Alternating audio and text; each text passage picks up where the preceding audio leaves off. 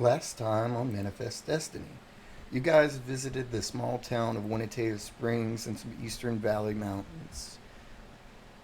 Now, a lot of things happened in the town. An old friend named Hal helped the party get a little tipsy, topsy, and such. Um, and Jacob went and saw his childhood home and the home that burned down.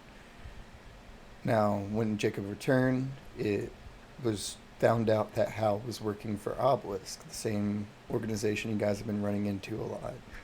A fight ensued, and when interrogation on Hal was attempted, a mysterious figure in the dark killed him and then escaped. Uh, I would like to remind Zane that there was a letter that you got off of Hal's corpse. I did get a letter. You still have it in your room? Yes. Too bad you don't have a fucking camera Ready to so you can go. show people the extra fucking work I put in. Want me to? It's Take a fine. picture of it. Send it in chat. No, you can fucking take a picture of it, you fucking loser. I'm gonna take a picture of just the front of it. No, that's just my bad handwriting. That's not the cool part. To Jacob, and it's like the shittiest little kid Reddit ever. Oh, well, it's not to Jacob. You looted it off Hal. Oh, To okay, it. okay. No, probably doesn't even have an address if it's from like. Zane, what does it say in front of it? To Hal Jordan. Hal Jordan, that's my favorite No Green shot. Lantern. Yeah, I was gonna say. I was like the Green No. He Lantern. didn't have Yeah, he didn't have a okay. last name, and his name was Hal. So I'm like, huh, Hal Jordan. You're like That's funny. I love that. Green Lantern. Is that your fucking angel Oh my artifact? god, the handwriting is so—it's like, oh, look at the Oh, yeah. seal, and it's No, to the Hal seal's cool, Jordan, written with my left hand upside down with my eyes closed. Yeah. Holy. Whoa, get his ass. Now, if you want to wait and open that when you can talk to people about what it says, you can. Yeah, I'm gonna wait till we talk about it. Oh, did we leave this we were fucking booking We it are out in- of town. We Yeah, are we no, were no, no. booking it out of Well, town. we You guys weren't. We teleported. booked past tense. Oh yeah. Yeah. Okay. Oh god, yeah, we're approaching that We camp, aren't we? teleported out. Yeah, you guys teleported Approaching. out. I mean, Oh, wait, no, we got teleported, and yeah. That was it. Yeah, Okay, true, that was true, in true. this And section. then see you next week. Have Yeah. fun. And then that was Joey Wait, hit so it. what's happening? So you We guys. teleported to Respite. Yes. See you next week. Oh shit. Diller and Alexis went ahead to Respite while you guys all went to Winneteha. And you guys had to high book it after a man was murdered and there was no good alibi about it. So, and also you guys have multiple wanted people in your party, so you guys decided to book it up. And there was like rope and a chair, and he was like, It wasn't a good look. It was not a good look. It just It looks was- terrible. It wasn't a good look. The man But had his at first we were brains like, should we get the exposed. police? And then we were like, oh wait, that would be a bad idea. I was Plus, you absolutely. are the hoping- police, right? Like you're a ranger. It's like police adjacent. Yeah, but A I don't know. ranger I could don't know still if be that matters. arrested. Yeah, I don't know if that matters much if you're a known associate of. what if I pulled out my Well, if it's my modern Secret Service times, you wouldn't be badge? arrested. It worked so. before.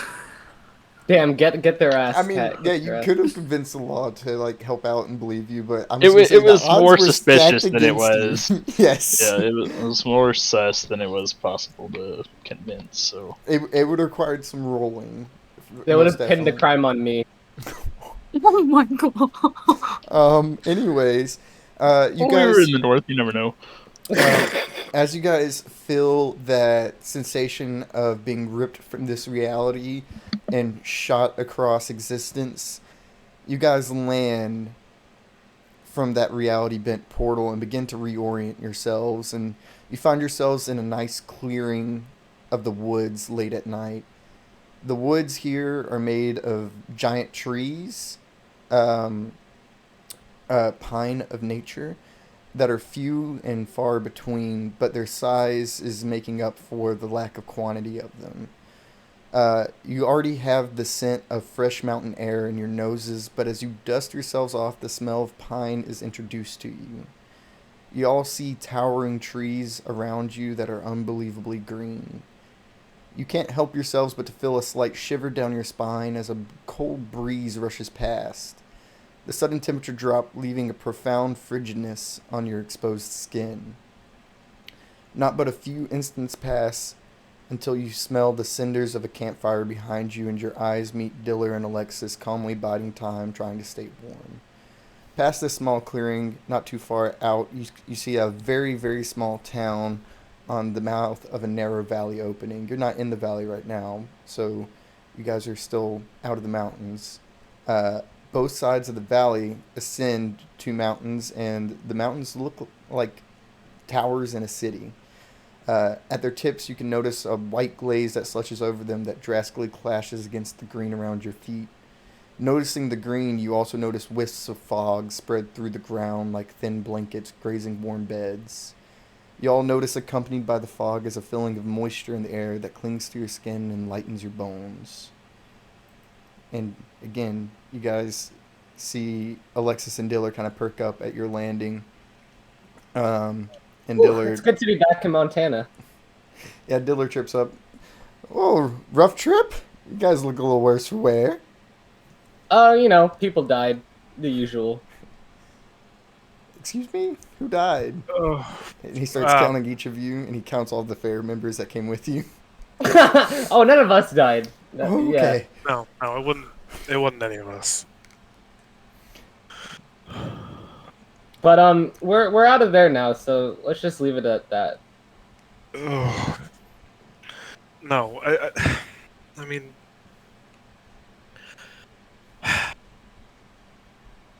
no, it was some I don't know. It was a member of one of those organizations we keep running into. They probably got a bunch of people out here too. Which one is Obelisk again? Is it the anti-magic ones or the ones who like magic? They're the one. Yeah, they're the one. They're after a bunch of artifacts. Yeah, they're the ones that are for hire, and just seek powerful magic artifacts. Not just a sort of how is it presumed that Sam was a part of Obelisk? Oh, yeah. Does it match the Yeah. uniform? Oh, Okay. yeah. You guys are aware that Obelisk's, one of their calling marks is the bird-like masks that they wear. That's right. Okay. And that's what tipped off Jacob about how he found that he had a bird-like mask in his bar. Oh. Year. So, yeah, that's the calling card. That's what he noticed about him. So, Diller kind of peeks up. Shit's crazy. Hopefully think it's not too crazy over here then? Comparatively? Not really. I talked Yeah, to... So this is just some farmland. I talked to the people around here and told them that we were coming to set up a fair, and they said that this is the best place to do so. But Respite is... He points to that valley opening I said, or talked about earlier. Respite is supposedly 2 hours down that valley. Okay, well, it would be a good idea to get some rest before we get into town then. Oh yeah, fucking Florence and Fiora, you guys still both like it. The teleportation was a sobering experience, but you guys still feel a little like you can feel the warmth in your cheeks from the alcohol. Yeah, I'm absolutely gonna lay down for a bit over there till the sun rises. Jacob's gonna pull out the letter. Do I see him pull out the lid? Oh. I guess we should see what this is about. This was a letter I got off of Hal. You tell me that, or you tell them that? I was telling them that. Okay. Yeah, I think Cadence's eyes just kind of like go wide a little bit. And she'll go, Have you opened it yet? You know what's inside? Not quite. He's like pulling it out, maybe using like his knife to unseal it. Cadence just goes, wow, his handwriting's terrible. Yeah, that's a pretty sorry It's excuse fair. for penmanship. Fair. Look, I'm not to be a honest, it calligrapher. To be honest, it looks. To be honest, it looks a bit like my brother's handwriting. Hang on a second. Oh. I'll peek over his You want- shoulder. Yeah, you want me to read it? I can do Yeah. that. It's a wrong. Yeah, I'm gonna sit back because this is a long letter. To Hal, old friend, I know our paths have departed greatly, but I write this letter in good faith. I've taken notice Obelisks began moving on their own. I know you're not your organization's motivation, but it was garnered dangerous attention from us and the Red Reach. I hope you can see that for things to remain, we cannot follow what is prophesized. We used to share that belief. For that reason, I put my colleagues on the trail of Sam and steered them away from you. To be frank, this letter has selfish intentions. However, I have information that might pay your price. Your leader, James Williams, has grown paranoid. Recent news from New York regarding a bounty has angered him. To further his anger, we have decided to hire a professional to take care of his precious subject. When he hears of our action, he is sure to grow volatile. James does not trust you or Sam. He has sent Sam specifically on a suicidal mission through the Grand Canyon. For you, he has placed his personal lapdog to keep watch from afar. His dog is good. You'll probably never notice her moving in the shadows. Continue on as ordered, and William should leave you be.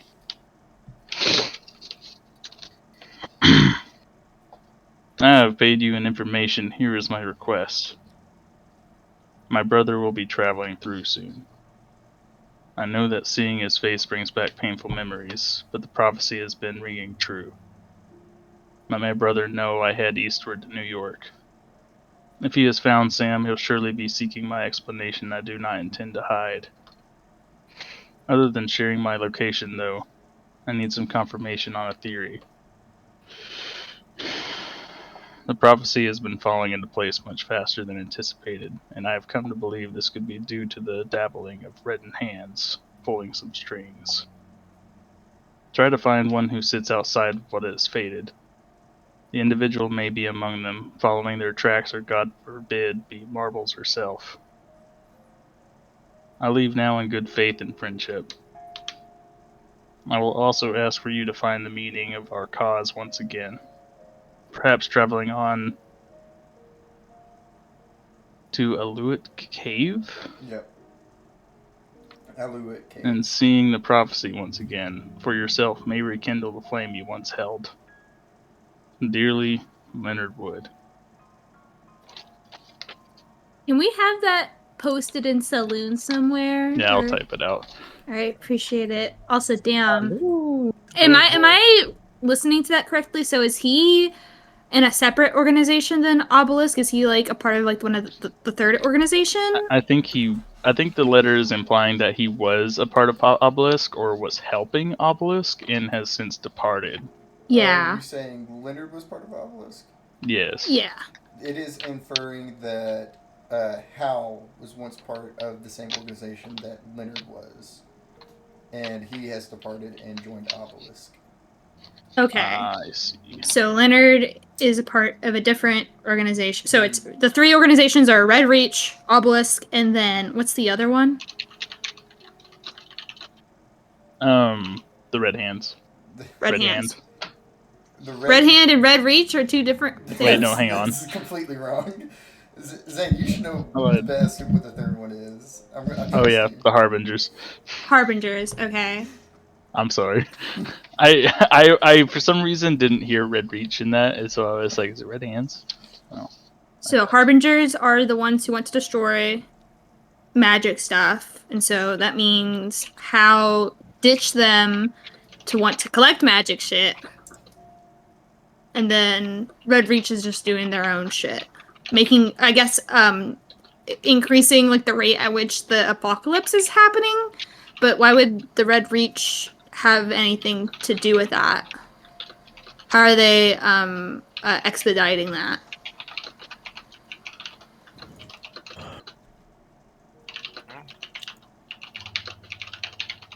Also, does anyone know where that cave is? Is that nearby? Absolutely none of you would have ever heard of this cave. Even if, I mean, I'll let you roll for it, but it's gonna be like a risk of 150. Let's do it! I'll roll. Okay. You are well traveled. Do a history check. Yeah, if someone knows about it, the most well-traveled would probably know. Yeah, no way. Say what? Jared's rolling to see if he's ever heard of Aluit Cave. Probably not, because it's 150 versus a 47. I but- could roll. I mean, I'm pretty well traveled. Yeah, you do too. You Roll. do too, Ranger. Roll risk 150. 150? Yes. Damn. Damn. Closer than I would have thought.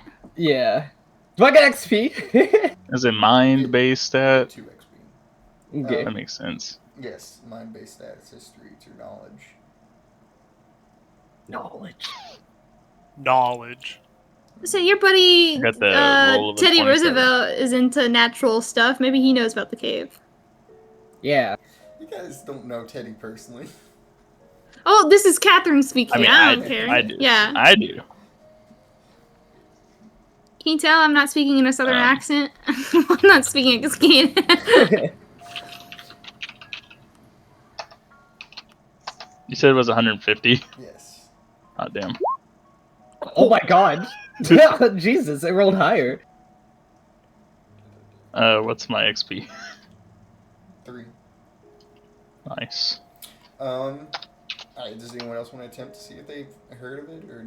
Alright, Hell I'm no. continue typing this out. Hell no. I don't think Hell would know anything about that cave. Okay, yeah. I mean, I can't think of what I would add other than my mind, and that's a 4, so I don't realistically, even. The only two that would even have a chance to know would have been Jacob and Fiora. Yeah, both of you absolutely never heard of it. Never heard of this cave. Sorry, guys. I mean, guys, there are a lot of caves in America. Okay, one second. I'm gonna take back that 2 XP. Fiora, I want you to re-roll that, but with a risk of 70. Oh my god! Because I thought about something that does change it for you. Whoa! Oh my god.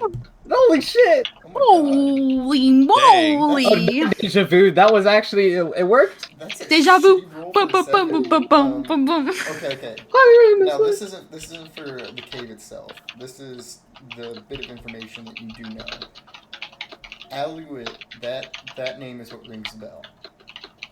It is a tribe, a name of a tribe in Northern America, Alaska, Canada areas. It's kind of spread out. It's a large tribe, but you do know that is the name of a tribe. Hey, Jacob. The name of the cave. What was it again? Aluit? You know, that's actually the name of a Native American tribe in this area. So it might be on their, like, reserve lands somewhere. Should be. You will know that Hell, I just hope it's not across the border, because You that might will- be a little bit more difficult. at this point in time, much of the southern areas, the west, and all that, most Indians and tribes have been put to reserves. Very, very few independent tribes still remain. But up here in the north, towards the western Canada and like northwestern America and Alaska, they're still prevalent. Like they still maintain forms Okay. of independence. I would just say then that I'll just keep what Fiora said canon, and that Okay. even though, like, yeah, they won it, they probably don't know everything about Native American. I don't expect many common people in this time to know anything about them, because that's just, you know, fair. Also,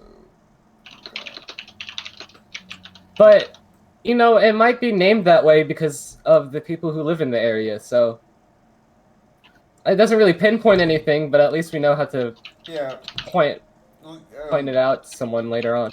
There's no chance you would ever know the exact location of this unless you had been there yourself.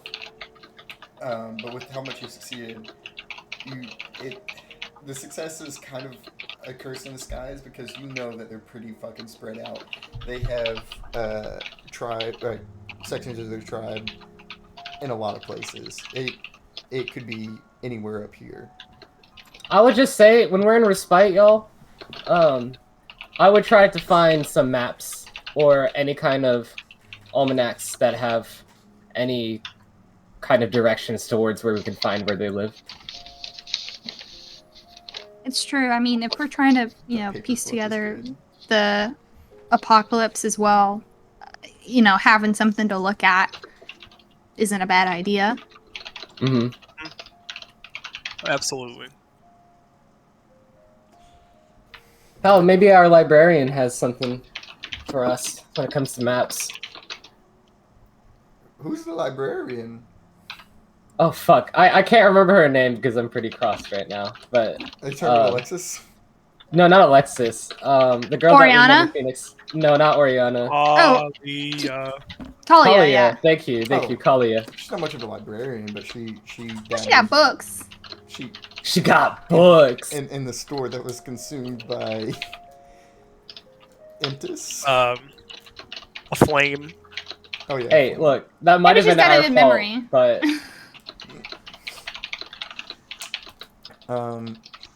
the smart, cute girl with glasses, Dilly.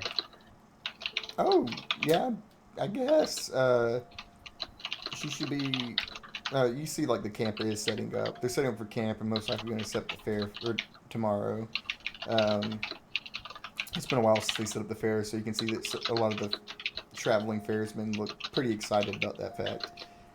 Even if this is a lowly populated area. And, Jacob, if we don't get answers from Kalia, that doesn't work, ask some of your ranger friends if they have any surveyor maps, with what the U.S. Department of, what's it called? But you know what I'm talking about, right? When they're checking out new areas to set up states, and they set out maps, the survey maps. I'll see what I can do. If we can get a hold of them. Also, this letter is weird because it's saying that James Williams is upset that Hale has a bounty on him.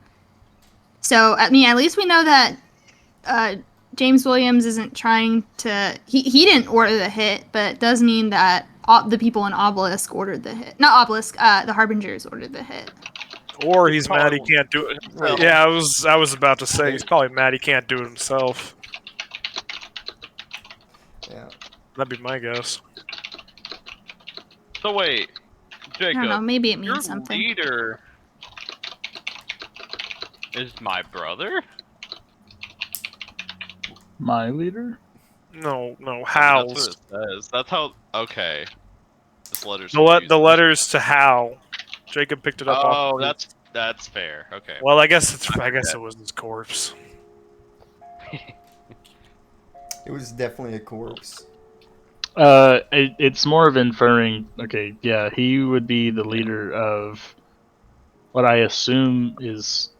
I'll need to reread it, but I assume that James Williams is the leader of Obelisk, and my brother was a part of the Harbingers. I mean, it's confirmed Well, that he's still a part of the Harbor. James is very proud Yeah. of his ability. I wouldn't think he'd want to get rid of it. Well, luckily Can Jacob do a knowledge we- check for something? we don't like either of those organizations. So Grr, we hate organizations of all kinds. they don't like us either. So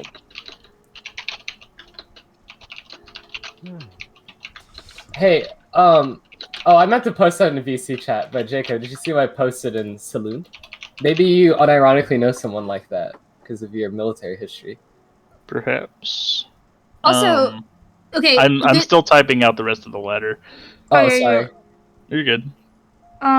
So, okay, James, for you, he has placed his personal lapdog to keep watch from afar. His dog, never you were notice her moving in the shadows. Yeah, Yeah, Oh. that was the person that was person the killed Hal. sniper that yeah. Took out Hal before he They- could talk. Yeah, they noticed a feminine figure took a shot from what was that, 300 yards?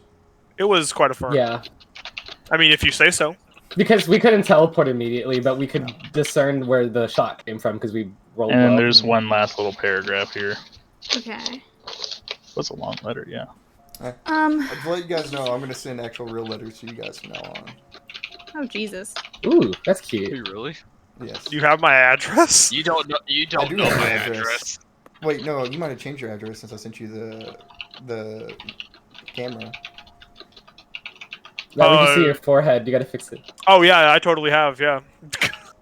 If you sent, yeah. I mean, yeah, I changed my address in November of last year. So Yeah, probably.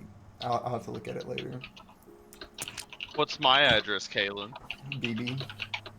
Wait, Chris, real quick. You're gonna have Is to narrow the that down. Oh, sorry. is the new changes being brought on this episode? Oh no, they've been brought on. I was just reminding you guys some of the changes. Oh, okay. Because I would like to put into writing that I would love to take a 12-hour rest or whatever it was Oh yeah. for the full. If you guys go to sleep would at also like night, to I'm take a gonna rest. assume that's a 12-hour rest. Okay. Unless surprise encounter. Wake up. That's the full letter. Okay. yeah, no, I think well, we're definitely due to go into town, but yeah, we should sleep off the previous night.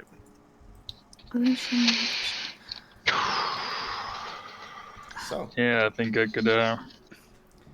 lots of I don't stuff to know. unpack, huh? Yeah, like the Yeah. tents, the food, Oh yeah, that too. all the I was fair talking equipment. about informational unpacking, but real unpacking Oh. is pretty. There's a lot. Oh wow, man, I really need to rest then. Damn. Yeah, no, here, Florence Fiora, go ahead and rest up. Alexis kind of speaks up, looking at the letter. Have we heard of something of a prophecy beforehand?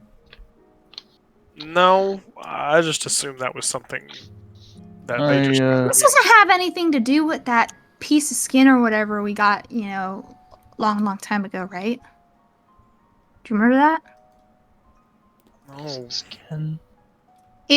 We got it when the whole leech thing was happening. Well, It Fiora was. got it. Huh. Can Oh, can shit. can we see that? Can you guys- Fiora, do you mind? I'm just I saying if it'll do. jumpstart my memory. I'm just trying to see. Did I ever put that in my inventory? What is it called? piece of I'm not sure- skin. I'm not sure what you named it, but it was. Oh my god, I think it's called Piece of a Facebook. Fifth seal. Wow. What a fucking comment. Yeah. Wow. Left March 28th, 2021, so that seems right, Yeah, actually. that's 100% right. That was the beginning of season 2. You got that 2 years ago? And I called it that. Piece of a Facebook. Because it was made of flesh, but it was also a piece of paper, so it was like, oh. Yeah, it had stuff pertaining to the Harbinger, or not Harbingers, I thought, the Horsemen, but I think if it's a part of something, then maybe it's Yeah, you prophetic can at some see- point. You can see Fiora, like, reaching into their stuff, like, first into, like, Bailey's coats, like, shit, no, there's no way it would be in there. And so, like, go into the bag. You mean this gross piece of shit? So- It's kind of rotted now, I just here. want to iterate. You guys, for a while, have thought, man, being around Fiora, they're getting a little stinky winky. And when Fiora pulls this out, you guys, it is a putrid smell. I really thought it was the socks that was doing it, damn. Oh no! Oh, why? Oh, man. I guess I'll take a look at it. She says, plugging her nose. Man, I Hey, Victor, wish- can you make a smelly good smell? I can't do that yet. Do you think Oh. I could? Do you think I could roll like a memory check to see if like Leonard had ever mentioned any kind of like thing about Um, prophecy? No, I guess it's been a while since I've seen him. This is a free answer. No, he wouldn't have mentioned it in front of you.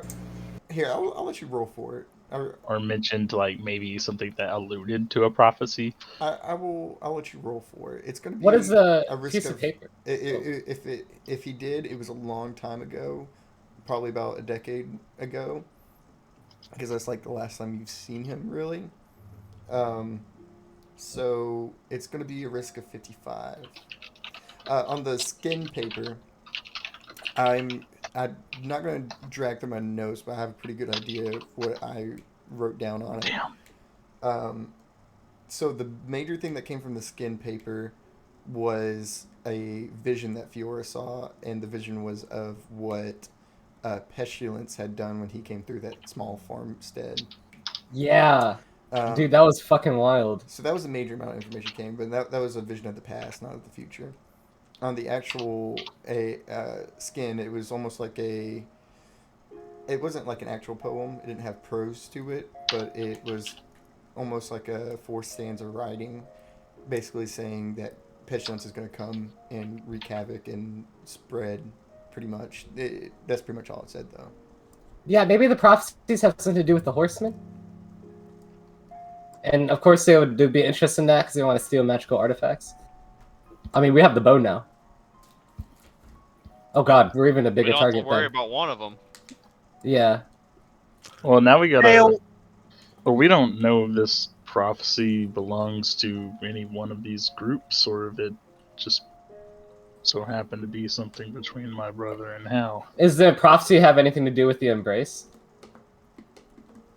There's no way for us to really know. How many times does it mention the prophecy in the writing? And in what context? Well,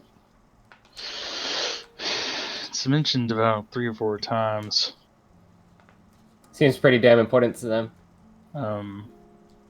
All I know is he kind of suggested to Hal that he should travel to Alouette Cave to see the prophecy for himself again.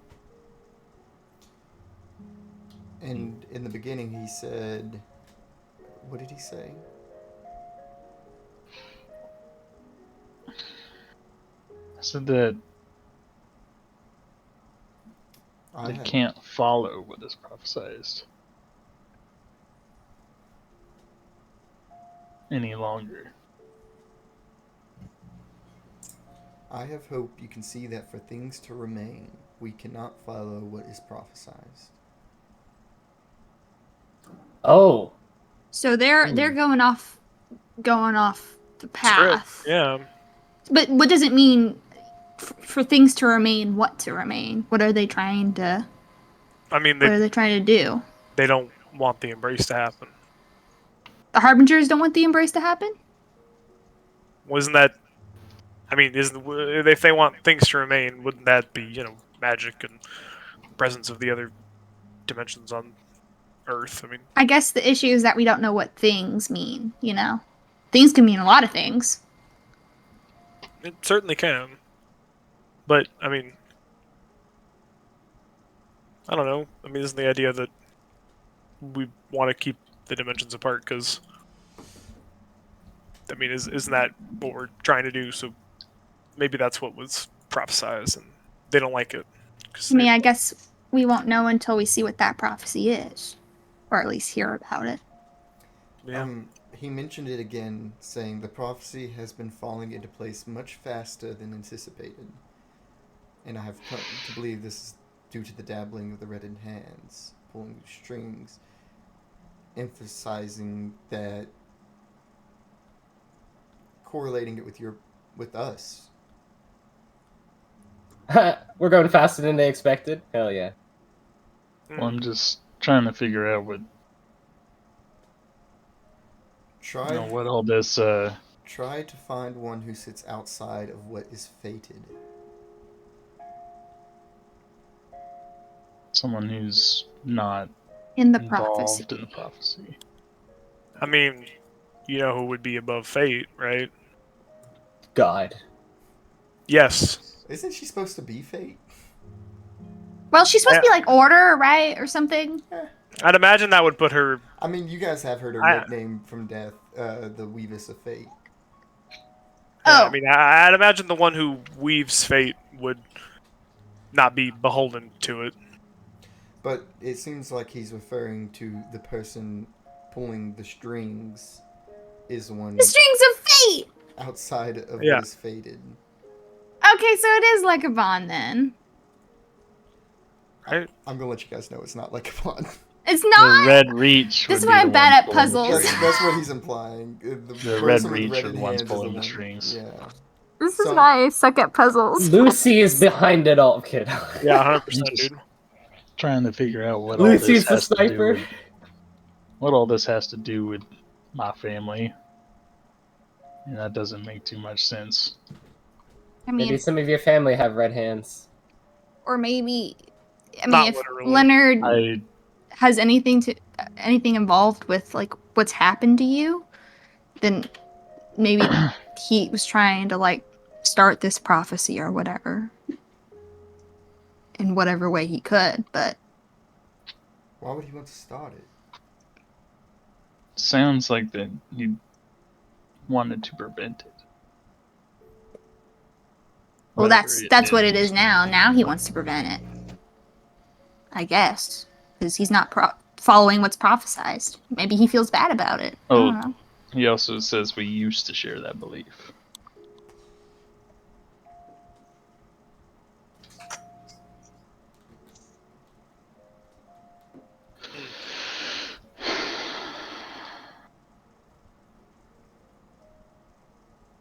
And now we know Hill's brother is the leader of Obelisk, Yeah, fun.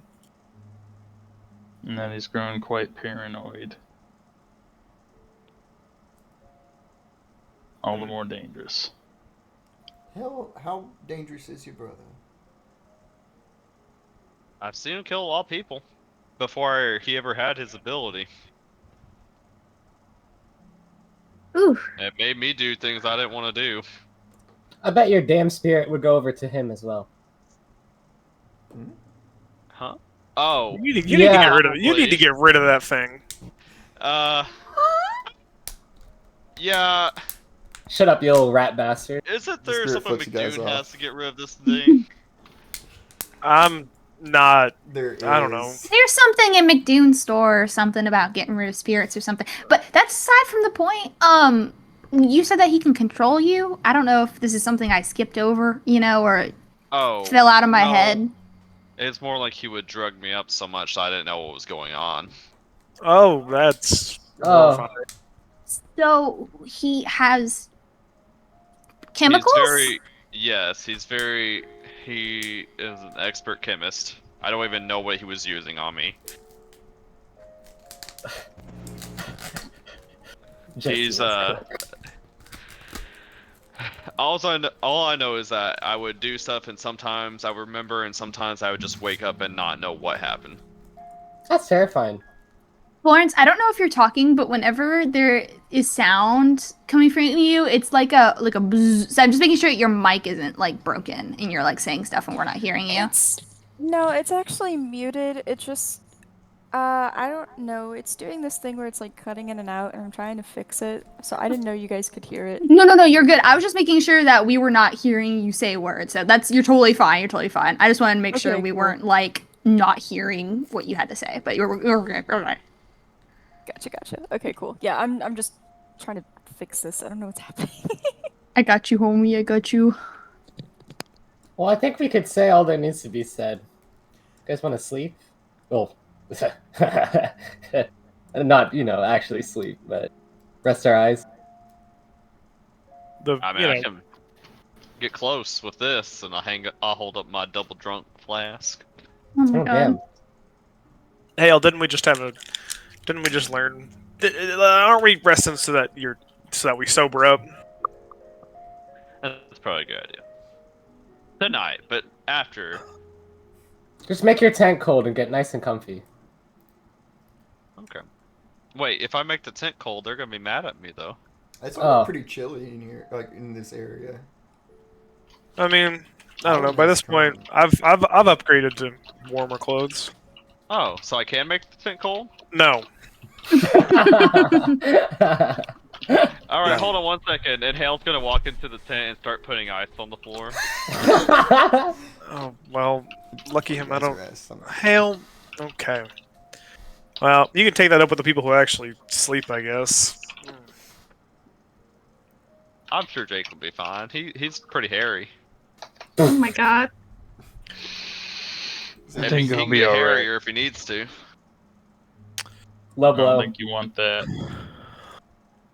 I would say he'll be also hungrier, so. That's true. Is it not cold enough for you already? It can be colder. It felt pretty good when we were on Conquest. I was having a great time. You're gonna love Finsteel. I had to Oh yeah. I had to use my ability to make sure he didn't know I was shivering. Yeah, Oh. I kind of forgot. I could have maybe shielded you a little bit from that. Maybe? Yeah, maybe. You Yeah, I'm not used to this Wait. shielding ability I got now. One of you guys had a Nod Rod that could have done the same thing, though. Yeah, we literally didn't use the I Nod was Rod. specifically not given it. Look, I figured. So we're like, oh yeah, there Hale's would gonna be worse right with next me. to Hale. Yeah, no, that was actually quite a you know, and then man, Look, being I half was too stuck busy in being ice. a porcupine. Okay. yeah, and I mean, I didn't, move for the latter half of that encounter. Although I suppose it is only fitting that I, You did think the Conquest in. You think the spirit banishment sage could get rid of God? I don't think God's a spirit. Is he? I mean, mean, technically, I think you need to go to bed. Father, the Son, the Holy Spirit. yeah, they're all one and the same in some Christianity, Yeah. right? Aren't we all assuming I think that that's all Christianity. It's the same. Is Lycophon the Christian god? It's the closest thing to it we got. Yeah, no, roughly. That's as far as I'm aware. We got I got some angels. mean words to they say got to they got Lycophon, then. angels. Yeah, but they They got haven't, heaven. they haven't been how you guys see them depicted in the Bible. Yeah, I was gonna say I don't know why we're trusting a I don't know. You can make very this- ancient about it. tome. Were they even lucid when they wrote the Bible? I don't know. You mean when they wrote it? How are any of us going to know? No, I'm just saying. If they were just normal humans writing it, then they're already slightly biased, right? Do we know the lucid history, like how far back it goes? Well, does it go it back doesn't that really. Yeah, it's only 13 years, right? Oh, well, In you, fact- you guys don't know the specific story. But now we can actually like walk into heaven as an actual In fact, realm. So In you fact, can see they gotta the update beginning the book.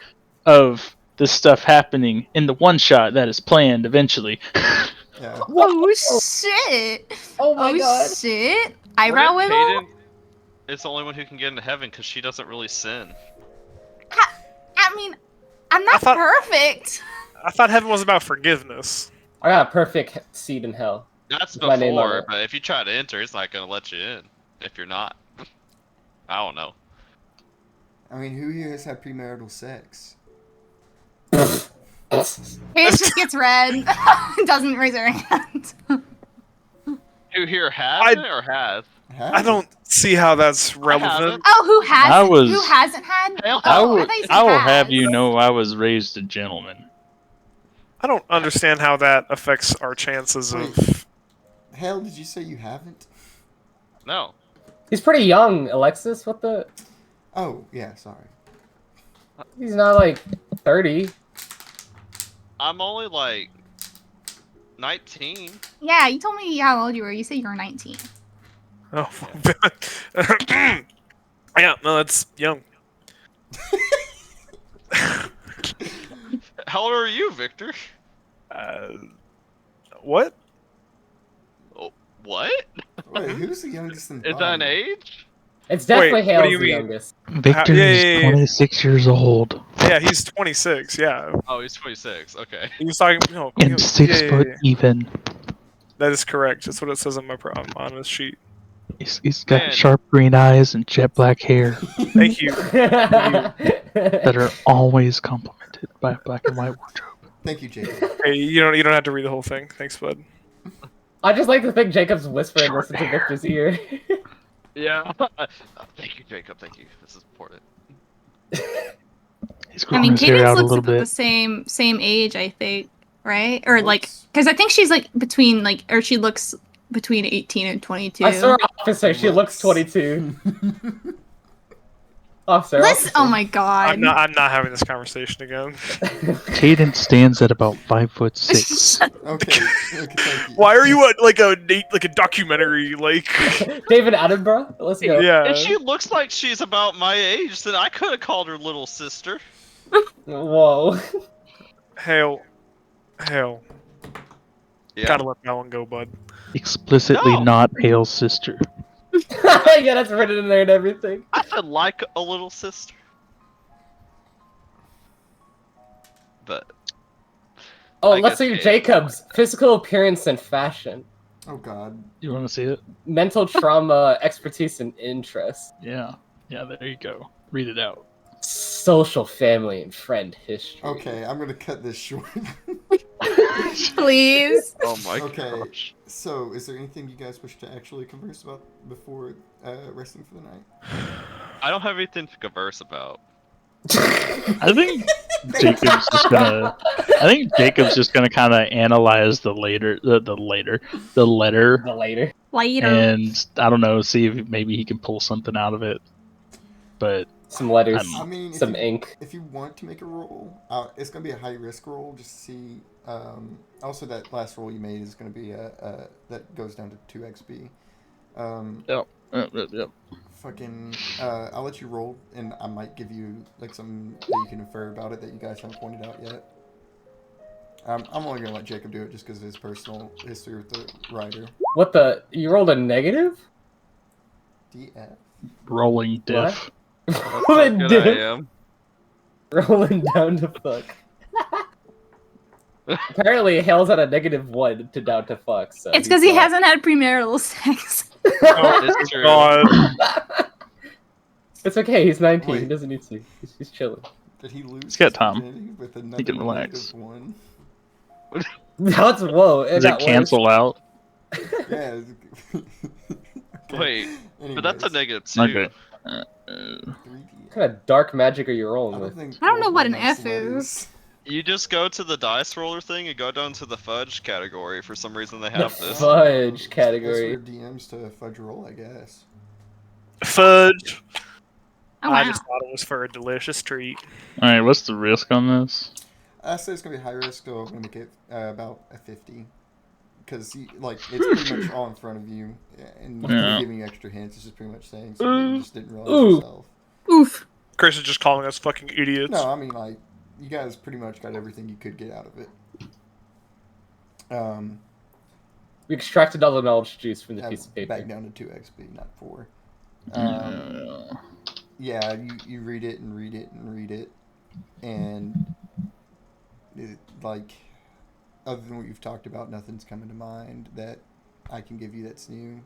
Now, if you read it yourself and find something new, there's plenty of information there for you to figure things out or start drawing lines and stuff. Jacob's just he's sitting by like the campfire, just kind of reading this the rest of the night. Yeah. I Yeah. realize that will give me exhaustion, but Are you gonna? So you're going for the exhaustion? yeah. Okay. Is there anything anybody else wants to do for the night? Other than smoke a few cigarettes, no. Oh, you go ahead. I mean, mine's not really important. So if you have something, go ahead. Nah, because I gotta think about what I want to do. I was just speaking to speak. You go. Okay. Conquest's bow is made out of ice, right? Yes. Can I customize it in any way then? If I can shape ice? You can take it to Kalia and see what she says. Okay. Or do you want to shape it? I just yourself? want to. It's more like an appearance, more. If that makes sense. Yeah, I'll like let you a. do that. I'll let you Okay, cool. modify just because it fits your ability so perfectly. I will say, I'm pretty sure Florence is still holding on to the bow. Oh. You're just changing it while they're No, I'm asleep. not. No, I'm not. You give it to her. After the battle, Okay. Hale asked for the bow. Okay, sweet. So, hell, yeah, you officially have the bow. You can change it. Cool. I'm gonna add some blood to it. So, you Two. can put, swirls of red through it. Yeah. That's dope. Is that pretty much the only change you're going Ooh. to do? Oh. Do we have a current picture of the bow or no? Fuck, I forgot to get pictures of the fucking weapons. Get that one Terraria frostbow. I mean, if you find an image of an ice bow, you can show me Okay. what you change it into. Okay. Oh, can I change it to fit the range I'm shooting?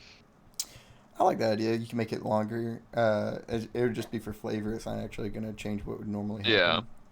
That's what I'll probably just have it interchanged between sizes based on how far he's shooting. Okay. That's I sick. think that'll be neat. Yeah, like I said, just purely flavor thing. It's not gonna Yeah. change roles if you do that or not. That's fine. Okay. I just wanted it to look cool. Yeah.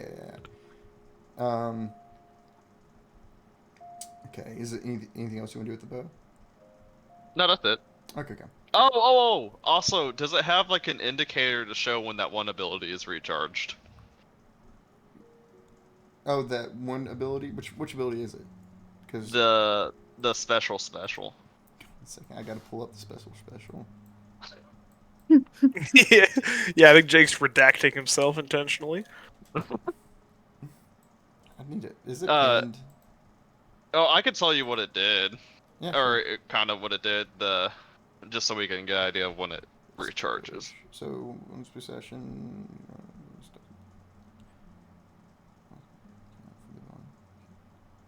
That's in your DM. Oh, okay. Let me see what it says. Okay. D10. Where is the amount of enemies? So that will be a once per encounter. So like every time. Okay. Yeah. And can I choose who it affects, or is it just kind of like everybody near me? I will say if you want it to affect allies also, I will let you. But you have to. You can choose just to affect enemies, but you can also affect allies if you want. Okay. If you want. Cool. All right. That's all I needed to know. Thank you. Okay. Now, Cadence, you said, do you want to do something? Yeah. I did say that. Fucking get on with it, huh? Well, I'm looking at the list of things to buy maybe before heading in, but I guess I'll just get to tomorrow. But do I see Victor smoking a little cigarette or two or three or four or Yeah. five? Oh, he's. I mean, maybe not that much, but yeah, like a few. Yeah, you see him. It's not a huge camp, but he sticks out. Yeah, he's not doing it right by the campfire, but yeah. Yeah, I think she like walks over to where he is. Maybe she passes by like the tent or whatever and sees all the like ice on the ground and like just like whistles, and keeps on walking to him. And then she'll go trying to stay out of the cold. Well, in the cold, but also out of the cold. She says, like gesturing back to the tent. Yeah. No, just I don't know. Not trying to stink up the tent, I suppose. And plus, Hale's made it rather inhospitable.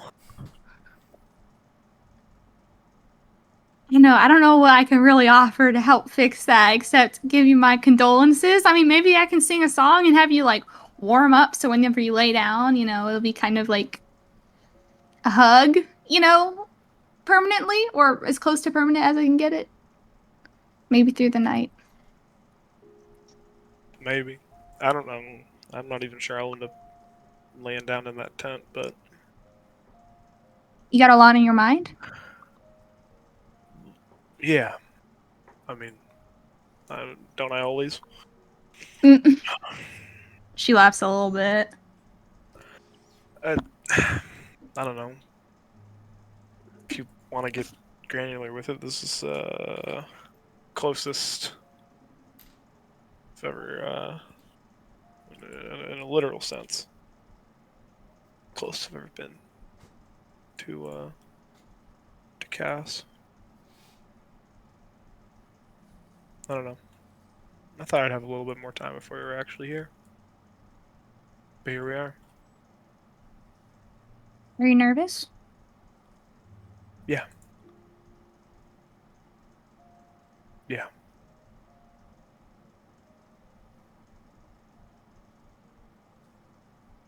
Well, that makes two of us.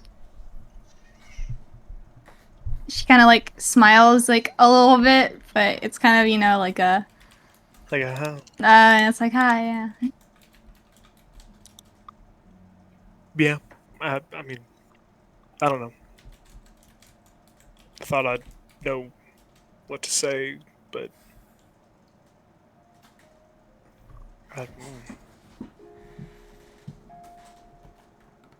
All the time in the world. I got nothing. Well, maybe you don't need to say anything. Maybe things will feel better if you just see him. But I'm not sure. Maybe. I don't know.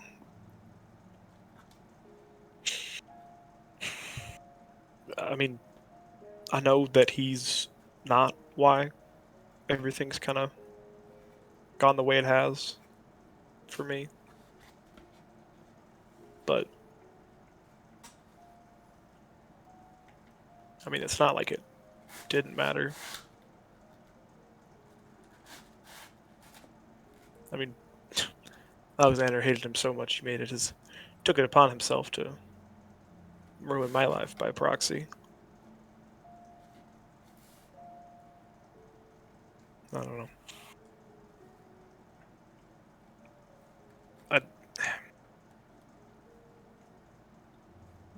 I made my choices, but I don't think I would have had to make them if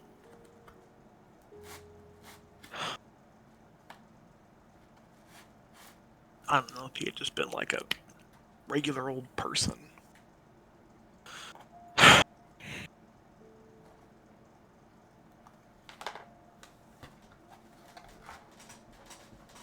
I guess things would have been easier for all of us if you were just regular old people.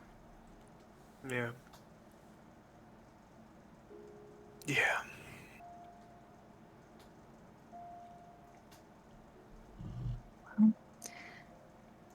Even if, I guess, you don't know what questions you have for him, at the very least, I think he'll have answers for us about anything going on. Maybe that brings, some kind of comfort, but Yeah. I'm just sorry you have to go through all of this. It can't be easy. I mean, it's not. But I don't know. Had to happen sometime, right?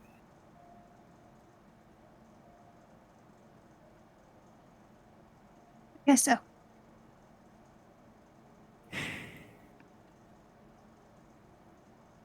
Yeah. At the very least, you got me next to you. So, I mean, it's not much, but if we're in the same boat, then the boat won't be as lonely, right? Right. Yeah. I mean, it is nice knowing I won't. Yeah, it won't just be me. I just hope he has something useful to say for his sake.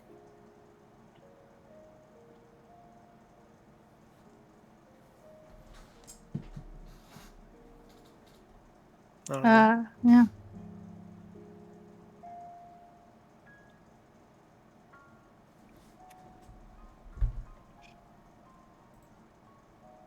Well, did Jebediah say anything to you to help you with any of this, or? Sort of. I mean, he's telling me. Apparently, he was present when I was born. Cadence, I don't think she was told that, so, I think her eyebrow is a little bit, Victor says that. Wow. Yeah.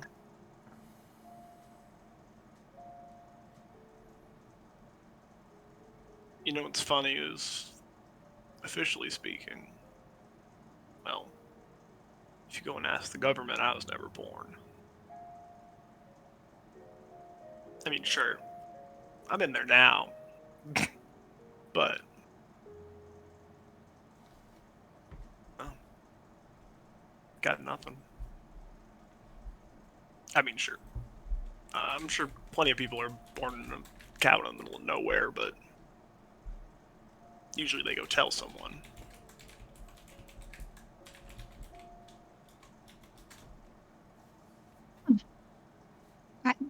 Yes, that's a good point. Makes sense.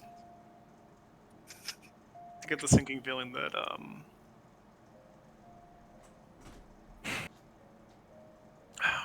that he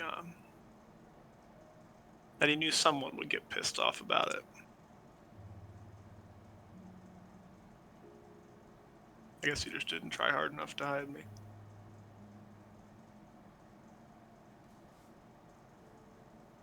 Oh well. Or maybe he tried all he could and it still just. I mean, if a god, is all powerful and all of that, I guess. Can you really blame him for not being able to hide you against a god? Makes you wonder why he bothered trying.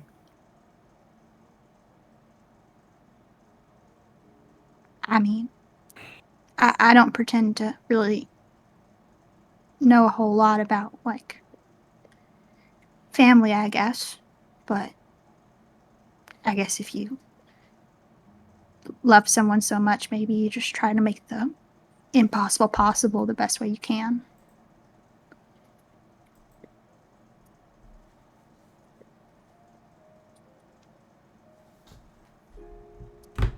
Yeah.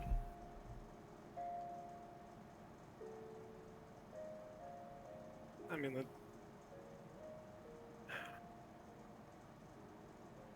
that better be his answer.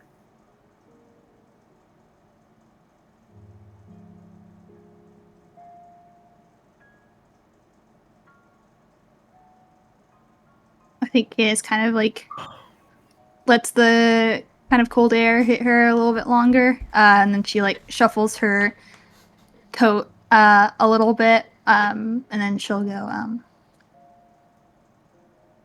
I'm sure it will be. And she'll like touch like his like shoulder / back, and can I roll to give him like a little bit of like warmth or whatever I with mean, my guitar stuff? so you're giving him a little magic? Yeah. Just to like warm him up?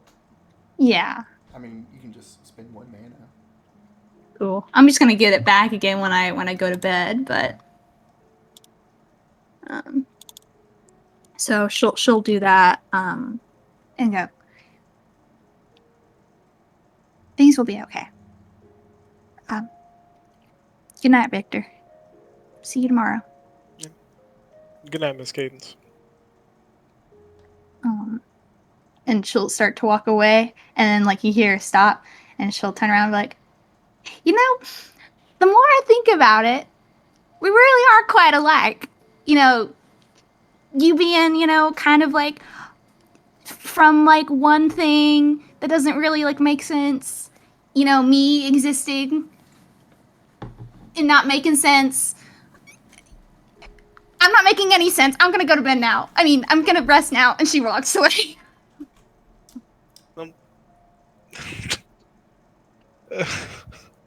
Yeah. No. Okay. Oh, she's gone. All right. Okay. As the camera watches as fog swirls around Victor's feet and smoke from behind kind of lifts up past his head. Florence, Fiora, either of you want to do anything before you rest? Sorry, what was that? Either of you want to do honestly, anything before you rest? Is there like Um, I'm not sure.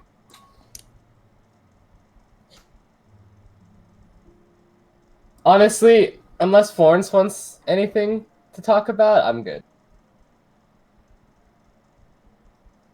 I think I'm okay as well. I think Florence is thinking some things in her mind, but not necessarily ready to like talk about it yet. You do notice when you go to lay down, Alexis kind of uh, brings you a couple of glasses of water, and she kind of just puts them in the girls' tent. Uh, and if you're passed out by the time she gets in there, she doesn't say anything. But if you're awake, she'll just kind of whisper, "Make sure you stay hydrated. You helps with hangovers."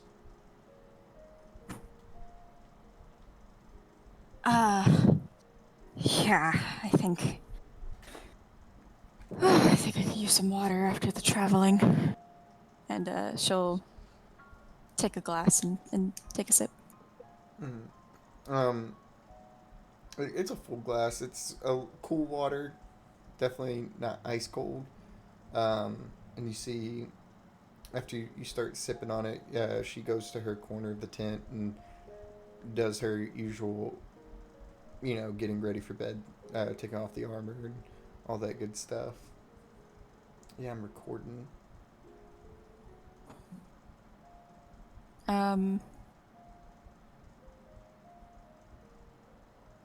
Yeah, I don't really know what to roleplay at the moment, so.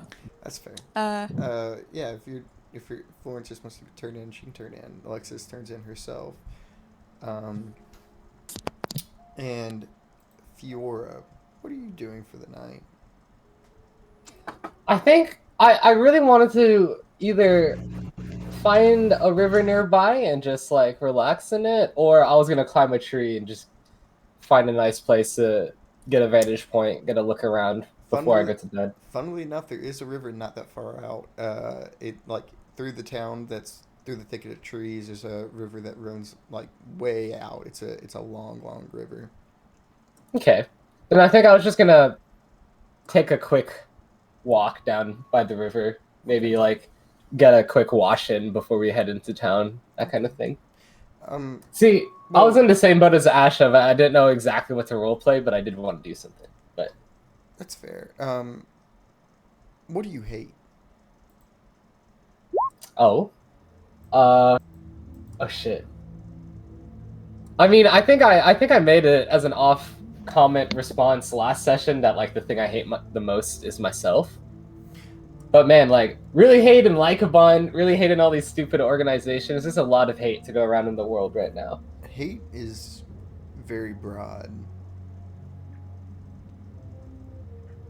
Yeah, I mean, there are ways that one can specify it, but I think for Fiora, there's not one thing to pinpoint but herself. But then there's all the other general shit too. Let's talk about the general shit. You hate yourself, and that burns hot. You hate what you've done. But recently, what do you hate? If you think about someone other than yourself, what comes to mind when you think of hate? Like anything other than myself, for sure, Alexander's probably the very first thing. Okay. What do you think when you think about Imtis, when you think about Sam, when you think about the people that you've been fighting and killing? I hate that they hurt my friends. I think that's a very powerful but positive hate. Did it feel good to kill them? I mean, blood run. I think it was more of like, oh, I'm happy we finally got them over with, more than, oh, I'm happy that I'm killing someone, right? Well, yeah, like, mainly that. Okay. Fiora, you walk along the river, and these questions that keep coming about what you hate, it feels like a disembodied voice that's in the back of your mind asking you repeatedly, seemingly always unsatisfied with the answers you give it. You know what? I hate a lot of shit in my life. But what about all the things I love, you know? I found a group of people that I love. Found a newfound love and appreciation for the world itself. there are other worlds that we don't even know about, and I love you and them. Yeah, fuck you, bad thoughts. How much do How those about that? How much do those people love you really? I mean, obviously a lot if they've spent multiple times throughout this campaign trying to help me, right? I mean, Kindness can be feigned. well, People disappointed you your whole life. It's only a matter of time. Maybe a knife in the dark from Victor when it benefits him most. Maybe I think Victor has better things to worry about than trying to kill me. maybe someone comes to claim your bounty and Jacob allows it to happen without putting up a fight. He would have done it with Victor. He would do it with you.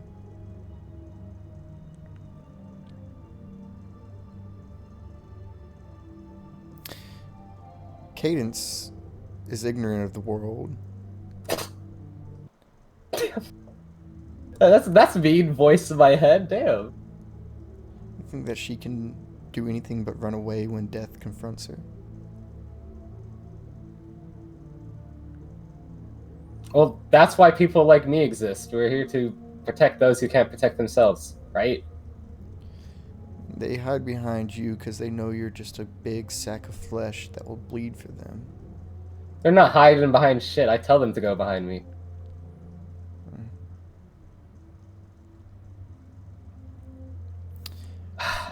You don't believe that Florence might pull a gun on you?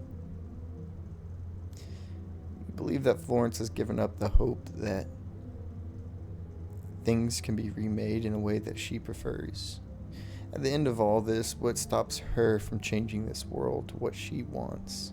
What stops her from shattering Atlas? Because she is in the exact same spot I was a decade ago, and I would be a really big hypocrite to think of her as a threat because of that. The difference is that you know your own thoughts, you don't know theirs. Damn, I don't even know my own thoughts. I know for a fact that, yeah, I think about these things from time to time, but it's been very suspicious, so I've been thinking about it more. Does this have something to do with the contract I signed, or is this just the weight of it all actually getting to me? That's the thing that I don't really know. I think that's the worst part, is I don't even know if these are truly my thoughts, because they could be. But that's why I've been trying to work on that lately. They feel like your thoughts. Hmm. It burns in your arm severely.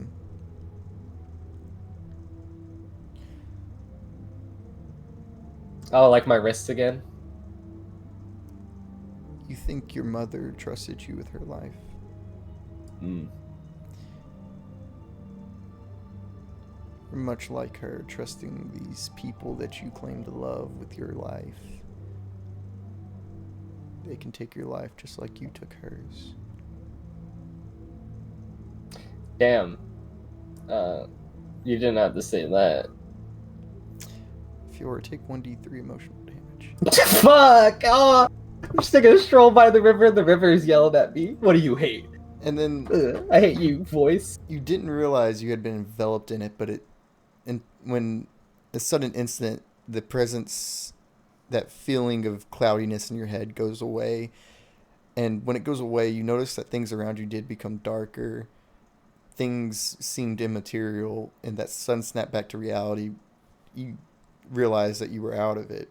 You never realized you entered it, but you realized once you got out of it. I think when my senses fully come to me, I also realize that I'm just staring into my reflection of the river. So before I leave, I take a pebble and I just like disperse the surface tension of the water and like run away from the area, because yeah, that's kind of scary. And you see your reflection rear back and throw a pebble at itself, and it ripples, and your reflection ripples along with it. And you said you run away? Yeah. Okay. That 2 damage is also permanent. Or until, Bro. as I said. Is Is Fiora going through like ego death right now? Jesus Christ. Who knows? Yeah, I'm just gonna slip back to the girls' tent, you know, You do- just You do feel that scar, Derek Deshar, on your wrist. The pain eases when these episodes cease. Yeah, I'm just gonna be absent-mindedly rubbing that spot then. Okay.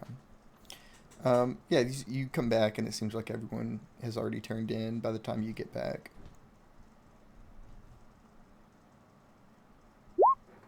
Shit. Okay. Well, thanks for the emotional damage, I guess. Shit. Ugh. Love you, Jared. Aw. Cadence is ignorant of the world. Yeah, why is my inner voice so mean to Cadence? Damn. Damn, she's dumb. I like the... Cadence isn't ignorant, Cadence is just naive. Okay. There's a difference. Emotional damage. Yeah, no. Cadence, I got your back. Fuck. We had a whole mini 2v1.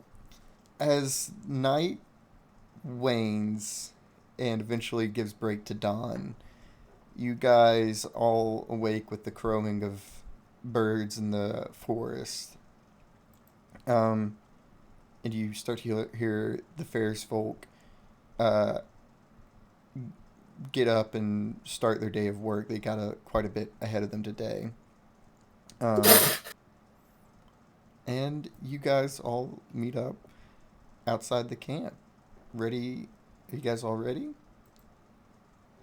To head to Respite? Yep. If we go to Respite, Sure. do you guys think that we're ever coming back here, like, until our business is done, or? It's Honestly, Cadence, we have so much to do in that dumb little town. We're probably not. It's a free place to rest. It's a 2-hour walk, or 2-hour ride, sorry. Okay. Oh, I don't know if I'd count on it. I wouldn't leave anything here that you don't think I will say, for inns, you would wanna. for an inn in the town, it will cost 1 wealth a night for the entire party. Yeesh. Oh, Oh, I mean, it might be worth it to take the 2-hour trek back at the end 4-hour of each round day. trip. I mean, Or you guys could just never sleep. Jacob, don't forget that you have 1 point of exhaustion. Yeah.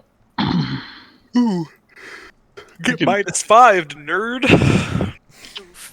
Okay, now I can do a boss fight. No. Like a Um, bond just shows up to the fairgrounds. I wouldn't leave anything here you don't think you're gonna need. But Oh, haha, you guys can just leave me here then. that's no, you're coming with. It was just a joke. Haha. Someone's got to wrestle the bows from. I will say, Goddamn. so the way I'm going to do the NPC ally thing, you guys can choose an NPC to take with you. And they're not going to be, like, super involved, but they can help and go around with you guys, provide another perspective. I suggest Diller. I think Alexis might know more about, like, the happenings on, maybe? But, like, what if we run into some obelisk people and then Diller can just make us a bunch of bird masks and we can blend in or something? I can make bird masks. Oh, okay, true. But his are actually, like, material and physical. Mm. Mine look that good. They taste that good, too. He's not wrong. Yeah, When I use my mine. mask. Yeah, mine look, sound, and I guess taste just like the real thing. That's how they check each other. Wait, I gotta taste the authenticity of your mask. No, I don't think that'll matter. What's everybody else's vote? Do you want to put it up to a vote? I'll say we should save our money. I'm I would also like to save money. yeah. I mean, I think if we can avoid spend it, sure. Oh, I'm just saying to take somebody with us. That's what I'm talking about taking a vote on. You guys can choose not to take anyone. Well, why would we do that? I don't know. Independence. So we can avoid another Louis. Independence. Well, no, Damn. but in Who's theory, Louis? though, they're saying that they won't be contributing in combat, so they'll still be safe. It's just we have somebody to bounce ideas off of, and Like who the can What's a help us. Louis? Victor's story, remember? Zane's Victor just in has the a meme story? mood. Zane's Florence in a meme probably mood. wouldn't vote for anyone, but like as like out of character, I think maybe McDoon if he's able to come with us. If we need to like purchase things on the fly. Oh, well, he can't bring his entire stock with you. No, yeah, Wait, he can come with you guys. assuming. Please choose McDonald. No, I don't. I don't No. want to choose No. McDoon because Chris wants us to. Also, I feel don't like this is a think Ant-Man decision we wants can McDoon make if he out of doesn't have character. items. Yeah, you guys make this out of character. Yeah, this doesn't need to be like. This is just like, who do we want to come with Alright. us? There's only I'm gonna one reason. Oh, if we'd this is ever out of character, pull I choose McDoon, Alexis then. and that's I I also was, for choose them. I was gonna say I then. would make this a very easy decision. Who else Alexis. is fucking Alexis, dude? I like If something happens to Diller. I like Cadence, then we I need like a my hero boy, backup. right? I like my boy, but Sword Lady, Sword Lady. I'll just say out of character. Don't let Consider Fiora the make following. decisions. Sword recently. lady. That's fair. Yeah, Alexis seems much more intelligent than Diller. No offense. I didn't say that. Oh. That's not what I said. I didn't. Jake, That's what I'm what? saying. Damn, Dylan's gonna give you some hands, Jake. That's what I'm saying. What? What's led you to? I don't get. I don't. Look, Diller's got that emotional intelligence, and Alexis got the smarts. She was. She is Great part. British. Maybe she went to like, private school or something. She was homeschooled. Oxford. Yeah, she went to the Oxford school or yeah, something. basically, She also said like a she had Knight of the Round servants. Table. Yeah, she said she had Yeah, servants goddamn. growing up. Dang. It's also like a Knight of the Round Table.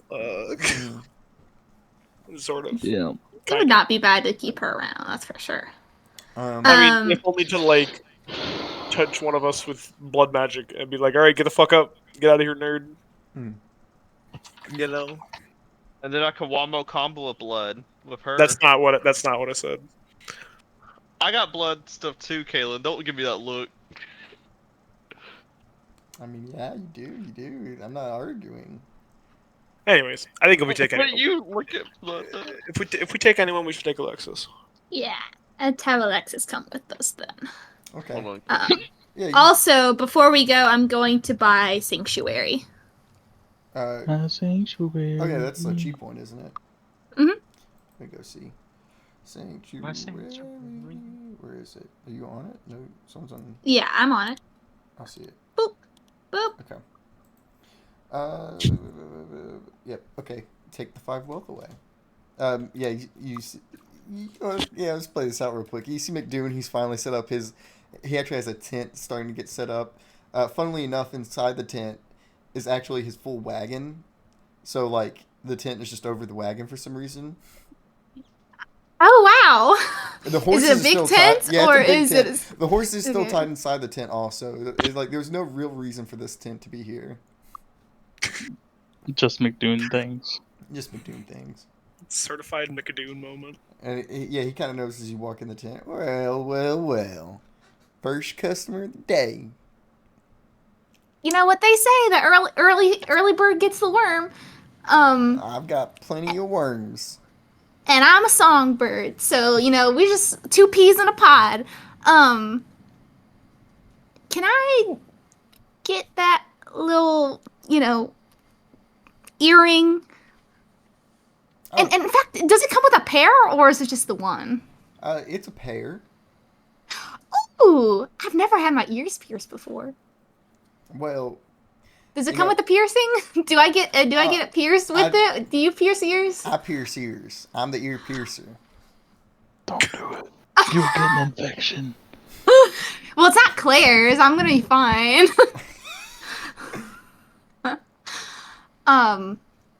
Okay. So does it hurt? No.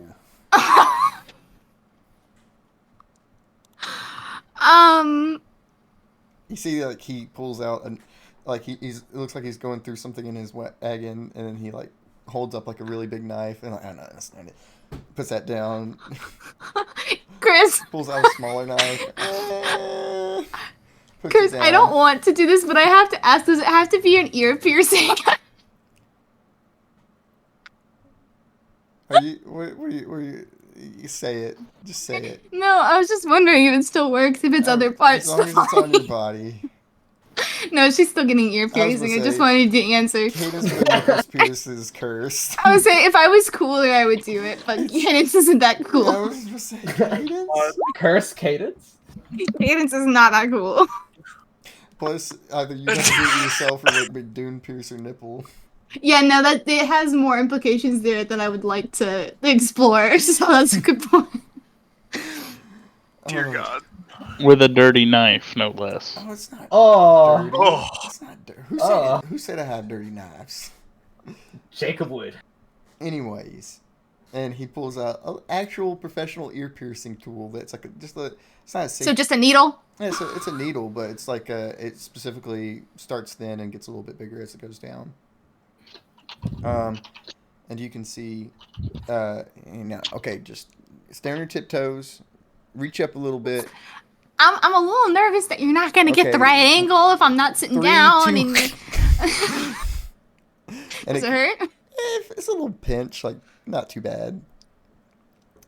I think she just says like a little eek. Hmm. And you see, like, he places the earring. And after he takes it out, make sure you don't take that out and let the hole close, okay? Now let me see the other ear. Oh, okay. Well, honestly, that wasn't as bad as I thought. Like, 3, 2. Yeah. And this one hurts a little bit more. It doesn't hurt too bad, but he places the earring, and then you see he grabs like a cloth and wipes them both off, and then pours some liquid on both that seem to sting a little bit.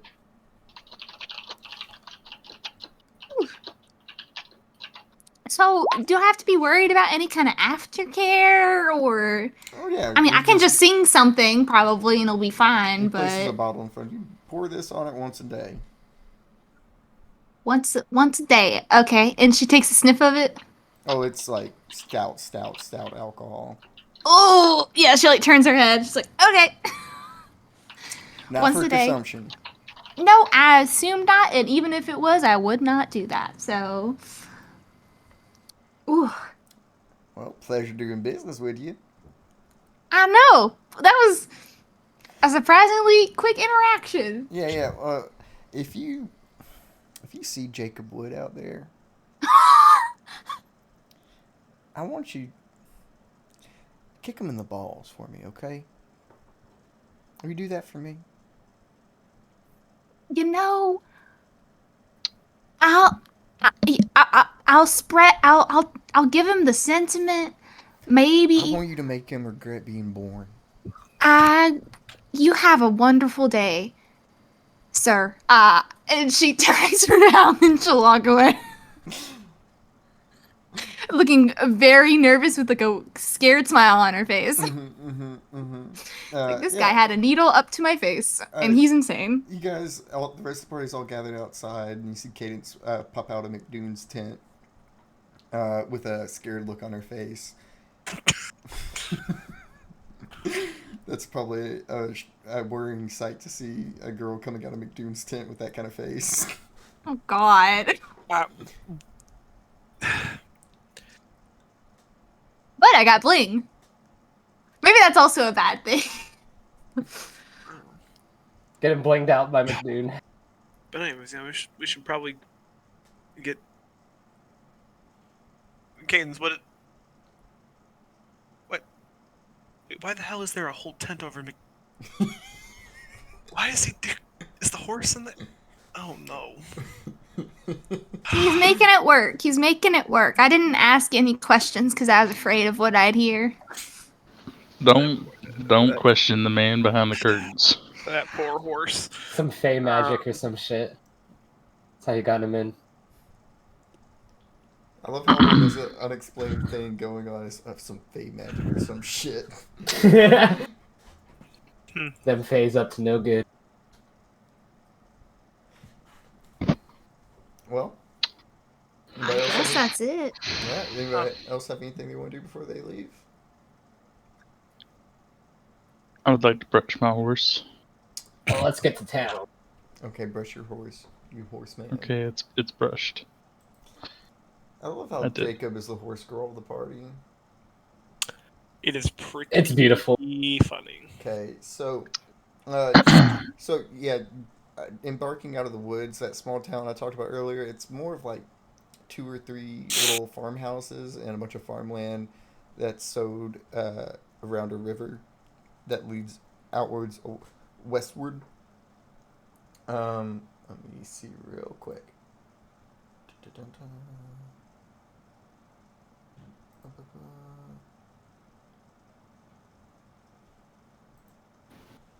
Okay.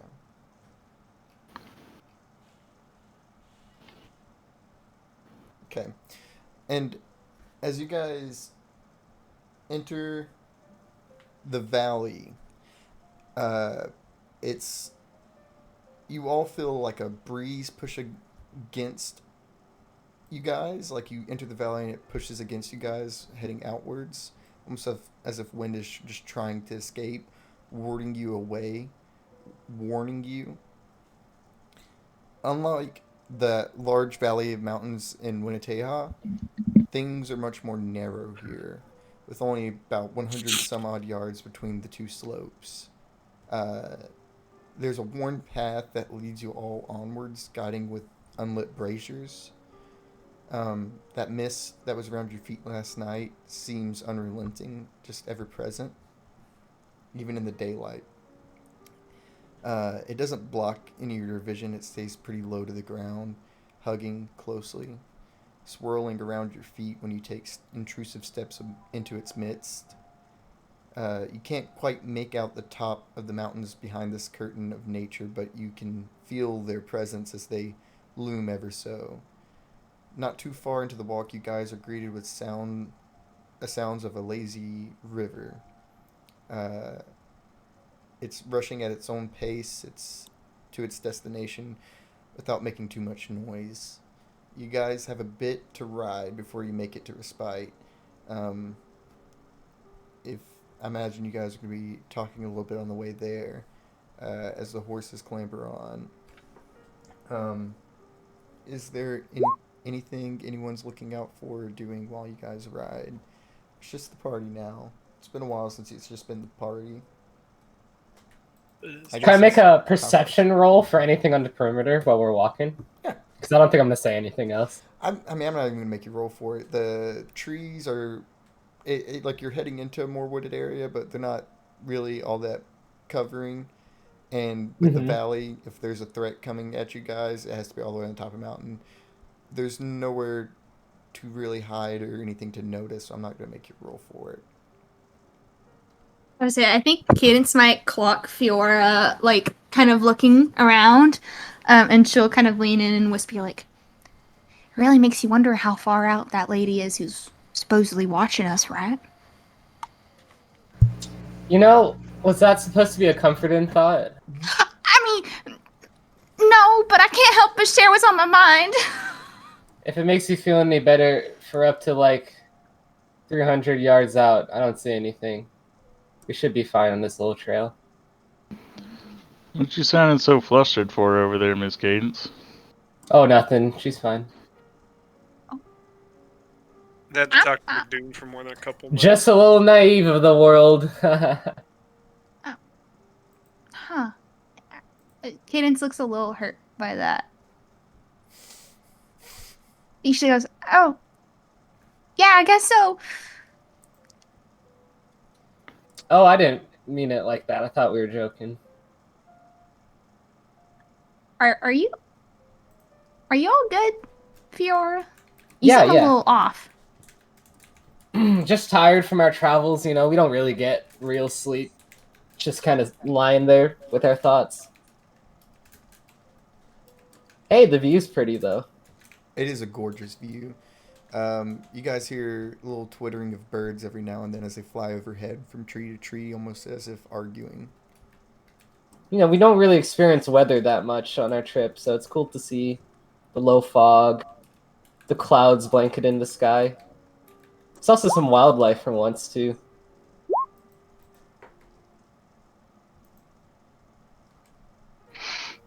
Oh, what were you trying to say, Florence? It's a little late now. Oh, It's okay. Do it. Do it. Do it.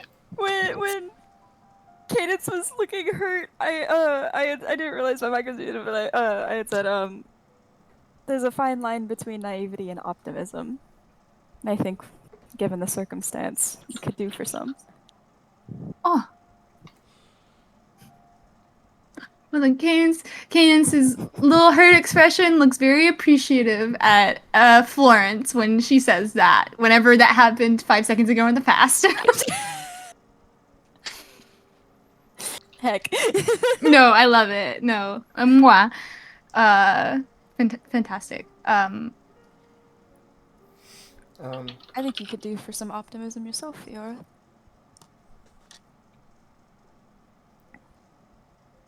I think I accidentally left that in Solus Rinda. Oh, isn't that the great thing about borrowing things? I'm sure Cadence would give you some if you just ask. It's true. I can do that. Very easily, in fact. You know, I think I heard from someone up north that a little jingle kind of helped list the spirits. Oh, please don't remind us of him. Oh no. Him? Nothing. Is this about Santa Claus? I've tasted his ass, Florence. Oh, I've tasted his ass. Excuse me. I was. Oh, I thought You know we what, all Alex? agreed that was a collective Alexis? hallucination yeah. and It's not so real. something that actually It happened. felt so real. I can still It was- taste it. It was It's not a probably some euphemism, fey Alexis. magic. Jacob, where'd you get the brush, man? I'm pretty sure I just kind of found this in the woods. For all of our sakes, I hope you did. You know what? No, I hope Jacob is right. Jacob's gonna give Victor a very serious look. I found it in the woods. Florence, it might be some kind of collective hallucination by the group, but in that hallucination, we met Santa Claus. Interesting. I think that doesn't say enough about the situation, but yeah, we met him. I sold some snow cones. That was really cute, actually. You and Hale did a great job. I Jake, hope you know Jake, that. you are muted. I said, well, we met the new Santa Claus. The other one was dead on the floor. Well, the Santa's been dead one replaced. was the one that, Fiora ate of. Oh. I don't want to talk about Wait, this anymore. wait. I thought you said you didn't remember. I don't. Alexis, The captain in me is Alexis wanting to is- give you a break, but the press in me is saying, do you? You know what? Florence, the press in you is rightfully curious. Some I'm not things are even better impressed. left I think unheard. she just quietly lifts up a notebook from her satchel and starts writing down. You know, Okay, you know the what they elves are say. cannibals. You know what they say. The press in you is gonna put the depress in you. You know. No, I'll look. I'll make this. I don't very- know anyone that says that. Hold Oh, on. maybe it's Hold on. a regional say. Florence, New Rachel from Santa the North is a Pole, did you bigot. say? Aren't you from around these parts? Just about. Who? Miss Cadence. Oh, Oh, me? No, I mean, I was in, I guess kind of in the middle between Phoenix and Respite. So, Heathen's Homestead is, kind of in, closer to California territory. she got the best of all the mountain worlds, honestly. That state's pretty beautiful. Yeah. Okay. But Florence, you know how we don't really talk about our little adventure with McDoon? Same thing. Best I of- see. No, but you know what? Maybe this journalist deserves the truth. No, the new Santa is a you're a- racist you're a bigot. He Who likes lots of Santa Claus is favors. racist. No, Mhm. or we all just, I don't know. Maybe we all had food poisoning.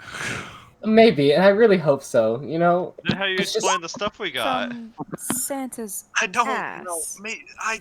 Oh, no, hold on. no, not everyone ate a piece I'd of like to- Santa's ass. Wait, I'd like to make- more than one person ate Santa's ass. I'd like to make it very clear. I did. I froze it, though. I did not. Yeah, I also did not. I in particular abstained. Did you guys meet the Tooth Fairy as well? Or was she on Oh. vacation? That would be pretty damn cool. I'm not gonna lie. I hope to never meet her. Well, if your encounter with Santa was like this, I wouldn't blame Jacob in that regard. See, but then we can't be mean to every supernatural entity that we run into. Like Sarah was really nice. What if Yeah, Sarah's the Tooth Fairy? I mean, Jacob, Victor, and Cadence met Ichabod Crane. Ukraine? Who? What? we did Ichabod Crane. Oh, We okay. did. We did do that. Did meet We Ichabod. did do that. We did meet Mr. Ichabod. That was so wholesome. That was great. What a great So time. wholesome. Yeah, Great we can't session. judge every supernatural entity under Santa Claus, right? I don't know Claus if is the Ichabod exception. was supernatural. Oh, okay. Potentially supernatural. He was running the whole town. I just remember standing in line talking to this guy, and someone from the back decided to yell some profane words at me. That's not very nice. What were the words? That sounds quite rude. You should have shot him. They told me to pull on my testicles, Oh, you definitely should have shot him. and then called me a chest fucker. What? What? Oh, what? That's a new one. A chest? Something fucker? like that. Write that down, Florence. That might be important later. Yeah. Jake scribbles in her notebook. Chest I fucker. don't think you're remembering that right, Jacob. I mean, it was something like that, wasn't it? You were there. I was indeed. What's your recount? For that, when that vile passerby unloaded on, verbally. And I swear, shot this you. this man was in every shop I saw. Yeah, no, Maybe he just has a lot of jobs. I To escape from the monotony that is regular life, daily routine. Through a small thickets of trees and the sound of rippling water lightly brushing stones, you all start to see a small town form. 1 second. The I love this map sounds you made. of birds chirping between trees, the mountains that bear down on both sides of you start to seem less intimidating, and more of a resolute work of art around you. The clouds are thick in the sky with a pure whiteness about them, and as they slightly part, rays of the sun shines down around you. The fog seems to rise in reaction, and the thin, unintrusive wisps refract light, accentuating the beauty of the nature around you. The trees that stand tall, the smell of pine seems more prominent. The smell of the mountain air mixes with the cool moisture you've now acclimated to, seeming to refresh your lungs as a glass of water would after a hot day. As you approach, you notice a bridge leading into a collection of buildings with strange architecture. Unlike the simple one-note wooden walls and roofs you're accustomed to in the West, these houses have mixtures of white wooden walls topped with mahogany-sloped roofs, unique black rimmings along the gutters and corners that run around wide windows, owning ornate designs in clear glass. Perhaps the strangest sight among these buildings are budding trees with pink flower-like leaves that shift in the wind. The leaves embracing the wind with the pink petals disembarking in flight around the air until they gracefully scatter among the ground around the tree's trunk. You start to hear sounds of people talking in the distance and notice a small crowd gathered in a square, in front of a small mahogany-made stage. So you guys came past here, past these purple roofed houses, it didn't really seem like much was going on there. And as you pass and come over here, this is the square I'm talking about. Everyone see that? Yeah. Yes. Yeah, you see it, not a small and not a large crowd. It seems like quite a bit of people, but like for how big the town is, but it's not a huge town, so it's not a enormous amount of people. There has to be some rich bureaucrat running this place. I've only seen cherry blossoms like that in our capital. It's kind of seems pretty expensive to bring here. I'd assume the Judeo-Christian God would spare no expense. Oh, that's fair. Yeah. Well, this is a heaven. It's close enough. Heaven's Gate, maybe. Is Jesus a nepotism baby? Notice as you guys close in on the bridge, the rambling from the crowd seems more and more, and you hear people talking about this and that. In general, it seems like a rush of worry is over the crowd, though. Well, us infamous people, we should probably put on masks before we walk in there. I'm sure if you guys like wrap up to look warm and stuff like that, I don't think anyone will bat an eye if your face is a bit covered. Yeah, Yeah, that's a good Chilly point. outside. Gives us a good excuse. Yeah. Victor now inexplicably looks like Diller. Oh my god, I think Diller might be one of from Warcraft. Diller? Actually, no, Diller. No, I was thinking of McDoon. I was thinking McDoon. Sorry. No, yeah, no, hell no, I don't want to be McDoon. McDoon. They're like a. killed Fucking, what is quick. that? What is that, like 1, 2 man is... Are you I gonna don't try? fucking know. Are you gonna try and imitate his voice too? Ooh, you good, do it? I mean, I don't know if I can. Give me your best Diller. God. Hold on. Hello! Fuck. Yeah, not too bad. No. Hello. That's a bit too old. Now. Hello. My name is Dilla. He's not No, British. now you're Yeah, Alexis. I'm second. Okay. Yeah, wait, what? What the fuck are you guys on about? Go, I'm just a little guy. I'm just a little Just a little guy. guy. I'm just a little What if we had guy. boys' night in the tent? I've got a big fucking gun. Okay, I'll try. I mean, Victor's doing a perfect job.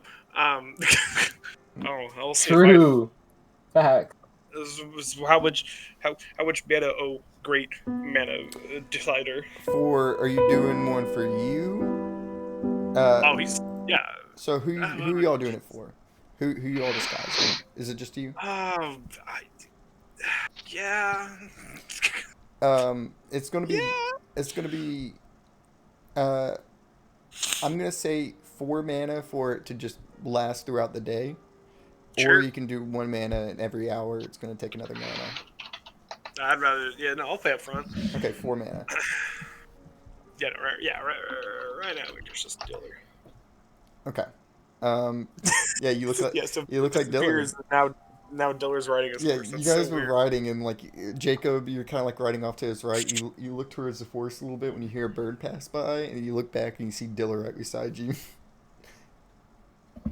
What in the goddamn? I was. He nods at you. Yeah, okay. Um, I'm a wanted man, Jacob.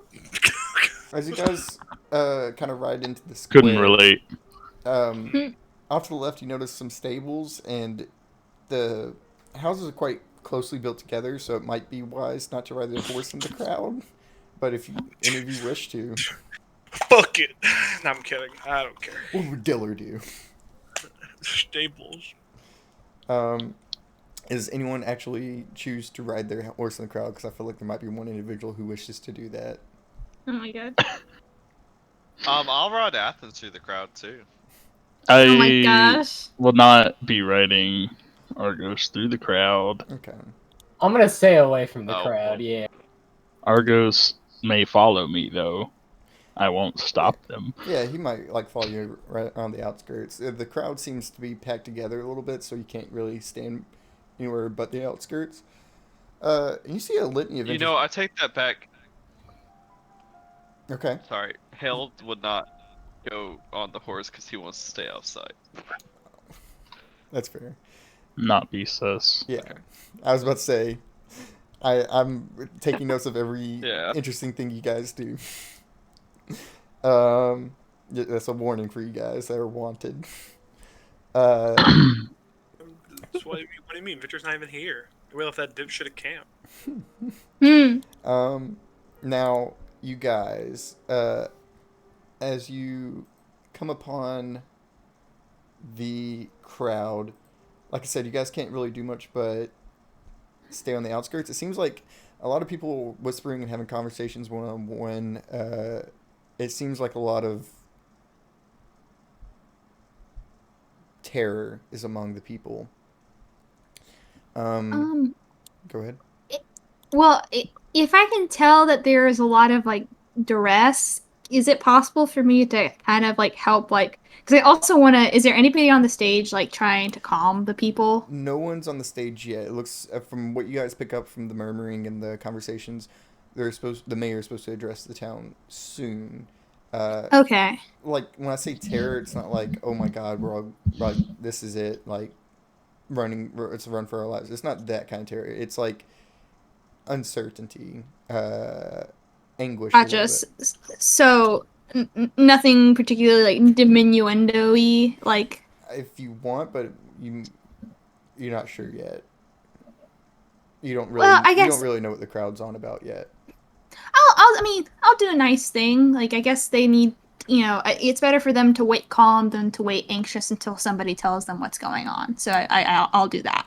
Fair enough. So you used diminuendo. A small guitar melody kind of floats through the crowd. Not many people bat an eyelash to the sounds, but you can feel their shoulders kind of droop and the tension of their bodies kind of relaxes a little bit. People are still murmuring and talking about distressful things, but it's definitely not all that crazy as Okay. it was. Is there like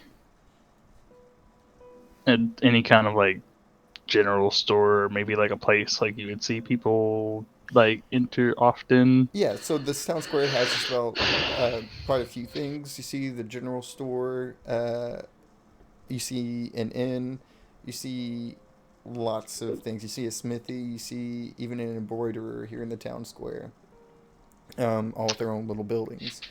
Now, like out the front door, you see some people gathered, talking. It seems like most, if not everyone in the town is preoccupied at this crowd right now. You can't tell about like the other outskirts of the towns, like the purple houses you passed or anything north or east. The purple houses you passed, you did notice there's an extreme lack of people around over there. When I say extreme, there's no one around over there. Right. Without rolling, you could presume that the entire town is in this crowd. Like I said, this is a large crowd for such a small town. Shops may be empty. Yes. Kind of thing. Okay. Then never mind. That being said, are you guys going to wait amongst the crowd? Is there anything that you guys are looking to investigate or do? I mean, what is there like a general thing that people are saying? I guess I would like to listen in. Maybe if I use diminuendo, it helps like me discern if people are calm or not talking over each other as much. It might help me discern what they're saying. I will allow you to do that. 1 second. Let me tell you guys a little bit more about the square itself. When you guys kind of got in, you noticed one specific natural oddity that I want to tell you guys about because it sticks out severely in this town square. It's a tree, or more like two trees in the center of the square. The trees are no more than about 10 feet tall, not massive by any means, and both have these thick, bulbous trunks at the bottom that slowly becomes more slender as they ascend. As they slender, though, you notice that the trees intertwine with each other, as if embracing one another. The one tree has this dark oaken wood, and the other a pale grayish white bark. The dark tree seems to be budding and teeming with life all over, with leaves in abundance and a small hole almost out of reach that has the chirps of birds resonating within. The pale tree, though, seems to have lost its leaves, and its empty branches hang almost sorrowful, almost as if it's only left standing anymore thanks to its companion. But listening in, you hear a little bit of the concerns that people are talking about. You hear a gist of basically some, like you hear one duo talk about they need to open up the mines. We can't keep doing this if we don't have anything that we're bringing in. You hear another group talking, if they could just leave us alone, we don't have much. It doesn't make any sense that they're out there. You hear another group talking about the mayor is an idiot. If he didn't spend the money like he does, then we wouldn't be in this situation. And that's the gist of what you get from just listening in. Okay. Interesting. Okay. Are you guys just going to wait for the speaker to come? What's the kind of... Oh, you said that everyone in the town is basically here. So it's not like workers, like, based on, like, their outfits. Like, it's not just, like... You see some people... So, obviously, right beside you guys, actually, a very stout man is standing with kind of, like, not, like, loose clothing on, very breezy clothing. And you see he has, like, some blackened stains along his forehead and all over his hands. He looks like he's wearing the apparel of a smithy with a tough leather apron on in front of him. Interesting figures-wise, the crowd is pretty densely packed, so it's hard to pick out individuals. As far as interesting, I will say there's one other interesting figure that would stick out in the crowd, very, very, very obviously. There is a tanner-skinned woman with very young, glowing skin, and she has dark black hair with thick, dark black eyebrows, and she has clothing that's a little different than everyone else. She has what some of you might recognize as a kimono. She's kind of like on the outskirts, on the other side of the crowd from you guys, but like I said, her clothing and her look in general just sticks out compared to the normal people you see in America. She donated the trees. Fiora. Yeah. Oh.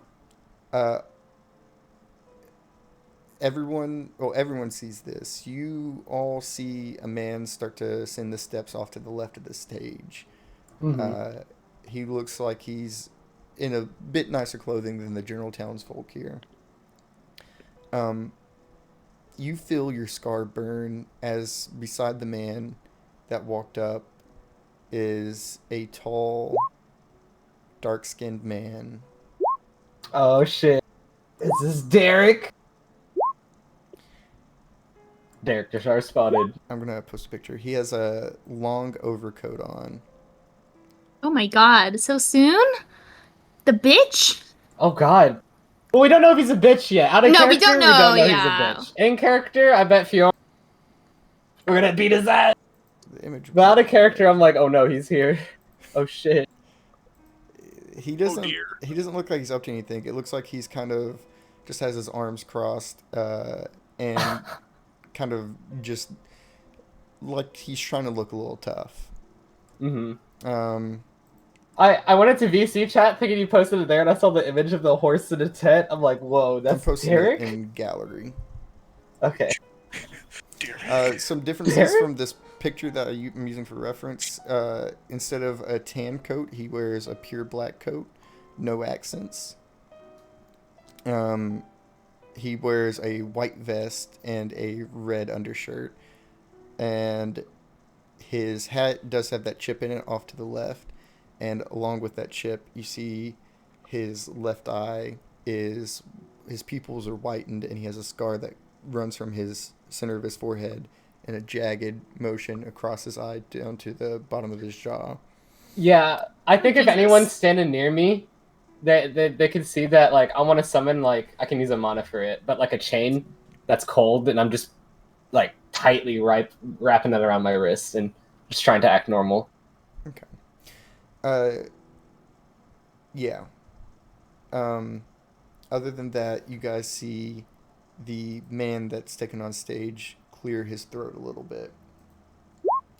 And with clearing his throat, he begins to address the crowd. Let's see. Let me pull out. You see everyone kind of sparks in a light of not panic or anything, but in mass murmurings as he stands up and he puts both of his hands out. Now settle down. We won't solve issues by gossiping amongst ourselves. I know we've had it tough these months, and tougher times are ahead of us. I've appealed to the governor about sending help our way, and we just have to wait on word back. Respite will endure the coming days as we've always endured. I sent Deputy Mercer westward this morning to find some friendly neighbors. Hopefully they can help with food and firewood to tide us over until the governor sends word. And he's looking like he's about to continue on until he's interrupted abruptly with a random voice in the crowd saying, "So we're just gonna wait? We've been waiting for months now, Ben. We need to do something." And the mayor kind of exhaustingly tries to find the face in the crowd and finds him and says, "Oliver, we don't have the men nor the weapons to risk the lives." And then another more modest female voice chirps in, "Open the mines. If the bandits go away, it won't mean nothing if we don't have anything to trade." The mayor rebuttals, saying, "I will not lose another man." And then, before you guys can hear what he's going to say, a cacophony of voices, restless, starts in the crowd, ringing and overbearing the mayor. Then everyone trying to put in what they want to say about the situation at hand. And after a moment passes, when the crowd reaches a boiling point, you guys see a hand raised in the crowd. A tall man seems to be raising his hand, and he slightly towers over everyone else. And he stands up, kind of walks on the forefront in front of the stage. And he faces the crowd with the mayor at his back. This man is a striking presence immediately. He has a look about him that seems gentler than dewdrops on a blade of grass. He has slicked back blonde hair and an air of wisdom in his calmness as he looks amongst the crowd. He's adorned in the robes of a father. They're black and white, perfect without blemish or damage. Since the moment he raised his hand, the crowd went silent. Only the mayor left, letting out a couple of words here or there.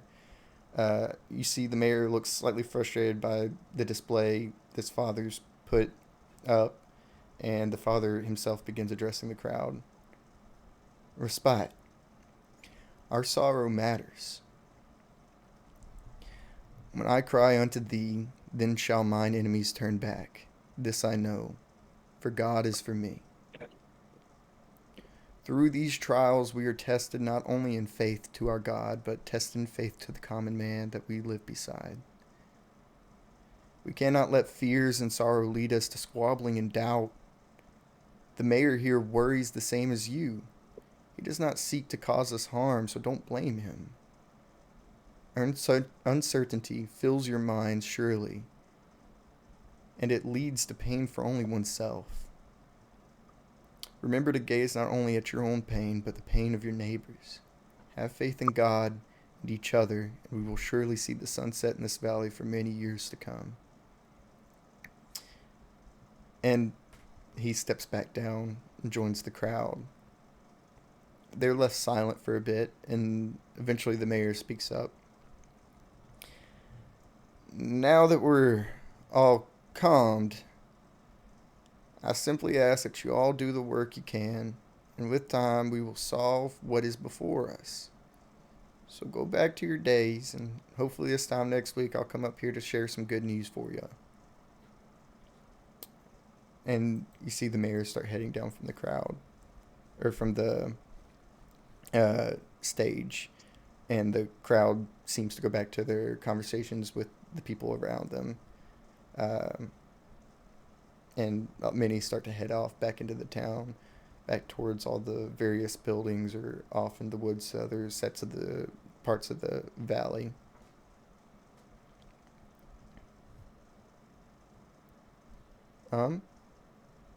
So, what's up, guys? So where's the domestic terrorist going? Wait, what? That's the important Supposedly domestic terrorist. Eric Deshar. Derek Deshar? Wait, what did he... Oh, okay. I see what you guys are saying. When you said domestic terrorist, I thought you were saying like a domestic abuser. I was like, huh? I was thinking of Hale. Is Hale a domestic terrorist? Damn. I mean... He's at least an emotional Again, terrorist. specifically, only Fiora has noticed him. Okay. Fiora... Yeah, am I keeping a watch on him? Where does he go? But as the mayor steps down, you see him kind of... He was leaning against the wall, and he kind of like pushes himself up, nods to the mayor, and follows in tow with him, along with about 4 other men, and one of them being a girl. And it seems like they're headed off to a building northwards. And if you want to make your way to them, you can. It might be a little hard because like they were all the way on the other side of the crowd, on the east side of the stage. Nah, I'm definitely not gonna like follow them and talk to them, but I do want to keep note of where they're heading to, like what building they end up walking into. Yeah, you see that. And I also don't want to leave the party or anything too. It's fair. You see that they headed across this bridge over here and then walked northward past like this point. You can't see where they went though. Okay. Or past where this house begins actually. So I think I'm gonna turn to Cadence and Florence and kind of show them my wrist. I think that might have been him. The tall guy on stage. Oh, he wasn't on the stage. He was beside the stage. Oh, besides the stage? Yeah. Do I have to roll to see if I recognize his face from, like, any of the press? I'm gonna say you can't at this point. If Fiora had pointed them out, like, right from the beginning, I'd say yes. Okay. Damn, I don't want to say anything because I didn't know Oh, yet. that's fair. But, yeah. That's fair. Until the burning happened and it was like, oh yeah, that's him. If it wasn't for the burning, you probably would not have noticed him in this crowd in the first place. It was like your eyes were magnetized towards his location. Damn, what the hell? Okay. So, is there anything that we need to attend to now that we're here? You know, finally in respite. I don't know what the party is doing, but I think is the priest still here? He himself has seemed. He saw that there seemed to be a nun that was accompanying him. Like I said, he slightly towers above the rest of the crowd, so it's hard to lose sight of him. And it seems like he is heading eastward, actually. Gotcha. But is he like moving fast? Like, would it be weird if I like walked to catch up with him? No, it wouldn't be weird. Might be slightly alerting for a stranger to go like, you! I think I could go do some asking around about this cave of ours. Maybe it might find something out.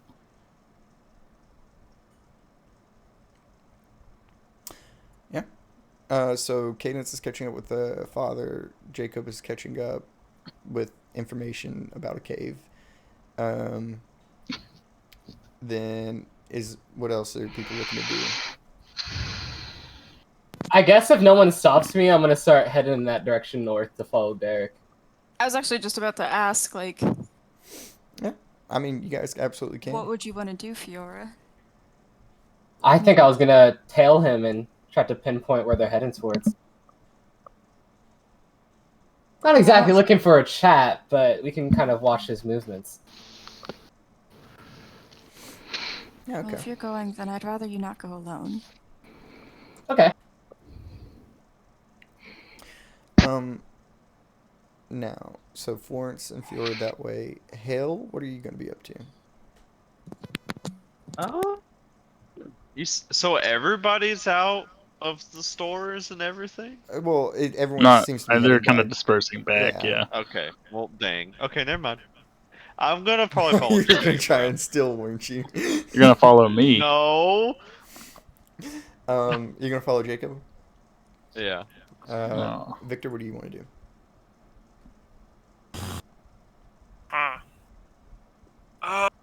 Blue. Your father told you this is the area, or Cass. On Yeah, he didn't. Yeah, he didn't. Yeah, he didn't. He wasn't like, "Here's my address." No. Wouldn't that have been helpful?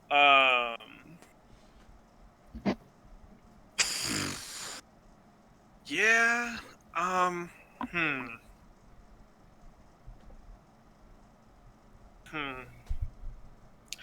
I don't really know. I don't really know how I'd go about that. Besides just walking up to people and being like, "That'd be weird." No, that doesn't make any fucking sense.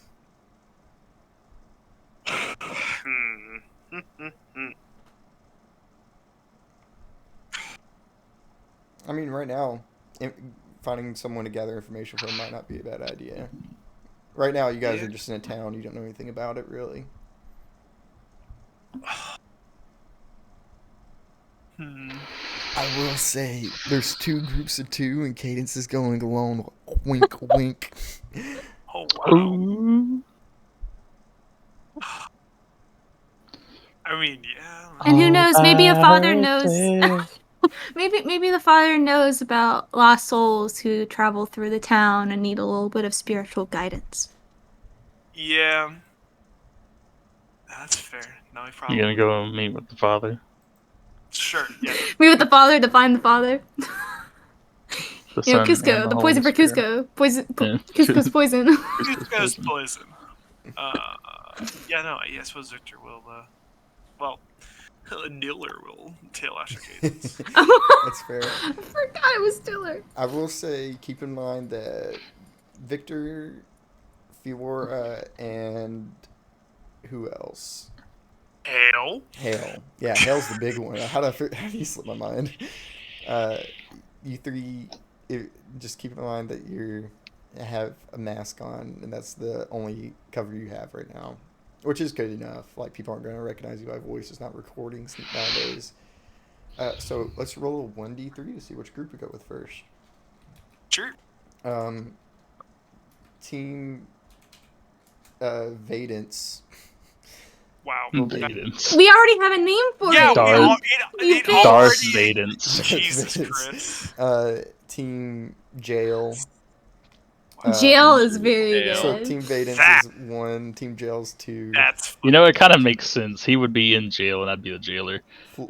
Team Flora's Wow. 3. Flora, that's good. Flora, Flora, that's cute. Okay. So 1, 2, and 3. Flora. Team Okay. Flora it is. Ooh, let's go. We're going north, baby. Yeah. So, are you gonna follow? Are you gonna go across the bridge on the east of the town square? Or are you gonna go take the road that's northwards, or how exactly stealthily? I think for now we're just gonna take the same path and stay on the main road, but just look like we're just traveling up there normally, right? Not like trying to like sneaky beaky, like no climbing buildings or anything just yet. Yeah. Okay. You see. Oh, go ahead. I'm sorry, real quick question. Did Yeah? anyone else hear a fucking Korok? I did too. Yeah, it's here. Catherine. No. It's Catherine. Zach's playing Tears of the Kingdom. Oh, okay. Bruh. Okay, so anyway. I thought that muted was now. I I'm thought that muted was now. like a boo from No, Mario. dude, I was just like, It's fine. So like, I anyway. heard a is boo that from me? Mario. Like, was that from my computer? No, It just I sounded- thought it we sounded agreed so to just ignore visceral. the Discord soundboard effects. Anyways, They're yeah, dangerous. I have that shit. Yeah, so muted. anyways. So you two, are you so you're just trying absolutely not to be seen at all by the people Yeah. you're following? Okay. Alright, can we still see them in the distance right now? By the time you guys catch up, they're a little bit around the bend, but there's only one way northward for them to go. That's because it's very restricted by the mountain valley and the river. So they're out of view, but they are very much. They don't really have many places to go northward. Okay. But I will ask you guys to roll if you're trying to be not seen by them. Oh shit. Okay. So You know what, Florence, I trust that you got good stealth rolls. So we got this. Oh gosh. Okay. So, I will say if one of you fails and one of you succeeds, it'll be a half fail, half succeed. Oh no. What is stealth again? When was the last time we did stealth? I had to think about this. Let me look at what the base I stat got is some lying? skills for this. What is the base stat for lying? for lying.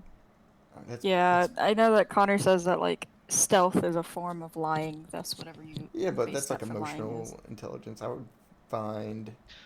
I would think someone who's very like dexterous would be able to do it. I would say that someone that's. I was also gonna say this is a physical thing that you're trying to blend in. Dexterous. I would, Yeah. I would see you can make an argument for your muscle or for your eyes. Yo, I'm chilling with either of those. You good with those, Flo?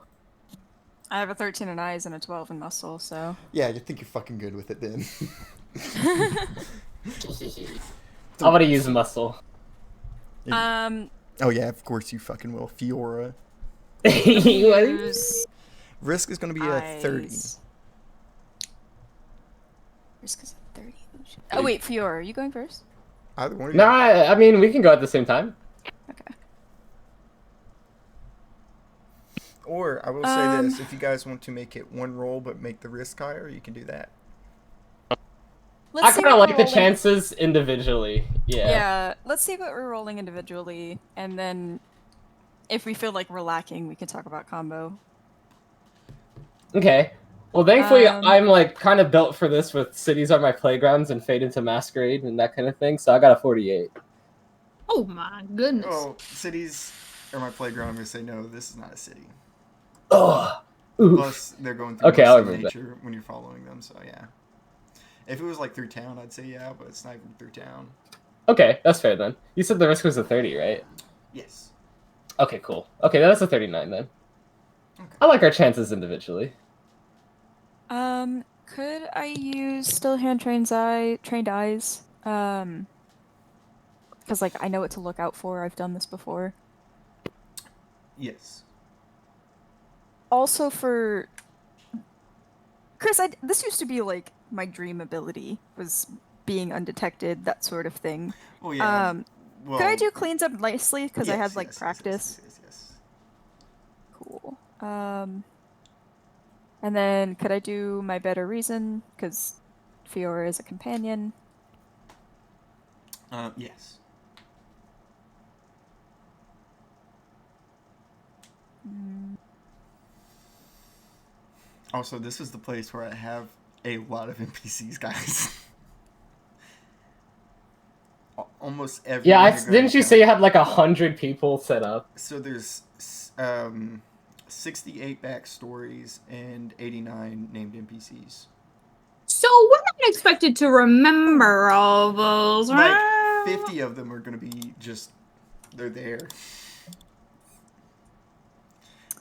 You could boil it down. You guys could complete this entire thing by only talking to 3 NPCs.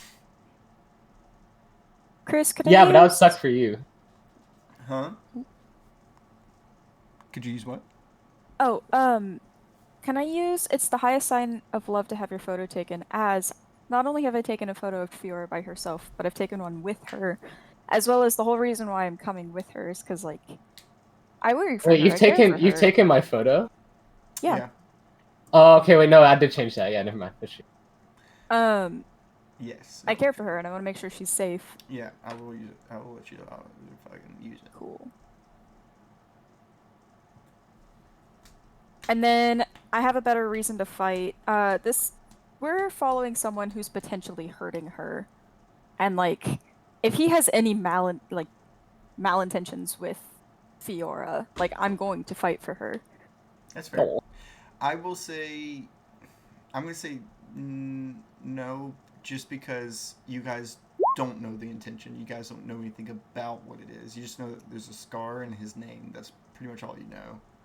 In theory, I guess, but they would get along as people. maybe they could. However, we're trying to sneak and be stealthy right now, which implies threat. I mean, that's y'all's choice, though. I mean, wait, hold up. Which Wasn't our is a better reason strategy to fight? Wasn't our strategy just to pretend to be just normal and walking down the same path, but we're keeping an eye on them? Yeah. So we're being stealthy, but we're not like being sneaky beaky or being like ninjas or anything. Yeah, I mean, it's... Why are you fighting against me? Am I wrong? I mean... No, I was saying that in support of like, oh, we're not trying to do anything overtly stealthy to the point where people are be suspicious of us. We're just walking down the street. Yeah. So unless we're not allowed to walk down that street, This and they role- really shouldn't have a problem. This role is pretty much just to see if they realize that there's 2 strangers to town following them. Fair. But yeah, sorry, I was trying to say that in support of like, oh, it really shouldn't be that big of a deal, and it should be easier to argue for these things. Because we're like just walking, technically. Yeah. We have different intentions behind our walking, but we are just walking. Yeah, I mean, you guys are just walking. It's the fact that you're strangers to town, though. In a small, small town. Fair. I'm sorry, are we trying not to be noticed, or is it more of like You guys are we're trying trying to blend in? There's not much blending in to do. Okay.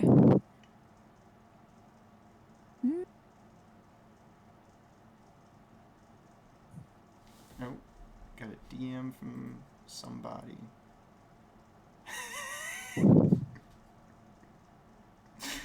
Okay. Zane, are you in this call right now? No, he's not. I mean, I returned. Yeah. I was looking at the pizza with Kenny earlier. Okay, cool. And yeah, it looks rough. I don't know what's So happening risk was there. a 50? Risk is a 30. 30. Oh, I thought you said 50. No. Okay. A lot better than a 50. Ready when you are. Alrighty. What did you name your role? I don't have a name for it. I'm just gonna say walk. Alright, count us down. Let's do it. 2, 1. Oh, that's a half fail, half succeed. There we go. That's a succeed. Did we? No, I think we both. Oh! succeeded. No, they both succeeded. I can't read. I can't read. I had to reread it because I was like, what? Numbers are red. Math is red to me, you guys. It's incorrect. Everything I read numbers is incorrect. Okay. What do you mean? No, math is red. Math is red. Apparently. With this role, you guys are easily able, with how successful both of you being successful, you guys can catch up to them and kind of use the small amount of trees to follow closely behind it, closely enough to where you can hear a little bit of what they're talking about without them noticing you. They're not talking about much, but you can tell from the general conversation the mayor seems frustrated. You hear him mention Father Daniels, and he seems to be a source of frustration for him. And again, you hear some more mentions of bandits and safety of the town, stuff like that. Well, Florence, if they keep talking about this bandit problem, and we need a reason for us to even be here in the first place, we can always offer our help with that. If we ever get into a situation where we have to talk to them face to face, of course. But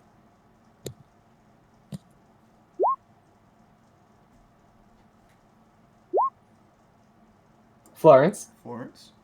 Sorry, I'm thinking of something to say. Oh, no, you're good then. Brain is slow.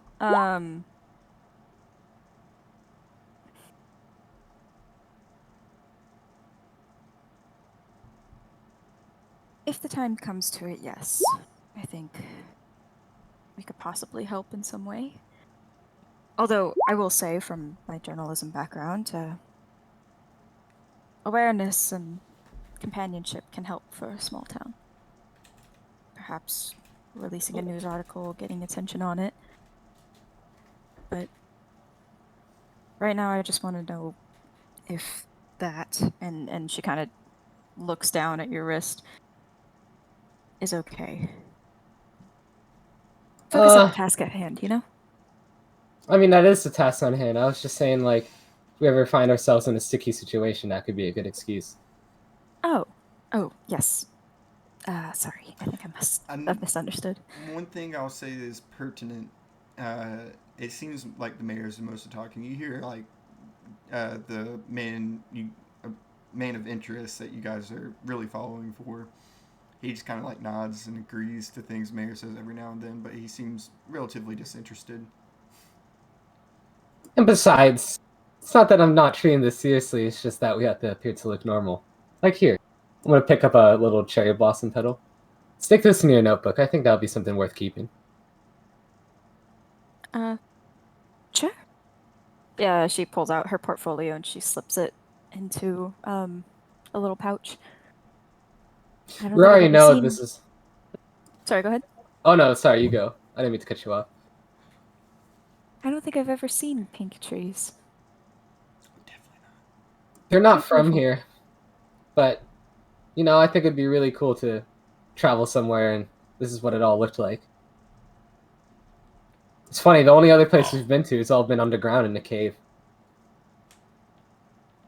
You say as you guys pass that cave to the east. I feel like it would be too easy if that was the Alucard cave. You see that one over there? I do. Too easy, but it would be unsurprising at the same time if that was the cave. I will say you guys notice that there's some wooden boards placed over the entrance, and like it seems like normally there's a door, but it's been boarded over. You don't happen to think that this town has a mine, do you? They were talking about it earlier. I wouldn't be surprised if that's the mine instead. That woman that chirped in when the mayor was trying to talk, she said something about opening the mine or something along those lines. You know, we've dealt with so many different shadowy organizations. I bet that's just a front so that whatever group is here can operate in there under absolute secrecy. You know, that's just the kind of bullshit that God is pulling on us.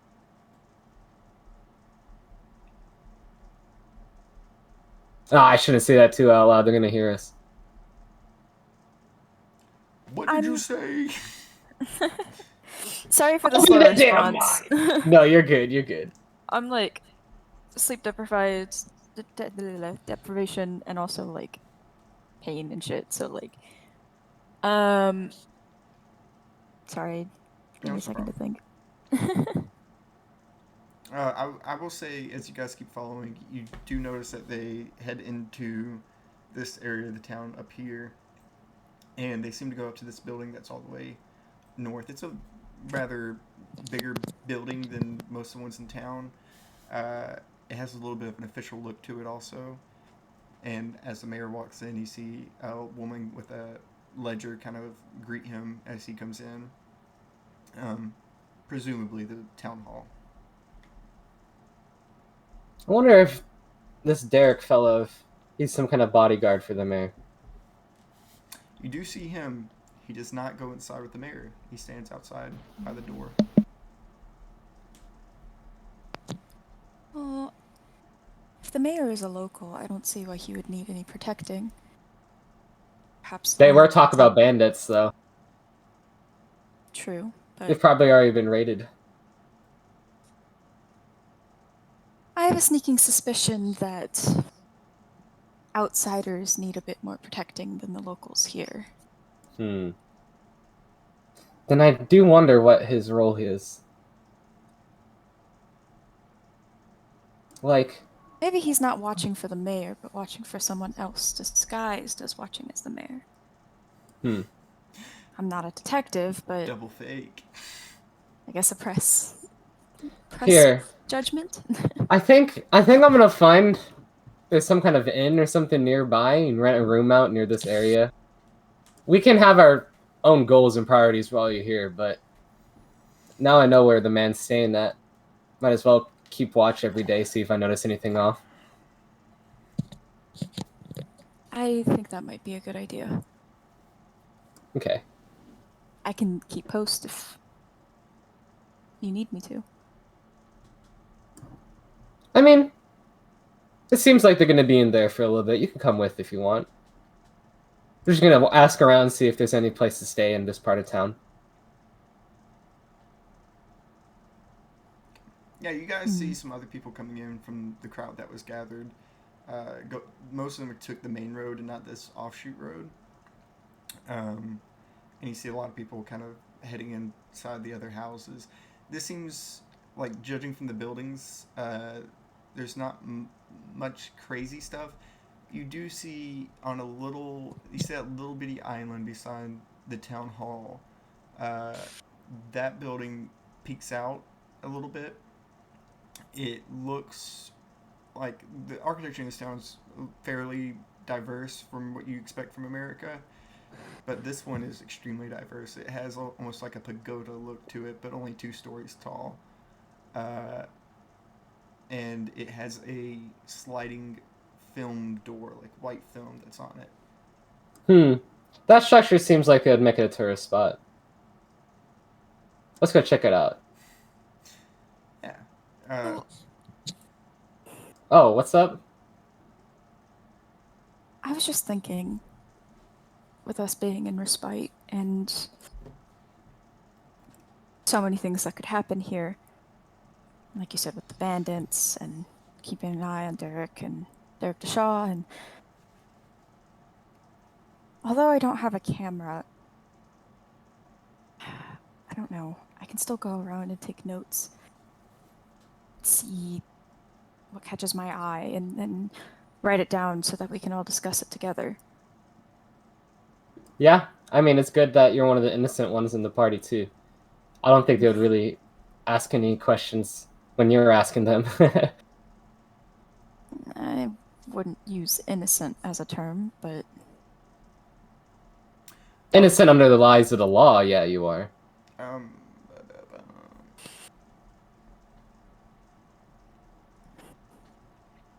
Yeah, that's a whole lot different than what Hale and Victor and I got going for us. So, I'd say that definitely as a compliment.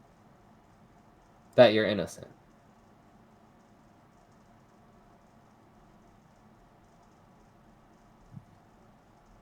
Under the eyes of the law. Sure. Also, it's not about the way you take the life. Wait, no, I messed that up. Yeah, it is. I was gonna say, it doesn't matter how many lives you take, it's the way you take lives. So if that's gonna be your thing that's saying you're innocent, then you're definitely innocent.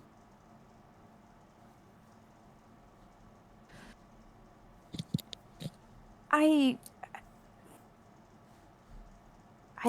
haven't formed an opinion on the matter, but... I don't think most people do. It's okay. I appreciate what you're trying to say.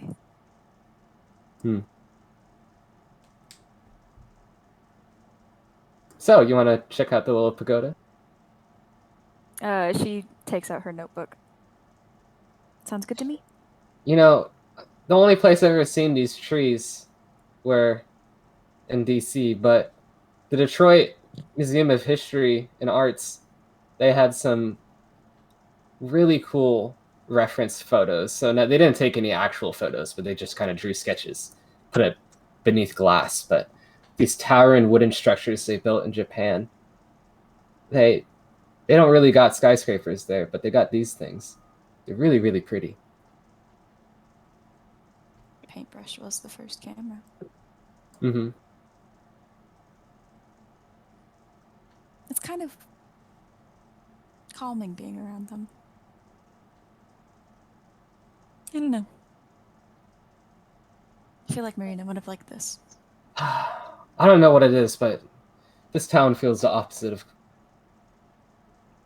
If I didn't have this little thing, and I kind of jingled the chains, be in a way worse spot right now. Imagine if Hale just kept a cold hand around your wrist. That's basically what it feels like. What if this is all just a big prank from Hale? he keeps burning the words Derek Deshar using my blood, the bastard. Yeah, you guys approach the pagoda. Like I said, it's on a small, like you can see and like almost like feel the water that kind of splits and rushes around it. And as you step onto the little bitty island, you see that the back has that one solid sakura tree. And this tree seems like it's the biggest sakura tree in the town that you've seen so far. A lot of the other ones you've seen seem young and new. This one seems not like incredibly older, but it seems relatively like it's been here for a while. As I said, there's those sliding doors, and if you give it a little knock, it's a duller sound than you would on wood.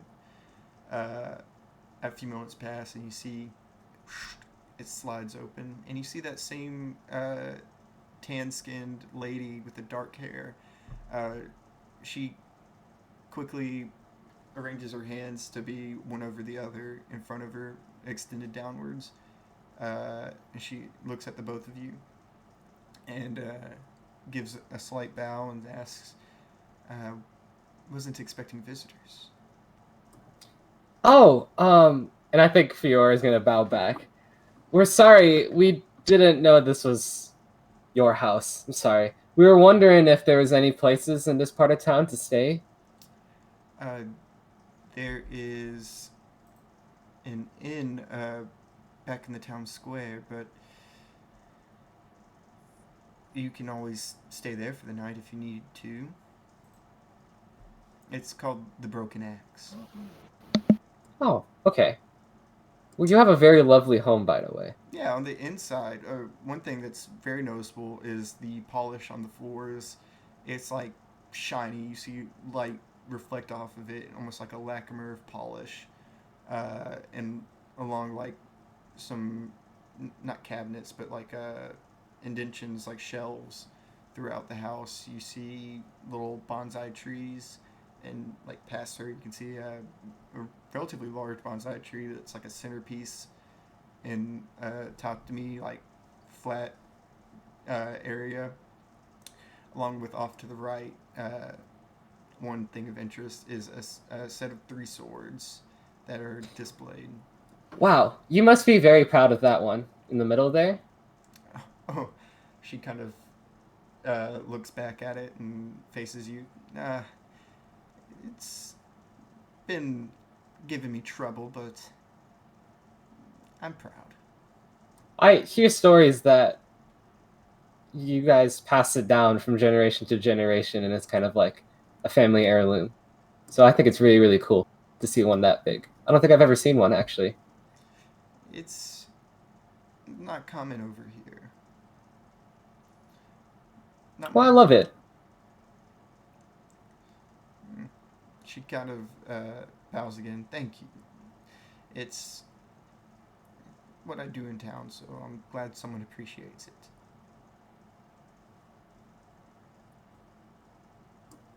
I look at Florence like, oh, you have anything to say?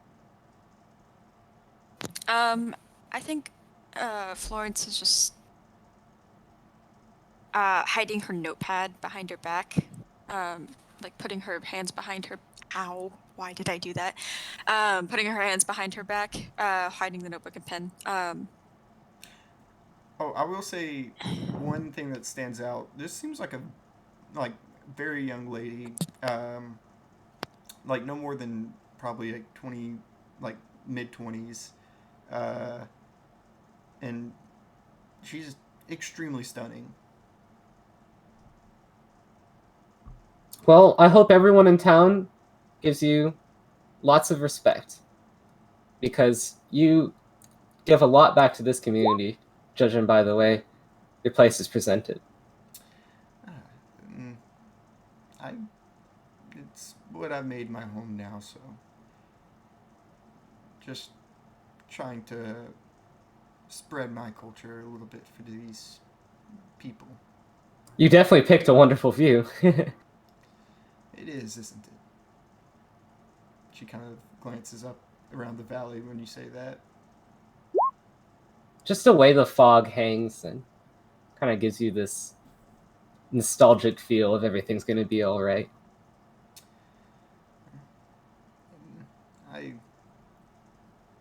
Yes, I couldn't agree more.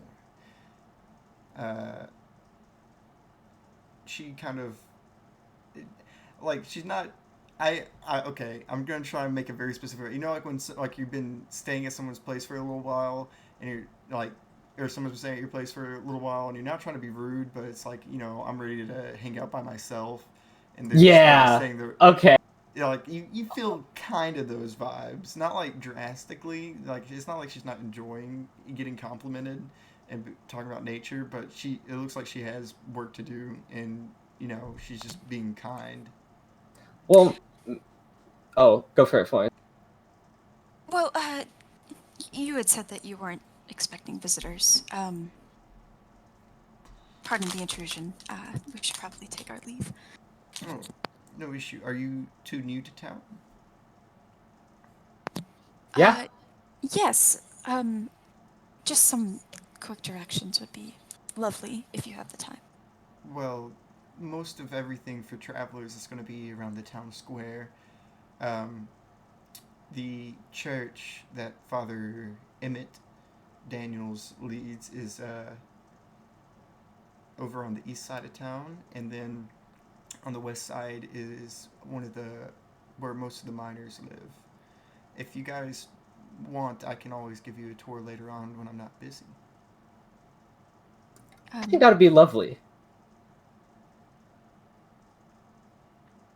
Oh, were you gonna say something, Florence? No, I was thinking. Sorry. Oh, okay. Yeah, I love the idea of Fiora just going immediately, like, yeah. I mean, She's pretty lady. she kind of looks at you guys. Anytime in the afternoon, I should be free. Okay, then we'll leave you be. Sorry for the intrusion. No intrusion, sir. She gives a deeper bow and says parting words, safe journeys, and she takes a step back and slides the door shut. Fiora kind of looks at Florence and is like fanning their face, like, ooh.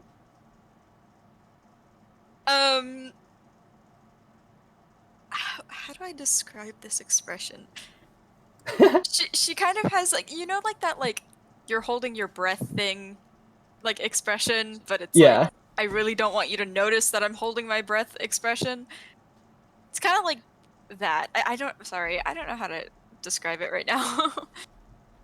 Look, we know where Derek Deshaw is. We know where the mayor is. We can't really do anything else without getting in trouble, so I say we should just go back. I mean, unless you're fine with me climbing up the mayor's house and breaking into the top story window.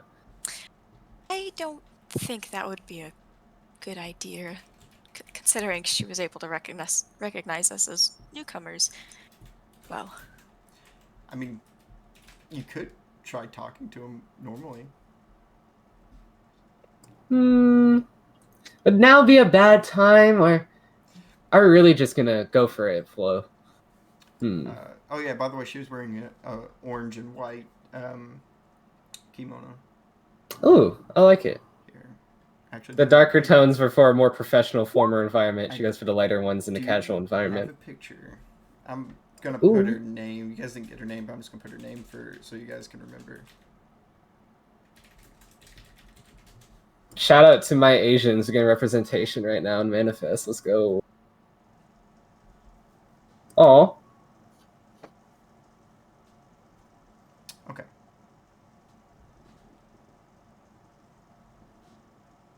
I love the little cast of characters we already met. Mm-hmm. But yeah, I proposed that question to Florence of like, should we go or should we go talk? I mean, either one could have its benefits. well, I definitely think that if you're feeling antsy, we shouldn't go near the mayor's house. However, perhaps we should meet a rendezvous at some point. And besides, it could kill time for waiting for the tour. We can also kill time by talking with the mayor. That we meet in the middle and talk to some locals. Yeah, you see some Yeah. people walking around. Wouldn't be the worst thing to do, sure. Okay. As you guys kind of take steps off this little island of Sayakos, the camera kind of follows you guys and zooms back down the path to the town square, and we're gonna roll a 1d2. 1 is Vadance, 2 is jail. You say Vadance, I and detest the it's like nails on chalkboard. so bad. Vadance will never be a thing. See, I Stop can trying to make understand Vadance a that. thing. I can understand what the feeling is like, because that's like when I hear you say math is blue. Oh, well, I don't know what you mean. You know what? No, I'll take these allies. I'll take Chris in this journey. Eh, I'll take what I can get. I need all the help I can get. okay, well, is it Vadance? Is that what we're doing now? Is this Vadance? Is number No. one Vadance? Whoa. No, Whoa. he just agreed, or she just agreed with me that it sounds like nails on a chalkboard for both. That was the only agreement. Anyways. Good enough. Let's continue.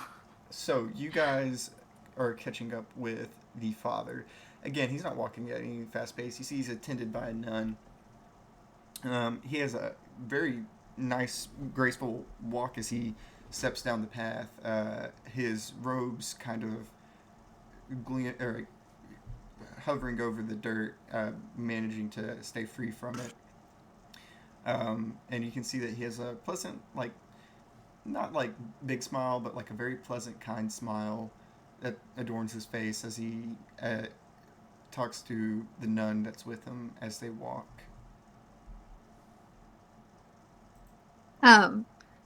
I guess Cadence will kind of look at Victor and then gesture to the father and go, well, I mean, he seems like he's popular with the people, so if anybody's gonna know anything about anything, maybe he's the person to go to. Plus, I don't know, there's something about him. Yeah. Hold on. Fucking. Sorry, I'm trying to remember how to do Dylan's voice real quick. Fuck. Shit. No, that's. No, that's just a pastiche. Fuck. How old are y'all? Oh yeah, I'm saying I got a picture of the father. Okay. Let me post this picture of the father.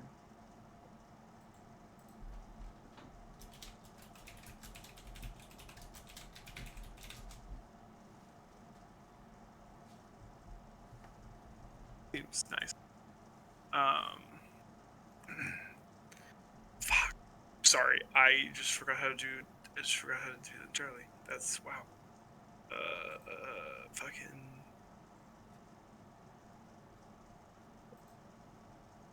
Fuck.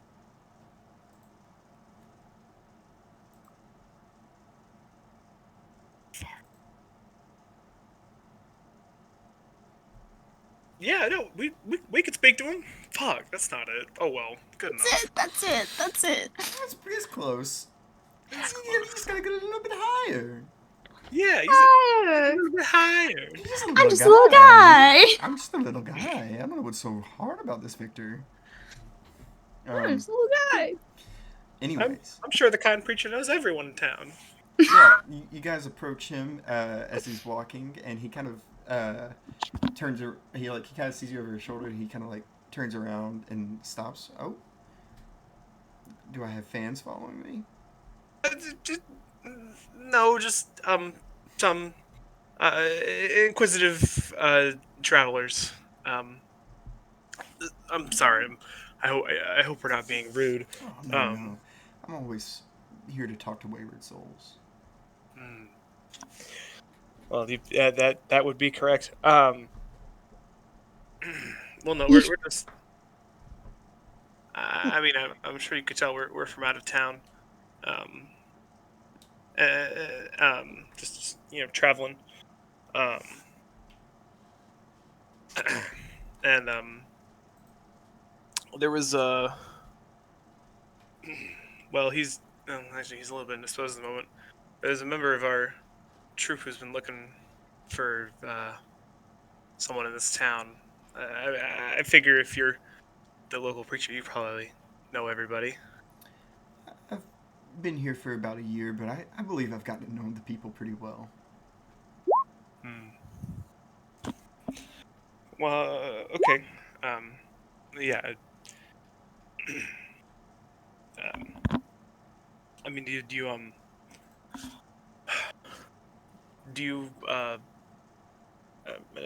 know a man by the name of Cassiel?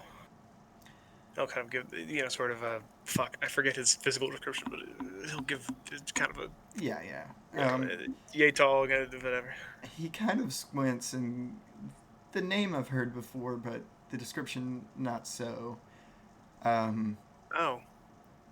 Okay. But if it's an angel, it's you been a seek, while. you can always stop by and, send a prayer. It's funny you say that because we've been trying, and then she like stops herself. I mean, it may not seem like they can hear you, but trust me, they're always listening. Sorry. Okay. Isn't that funny? Okay. Well, we'll be sure to keep that in mind. I mean, I suppose it. Well, thank you. I'll be sure to pass that along. I mean, is there anything else I can help you two with? Well, I was just personally curious. I mean, it's no surprise that you know how to calm a crowd. Can you kind of tell me what's causing people, to be unwell? We're just kind of, drifting in from out of town, but I don't know. It seems like people are up in arms about something. It's been a rough few months for the town.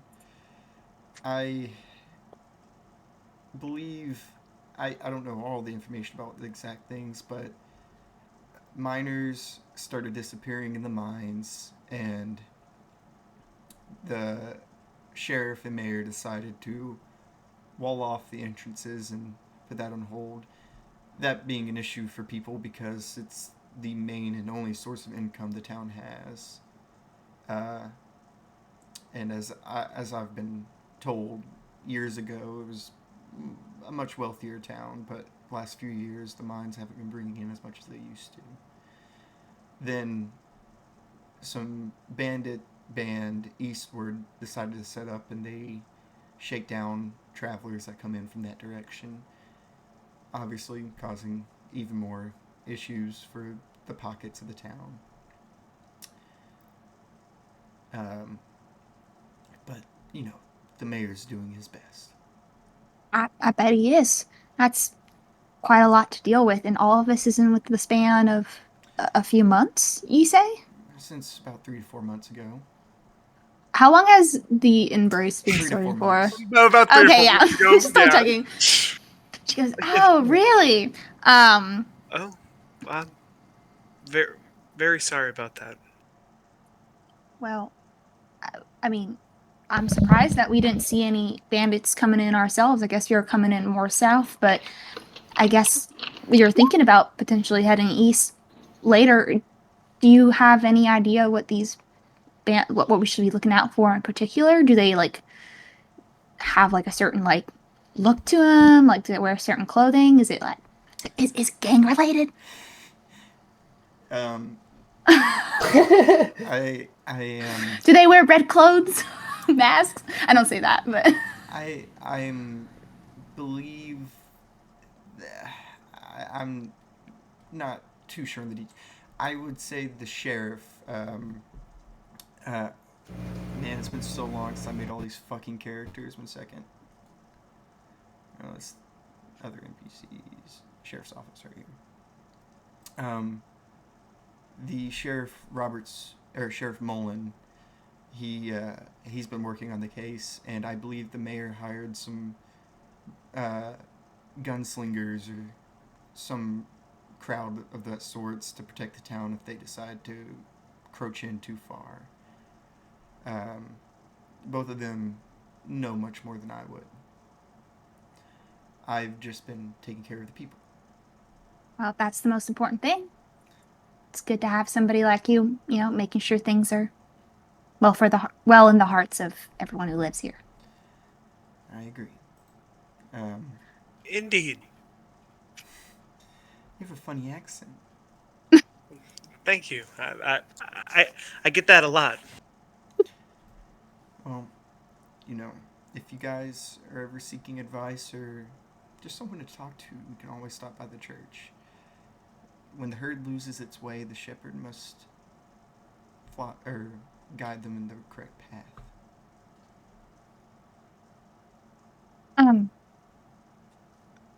You're absolutely right. By chance, do you have people who? When is your church open? Is it always open, or just at certain times? Open. Like always open, or like? I will wake from the deepest of sleeps to help any you need. Okay. Well, it seems like we're gonna be here for a while. Stopping in town. Cadence, Victor, both of you make a insight check. Risk of 50. Okay. Insight. Can I argue that I'm like, well, What kind of insight? Is it kind of like the temperament, or of the father, or? It's about the father. It's noticing something about him, not the temperament. Okay, so it would be eyes and not like, let's say, heart or blood. It would be eyes. Okay, I tried. Victor's got eyes in the back of his head. That's not gonna help here. Damn, that thing never helps me. I mean, it helps a lot when someone's trying to fuck you over. Shit, I sound like a 10 here. Oh boy. You don't always know when you're right, but you always know when you're wrong. Well, shit, I'm not rolling too good either. Let me double check. I think I'm rolling like a fucking 10 here, dude. I mean, what am I? It's like I'm trying to see if I can cater anything specifically to like what am I trying to notice about this guy? Like, what can you tell me without like actually telling me? Something you would notice about. It's basically looking at, like the psychological signs people would give off during certain actions or things. Okay. Well, if we're talking about, things of the mind or the body, I am well versed into noticing these tics to like help heal people. So since I'm kind of used to noticing the small things and making sure they're okay, can I use therapeutic theater as a way to notice? Yeah, actually, I will allow you to use that. I think I just have a straight 10 on this. This is fucked up. Okay, I don't think I have anything else because this guy is nice. I don't need to protect anything. He's not beaten and battered. That you know. Yeah.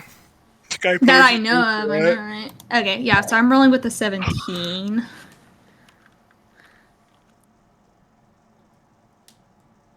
What's the risk again, Chris?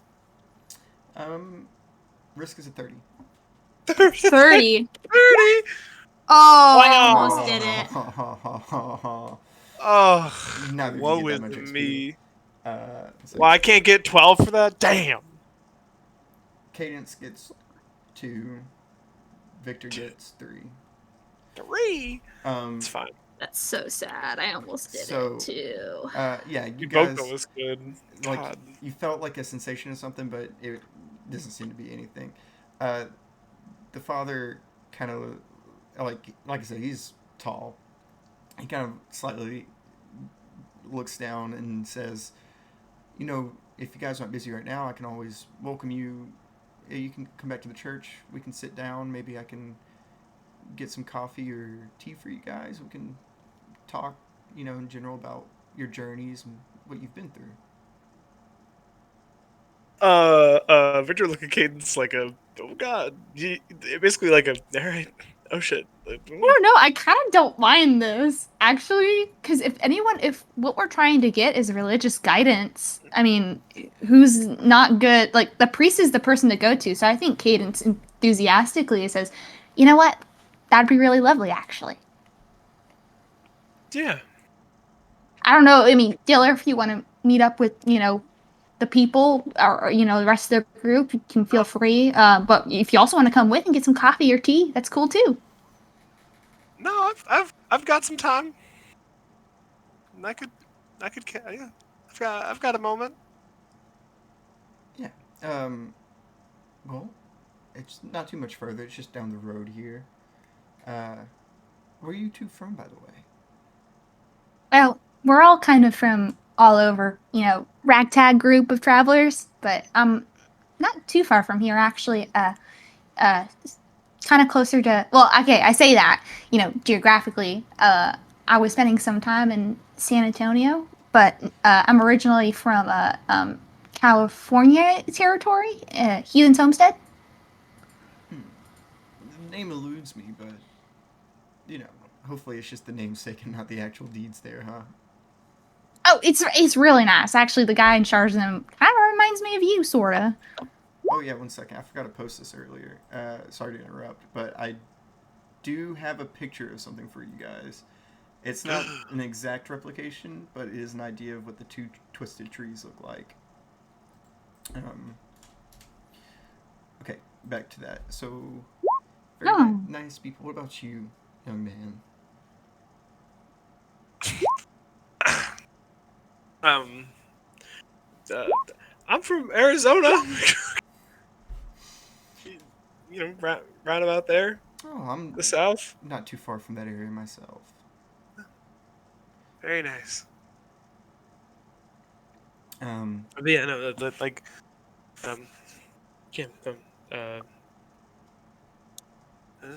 like Hayden said, our group comes from all over. I don't know, sort of weird. And have you two, he kind of looks at your hands, have you two been together for long? Oh, no, we're not. Oh my god. Cadence immediately becomes red in the face. She's like, we're not. It's not like. Of course. Sorry for me to insinuate. I mean, what made you insinuate? You just seem to have a nature about you two, a connection I feel. Oh, yeah. I mean, I don't know. I suppose. I mean, if you're I suppose I'm sure you've officiated weddings in your day. Maybe you just have a sense for it.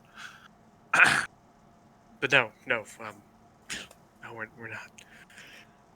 Of course. Like I said, sorry to insinuate. I mean, it's okay. It's okay to insinuate.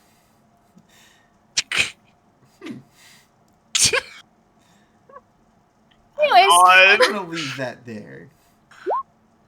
Leave that between you two and God.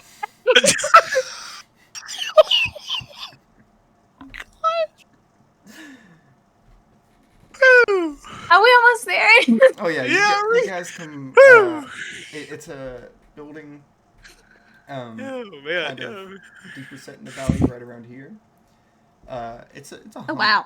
It's a humble little church. There's a cross that bears on the top of the steeple area. Is steeple area? I don't know. Anyways, you guys feel the doors open. They're wide double doors. And as they rush in, you see a collection of pews and an altar in the center, and some back rooms in the back, along with another sister you see working. Let me pull up my notes real quick. Not that channel. Yeah, you guys see the sister that he's with kind of rush off and join the other sister. And you also see polishing and cleaning off the pews as a young boy.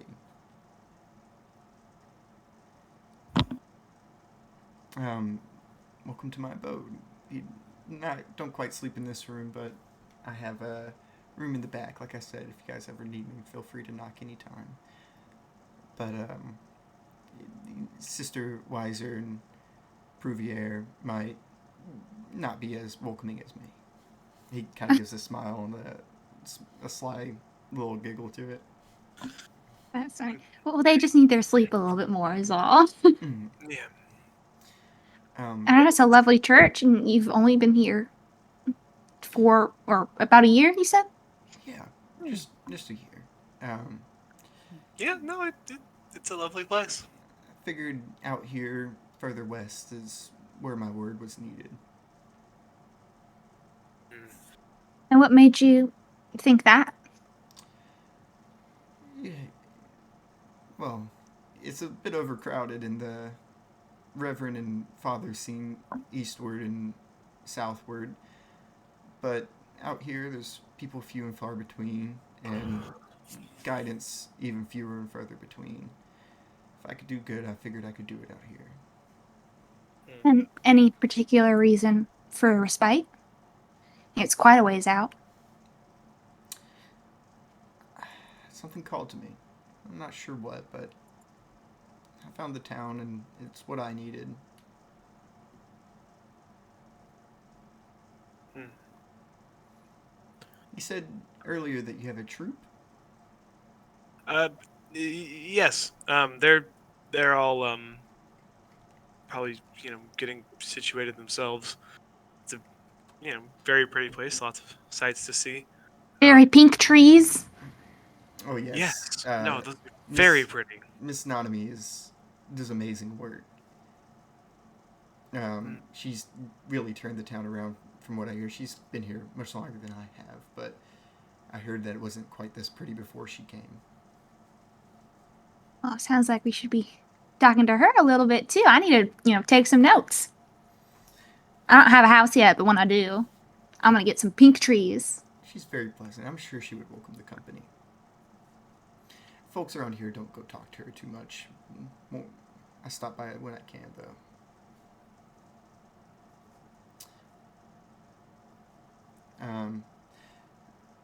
So, I assume you guys came to respite for a reason? You asked me why respite. Why respite for you guys?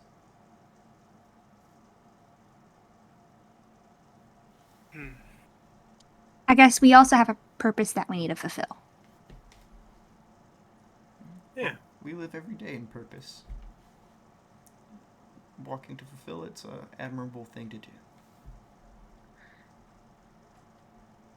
And I mean, I don't like to, put words in other people's mouths, but I at least think that, we're kind of a group of fixers, so it seems like you guys have lots of problems that need fixing, so it seems like our purpose is here after all, Of course.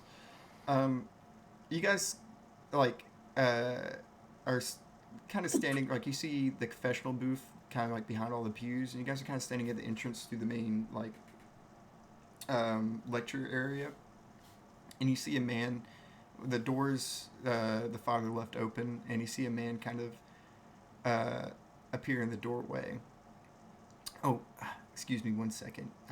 Just give me a minute tops. I'll talk to him real quick. I know what he's here for. Of course. And he kind of leads, and he kind of looks back at you two when he goes to talk to the man that showed up, and he puts a hand out to shake it, and he has a big smile on his face. What do you two do while you wait? Do you see this man's face? The man's face? Yeah. Yeah. This is the guy. The man that just walked in, he is not imposing by any means. He's actually quite short, probably about 5'6", 5'7". He has very long hair, curly. 5'10" on Tinder. 5'10" on Tinder. Yep. He has very long, Leave it alone. long blonde curly hair. And I'll allow a roll for this. Cadence. Oh. Make a insight check, but with your blood this time. With my blood? Okay. Holy shit. Okay. I mean, for the same reason that I explained for the father, would I be able to apply therapeutic theater here, or is this pretty like I don't know, not as detail oriented? Okay, yeah. Detail oriented, no. Oh my god. Okay, well, I don't know what else I can add. Okay, keep my special with me. Risk is going to be a 25. Does this person ring any bells for my past? No. No. Okay, so I would not be able to add Be Strong Firefly. Like, that's not pertaining to it at all. No. Or, okay. Well, shit. I mean, I can't really just, like, sing anything here. I would buff myself, but, like, I don't feel like I can do that. I don't know, could I? Like... Buff yourself? Yeah, like, can I use my ability here, or is that just, like, too weird? Yeah, I was gonna say, it'd stick out. People would take notice. Oh, what about if I disguise it as me, like, singing, like, a little hymn?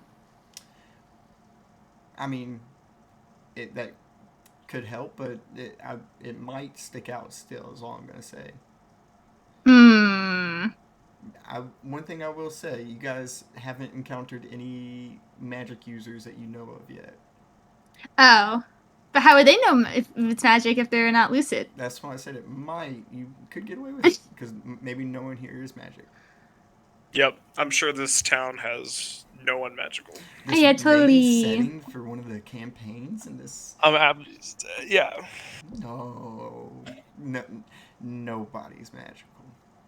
Oh, so I'm trying to think, because, like, when I was walking around in Solus Runda, I was like, oh, well, I am magical, so, like, maybe I can't even hide it, but, like, no one in Solus Runda knew I was, you know, fucky wucky until Dreer had her special, like, goggles or whatever, so I think it would out me if I were to do that. So I guess I'll just roll with 20.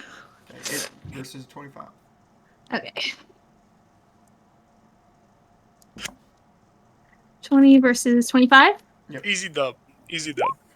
Fucking hell. I'm so sad. That is not an easy dub. So, yeah, you... Again, the man, like... It's all new faces. Lots of mixed things your senses are getting about emotions and feelings. But, he doesn't seem out of the ordinary by any means. Okay. A little Darn weird it. sense of style compared to everyone. He isn't wearing beat-down rags or anything crazy, and his hair looks much, much fancier than anyone else in town. Yeah, early Aaron Blondie that visited the father. Cool. What? I'm just typing out notes. Okay. So, well, anything damn. else you guys want to do before the father returns from his conversation?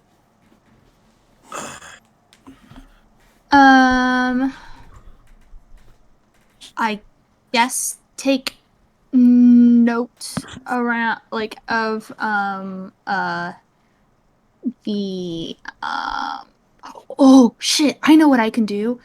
Chris, is there a prayer book, like, where people sign their names for when they're like, oh Lord, hear our prayer, you know, where they offer up? Yes, actually, the altar boy that was pointed out earlier is currently polishing the little wooden holder for the prayer book. Gotcha. So it's not like open out for signing right now? I mean, he's working on it, but it's up there. It's just like, you know, he's working around it, and if you walked up, you'd either, like, you just have to, like, tell him, like, hey, kid, get the fuck out of the way. I'm going to sign this shit. Oh my gosh. Okay, well, I won't say that, but I will go up.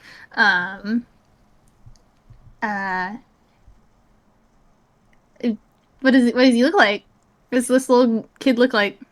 He's pretty short, like, probably only about 10, 12 years old.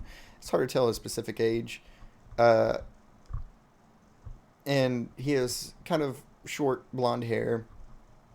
For a child, he has a stern look about him. Very focused on his duty. But from other than that, he looks like an altar boy. Okay. I think she'll, walk up, and go, well, looks like you're hard at work. Do you mind if I get by and sign that, book? Mr. Trying to get a name out of him and hype him up a little bit. Of course, ma'am. My name is John.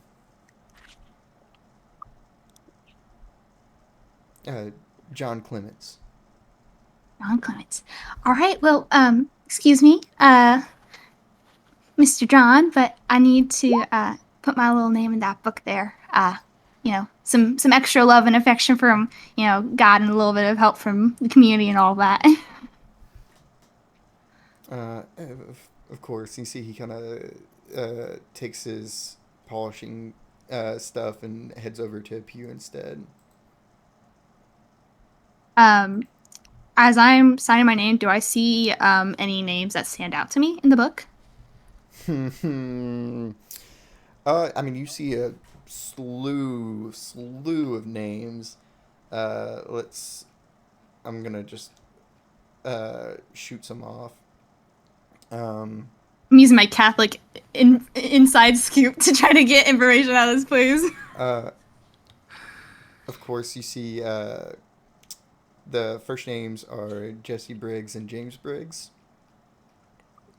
You see the name Lester Newman. You see the name, man, why are my notes not working right now? Danielle Casey, Derek Deshar. It's a religious man. Also, that confirms that. Oh well, Fiora already told us that he was here. But anyways, You're good. You see Ralph and Theodore Holloway, Owen Miles, Christine Holloway, Lexi Mercer, and you see a bunch more names, and then one.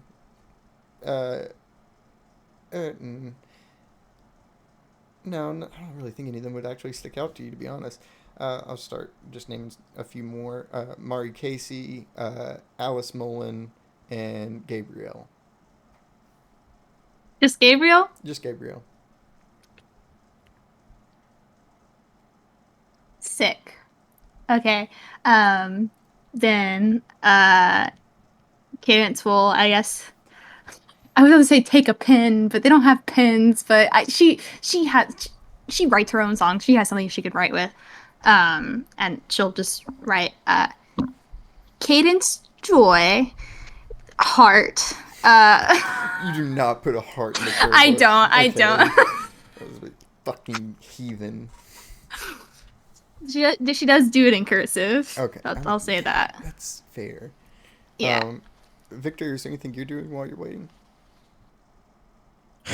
I mean, simply, No. you could talk to the nuns, eavesdrop, or investigate around. Yeah, I think he's just listening. I think he's just kind of. I'm gonna have to ask him to make a little stealth check to see if you can. It's not gonna be a high risk because they're talking not incredibly far, but definitely just a small risk. It's all good. Small risk of 15. What, like my mind? Eyes in the back of the head would work this time. I do. Hey, I do yo. So is it? What's my base stat? I'm gonna say blood. Sure. Far out. Okay, that's a 20. Because you're trying to look nonchalant, deceptive. Sure am. I'm just trying to oh, look at me, I'm a newcomer. There ain't a soul I can't swim. Look at me, I'm a newcomer.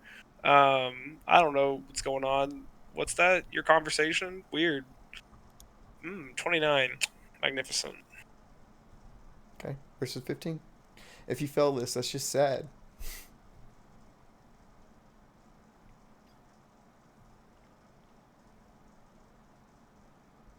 Why would you put that into the world? Oh.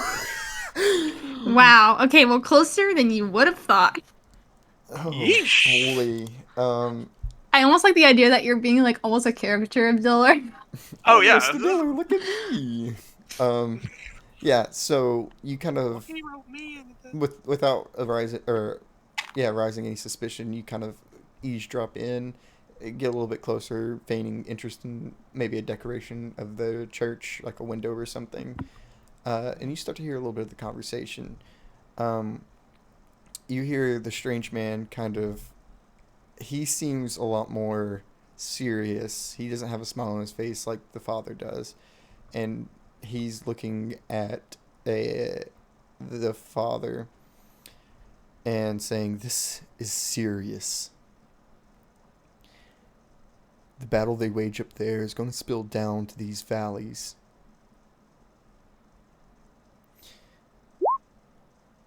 I'm giving you guys warning. One of them believes that you of this town have taken, I don't know who, but someone has taken it. It needs to be found before violence breeds down here."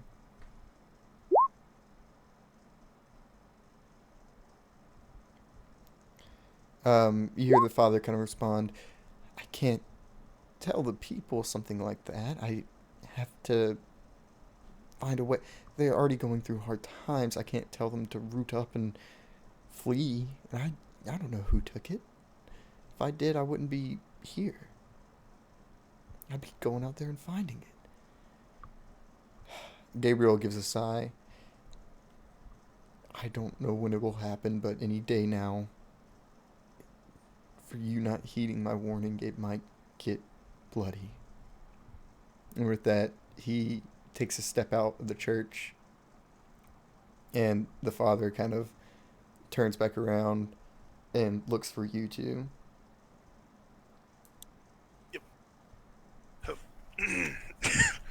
Yeah, no, it was like, I totally wasn't spying on you. Like, oh shit. Like, he like turns around, and like, oh shit, fuck. Turns around. Oh, yeah, kinda just- beautiful window, isn't it? Yes. I believe the Father Porvier had that put in back when he was in his younger days. It always does amaze me how churches have such pretty decor. I don't know. Just something to think about. And he kind of gestures for you two to kind of sit on the pew with him. Do you guys oblige? I mean, yeah. Yeah. Okay. He doesn't really skip or cut around corners, and he quickly lets out a sigh and goes, "So, any struggles or tribulations you guys are going through? Anything I could give advice on? I'm not sure if you two are particularly religious, but even if you don't believe, the Word of God can help you still."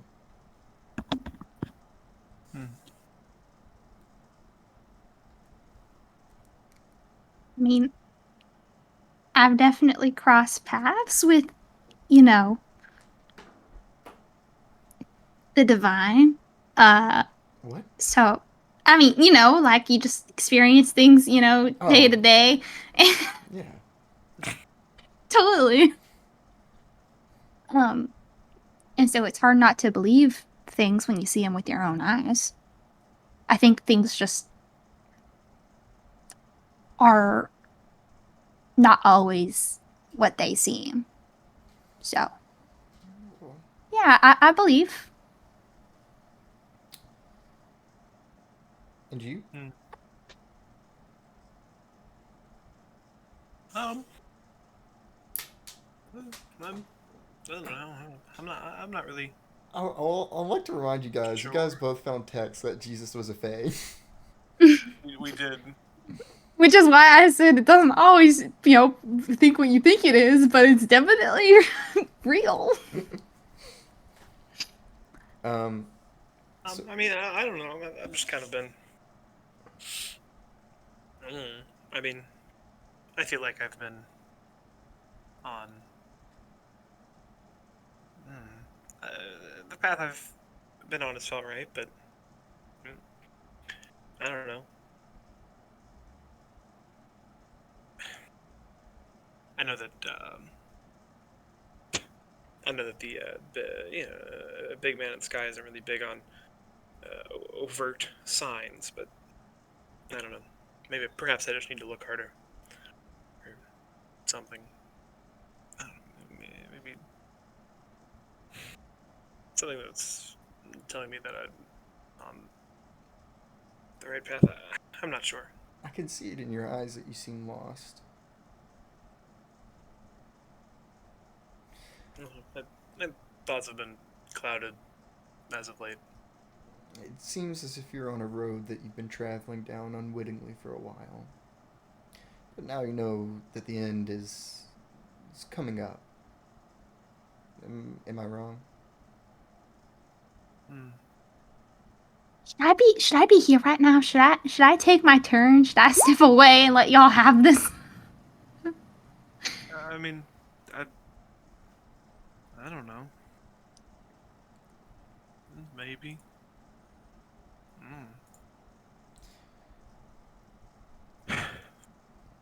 You know what? Cadence will stand up. She'll pat Victor Diller on the back, and be like, you two have a talk first, and I'll come in last. You know, sometimes, that's why confessional is, just between, the priest, the confessor and God, so maybe I should take a step back so everyone can, be like, honest and stuff. That sounds like a good idea, Miss Cadence. Okay, well, just, come and get me when it's my turn, okay? Okay. I'll be around. I leave. Yeah, you do have a moment of privacy with the father, Victor. I have a vow of silence. You can tell me anything. I'm not one to break my vows. Oh. Well, that's it's good to hear. I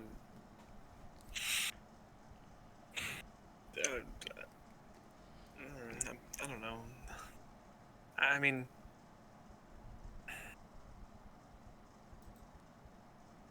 that I don't know, that a friend of mine that I was mentioning earlier, the one who's looking for. I mean, I guess he's an angel. I don't know. He didn't really tell me. I mean, I guess I've just been hoping that things work out for him. I don't know. I've just been worried. It seems. I mean, worry has taken over your face quite a bit. It seems that pain troubles you in your heart, unsure of what steps to take next. Well, just know that pain has a purpose. Rejoice in your sufferings. Know that suffering produces endurance. Endurance produces character. Hope that character should not put you to shame. God's love has been poured into your heart through the Holy Spirit, and He will be beside you at all times. And again, I know you might not believe in God, but He's there for you. But if you don't put faith in Him, put faith in yourself.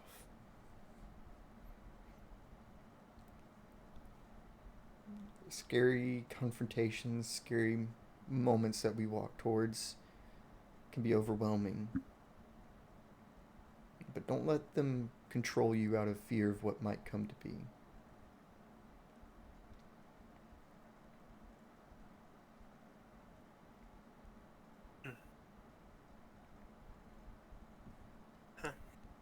Well, I'll I'll have to take that to heart. That was interesting. I must admit, I've never been much of a churchgoer myself. I mean, it's never too late to become one, but we live lives and someone is looking down upon us, seeing how we live them. Living, knowing that gives me courage that someone watches out for me.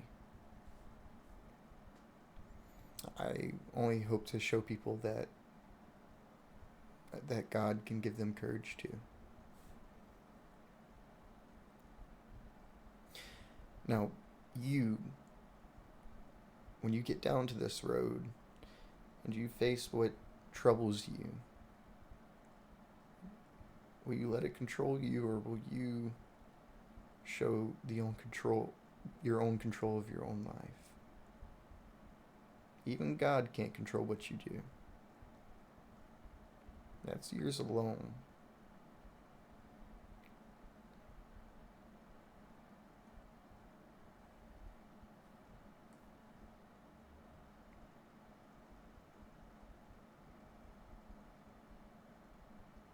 Nice to know that I have a say in all this. Yeah.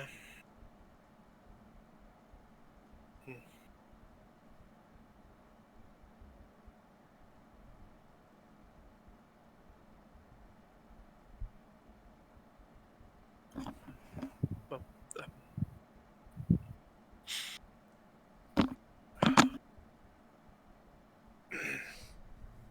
Anything else you wish to share with me? I'm here for you, Victor.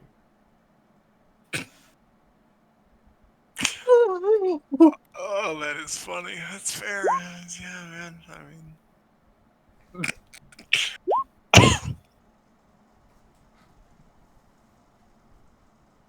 Oh, sorry, Mr. Diller.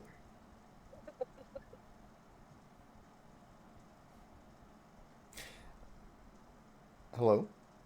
yeah, no, he's just kind of just like, oh, well, okay. Yeah. I will say that was not me making a mistake. I know. Okay. Oh my god, what was that? I'm sorry, that was me. What the fuck? Whoa! That just woke me up out of a trance. He snorted into my hand. I'm so sorry. I was like, And I was also like your immersed microphone? in listening, and then I was just like, what? Okay, back on topic. I'm turning it off. I'm sorry. Okay. Yeah, he looks at you expectantly. No, I think that's what's.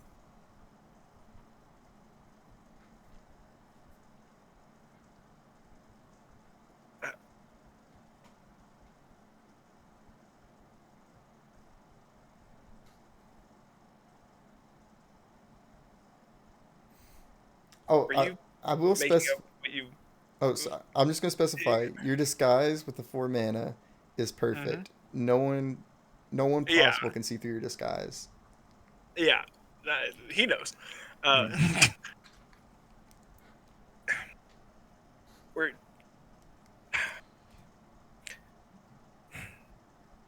is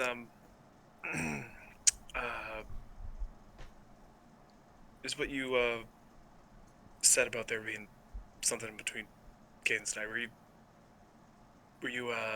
you making that up? I've lived and traveled quite a bit. I've seen the tethers of love between two people quite a few times. At one point in my life, I believe I felt it, but I could never mistake it.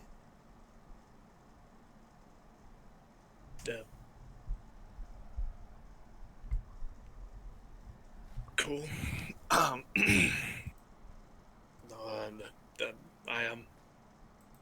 think that's everything that was troubling me. Be true to your feelings. Yeah. You know We only get so many years on this earth. If you love something, not be afraid to express that love. God doesn't. He loves all things, and it is known from the trickles of water that grace us during a drought, or the bounty of food that we get at feasts. If he's not afraid to express his love to all things, then do not be afraid to express your love to one thing.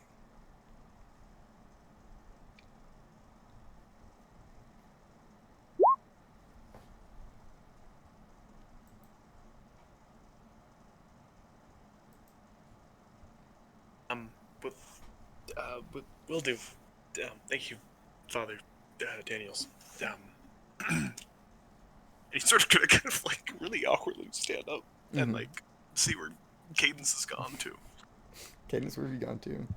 So while this entire thing has been happening and I've been waiting my turn, they were talking about the glass. Usually when there is like works of art, right, they have the name and the year in which it was donated to the church. I want to gauge how old this church is. The glass says about 1843. Okay. Is that the oldest one here? That's the oldest one. Yeah. All of them say 1843, actually. Okay. They're all placed the same year. Interesting. So what year is it now? 1889? Yep. It's 1889. Okay. Damn it. I didn't get what I was thinking. What were you thinking? I was trying to gauge and see, because this town is very far off from like normal expansion, and so it would be odd and kind of align itself with like you know, these like ancient gates being here if the years went back further than what would be normal. I will say Sarah knew about this town. Sarah has been locked away from knowledge of these types of things for about a millennia. Yeah. Okay. Cool. The residents have probably changed, but it's still Respite. She knew the name and everything. Okay. Okay, then that's fine. That's fine. Mm-hmm. But do I see like Victor Diller get up? Oh yeah, you see, Victor Diller. Yeah. Yeah, so I like point at myself and then I point over there. I'm like, is it? Do I? Yeah. No, it's go for it.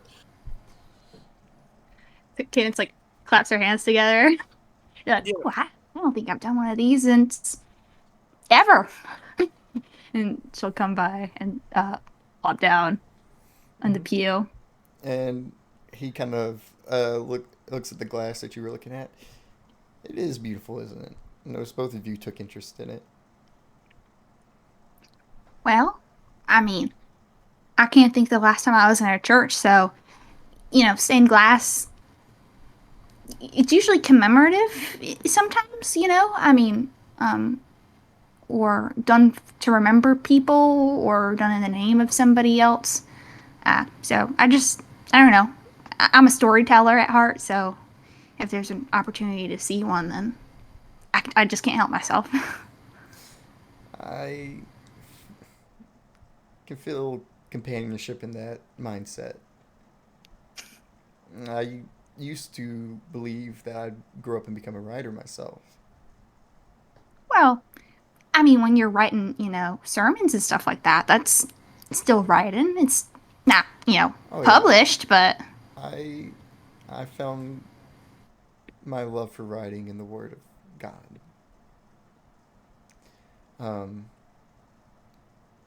It was a lifetime ago, though. We're here to talk about you, Miss Cadence. What troubles you?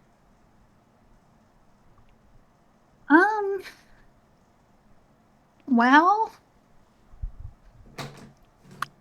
you know, that's a really interesting question. Because sometimes, you know, when things bother you, it's like the big things that are small, you know, and the small things that are big. But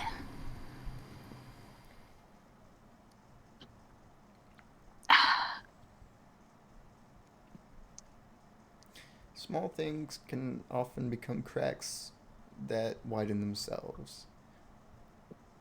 Big things usually are forgotten about as they seem irreparable, but you can always build a bridge over big cracks and start to repair the small ones.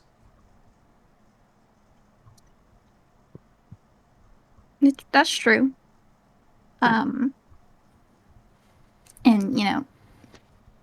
sometimes it even feels like the world is ending. Like just big things coming up that just don't make sense exactly.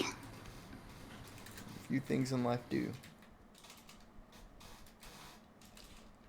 If things were handed to us on a golden platter for answers, then we wouldn't have to even have faith.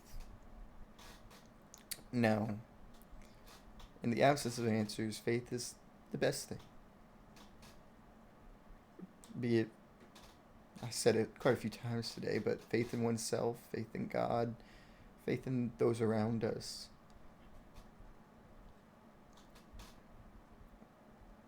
They can make a confusing world feel a little less troubling sometimes.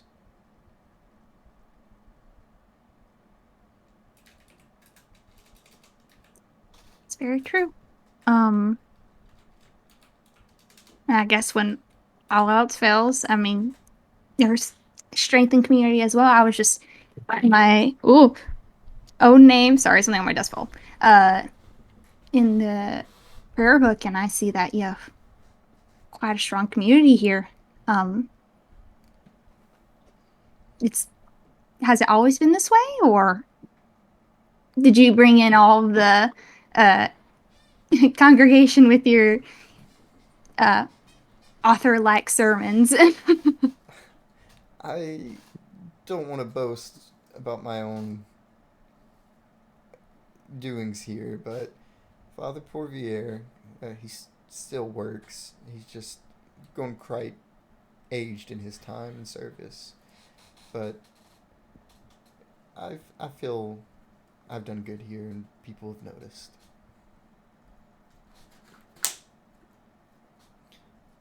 Even little John over there felt so moved just a few months ago that he decided to join the church. Oh, wow.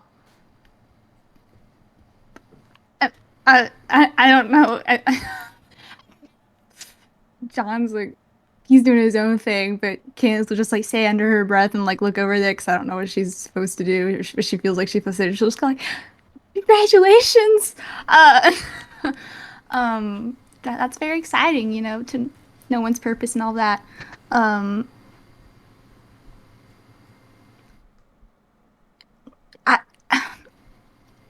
kind of crap. This guy's a priest, you guys. I think He's a father. yeah, he's a father. So like I feel like Cadence feels like she should trust that. Like if anyone's gonna know anything about anything, Oh yeah, Cadence this is can the trust person to that for talk sure. to. Yeah, Cadence, naive little. Who's call her? Naive, ignorant. Yeah, I am. No, not like that. I just meant like of all the people to Cadence have just like. don't know about the world. You probably have the biggest Christian background out of all of us in the party. Technically not wrong. My father's an angel. Thank you. I actually. Okay, but she seems obviously more like she cares about this than you do. Your absentee father. Thank you. Yeah. I've got a Bible. He does have a Bible in his inventory. Given to Okay, me fair. by my father. Well, Fiora won't step a foot in that church. Have fun. Okay. Yeah, so I think Cadence is kind of like is looking around and almost like mentally dancing around it, and I think she just makes the decision in her head. And kind of like steadies herself a little bit, and looks at the father, and will go,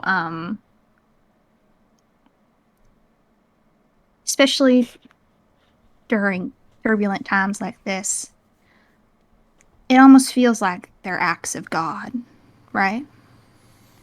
Within the past 4 to 5 months. Mm-hmm. He's sitting attentively listening to you talk. Was that the end of your thought? Oh, no.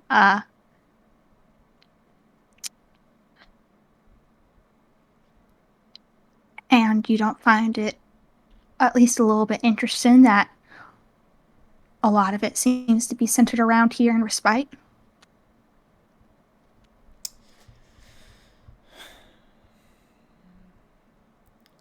I recently have been reading the story of Jeb. He gives me answers in reminders of where my faith is placed. When things were taken from him, or he was put through the hardest days any man could endure, he saw that there was reason to it. I know that, given time, things will heal.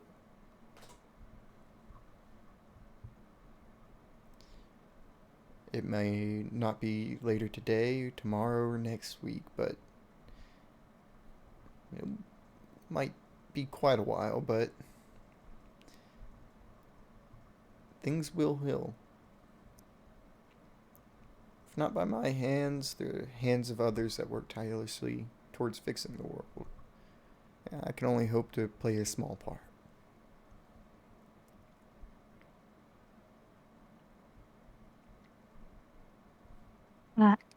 Cadence, she will, go, though like the wanderer, the sun gone down, darkness be over me, my rest a stone, yet in my dreams I'd be nearer, my God, to thee. Dreams are a lot more real nowadays, and I was talking about coming here with a purpose, and it seems like I don't need to say much for you to understand what that purpose is. I've always had a way of seeing behind people's eyes and what their intentions are. I don't know your direct purpose, but I know you're on a mission to do good.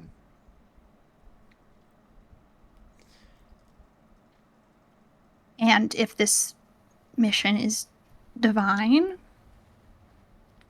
do you know anything about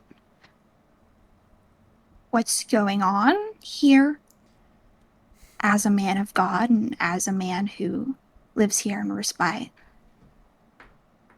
He has a very nice smile that caresses across his face as you ask, and he looks at you and goes, I do not have answers, only advice.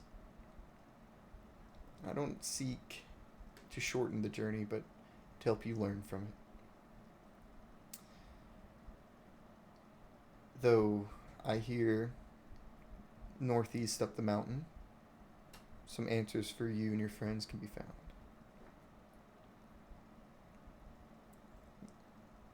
A path not too far from where the church is leads up.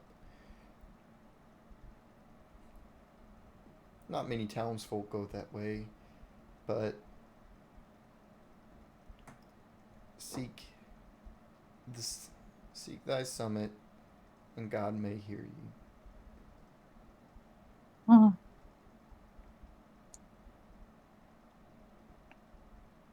And if we go up this path, do we need to present? Do we need an offering to pass through, or she like kind of winks? Again, I can't give answers, only advice.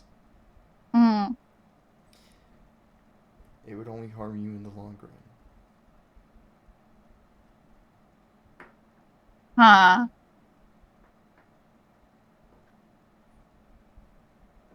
That makes me a little nervous.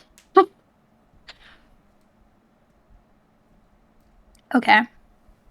And thank you, first of all, for all of this advice.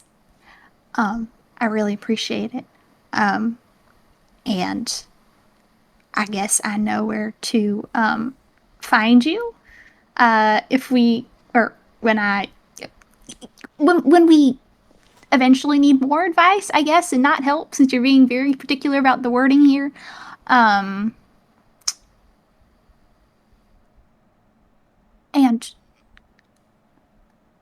you're a man who knows of, you know, God and angels. Is it true that none by the name of Cassiel passed through here anytime recently?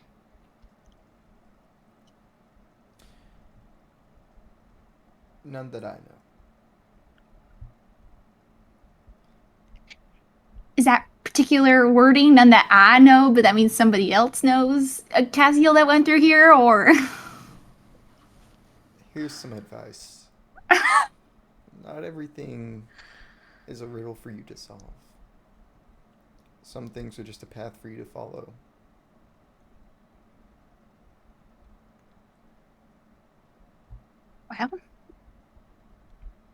Well, I guess, you speak some good advice. I made a livelihood of it. You definitely have.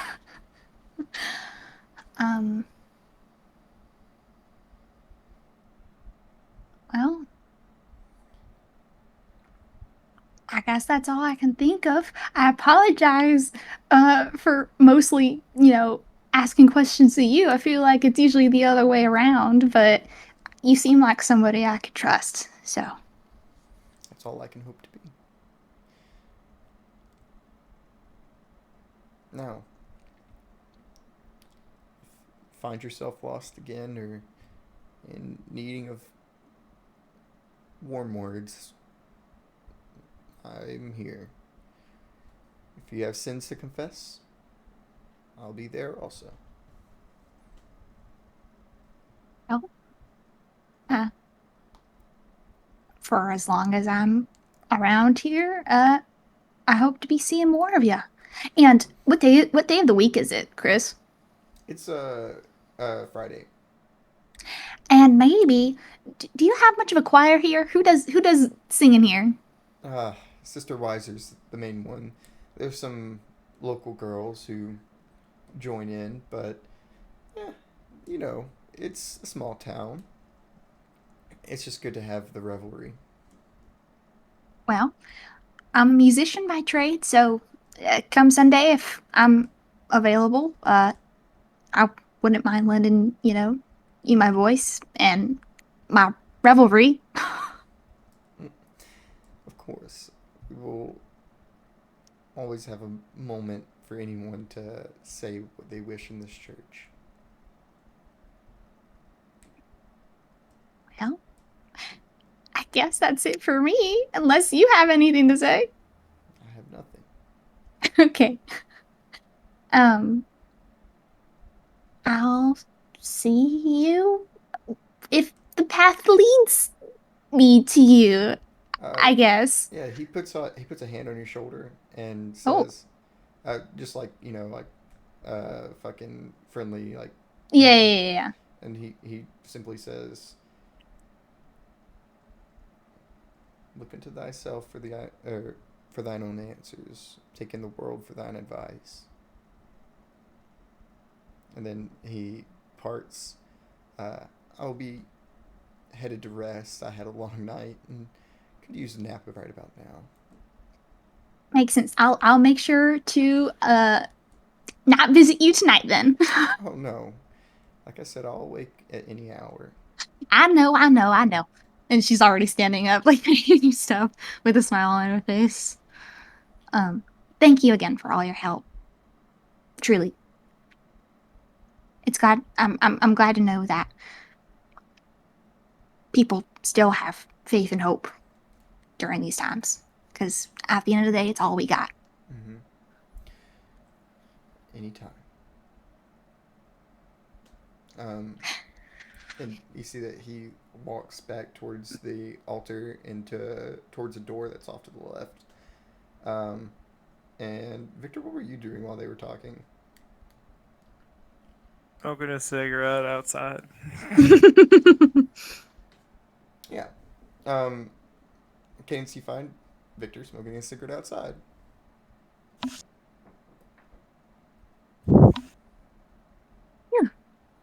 Well, Oh, that was fun. yeah. Yeah. He's a really nice guy, you know. Mm-hmm. And he gave me some advice. I'll tell you about it when we're walking over to the group. Yeah. Oh, go ahead, Victor. Yeah. Yeah. He's full of wisdom. And yeah. He'll start walking. Yeah, Just a little Cadence bit further, Cadence will go, yeah, he's a father. And more importantly, a storyteller. Yeah, the camera kind of brings back from you guys and heads back to the town square where we see Jacob and Hale, Team Jail.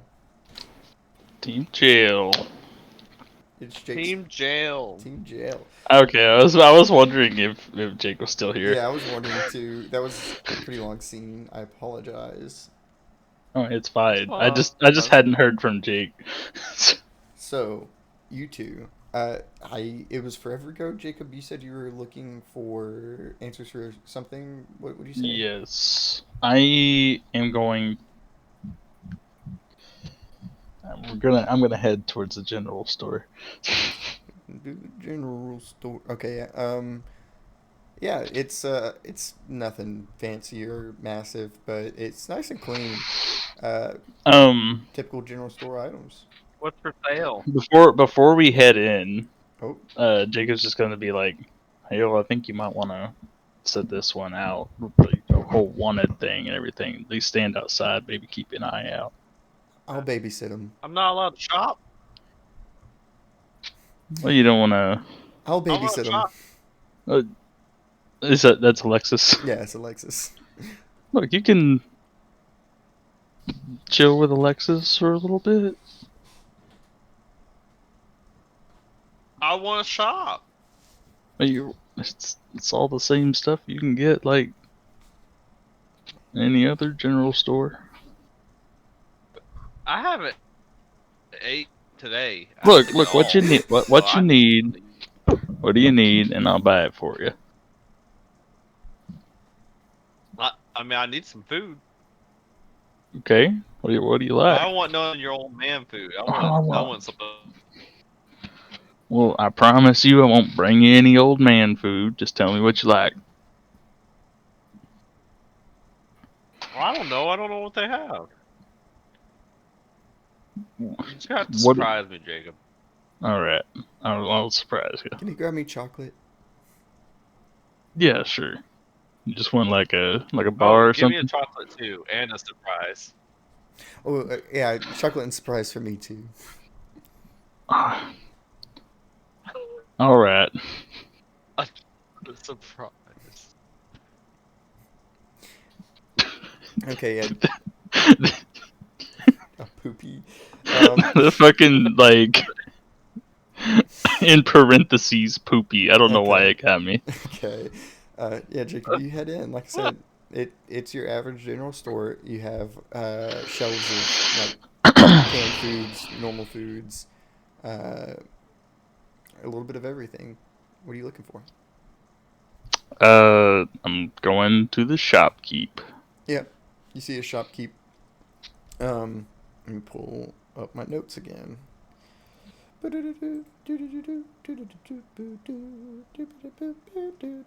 yeah. Yeah, that's right. It is this guy. 1 second. Oh man, I forgot I made him the shopkeep. Okay, yeah, some more specific things that you see. You do see a ornate collection behind the front counter. It's of jewelry, like pieces of cloth, lots of very nice items. Hello there. Ooh, hello there. It's always nice to see a traveler that I can bear. Well, me and my group are kind of new in town. Is there anything, of interest I need to know about the town or any locations nearby? Quiet town is respite. Not much interesting to see despite.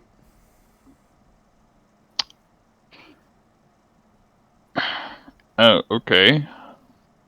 You ever heard of a place called Alouette Cave?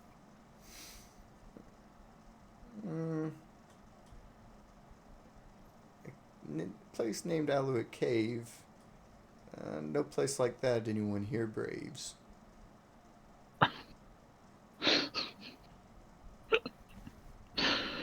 Okay.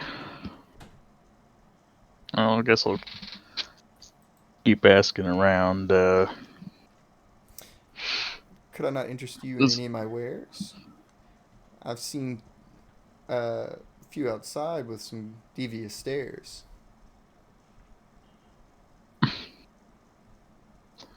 You're an interesting fella, you know that? I try my best to be normal, but also my best to be formal.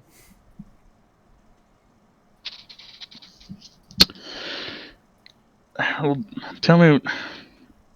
Okay, so you got some chocolate. I need 2 chocolate bars.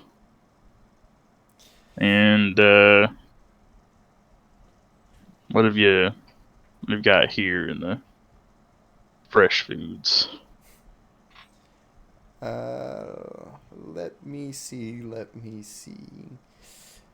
I have 4 cans of beans, I do decree. You don't got anything like Chocolate bars, I have a bounty. Best in the county.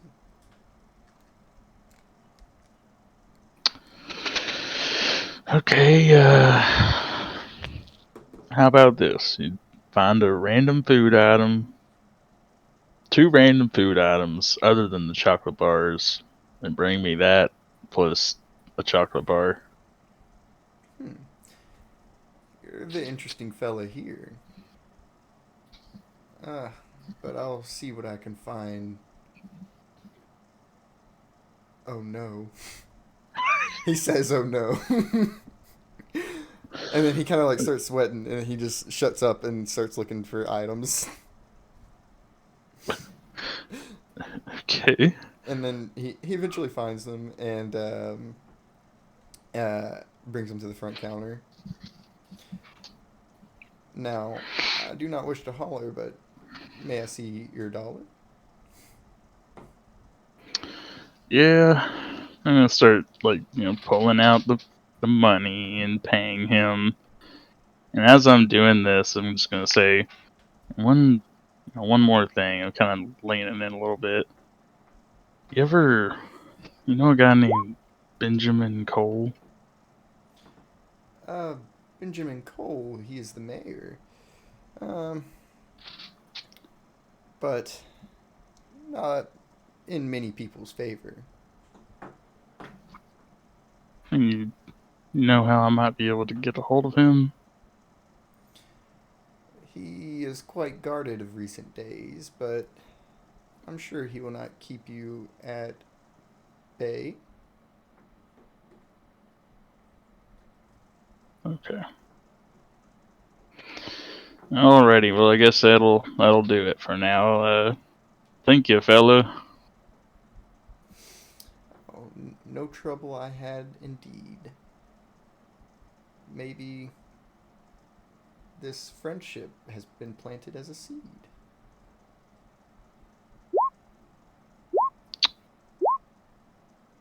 Alright. Well, See you around, I suppose. And he kind of gives you a little salute as you walk out. You know, I really expected the first person to interact with him to ask about the rhyming, but it's fine. I called him an interesting fella, but I wasn't gonna dig. That's fair. I mean, you really don't have to know anything about him. Jacob's not the kind of person to just dig into a random stranger's life. That's fair. Yeah, but you eventually come out. What 2 random food items did I get? There's it's almost like a flat can. It's quite large, and it has like a metal tab to pop open. And on top of it says "Sir Strumming." Oh God! Oh no! You know that's a delicacy in some places. Yeah, yeah. And another item is just some what looks to be what's it called? My God, it's a simple meat. Some slices of ham. I forgot the name for fucking Like ham. Spam. No, ham. It's just slices of ham in a small container. One of these people are getting screwed. And then you got 2 chocolate bars. All right. Well, I didn't really learn all that much from that guy, but there was something going on with him, but I don't really know what it was.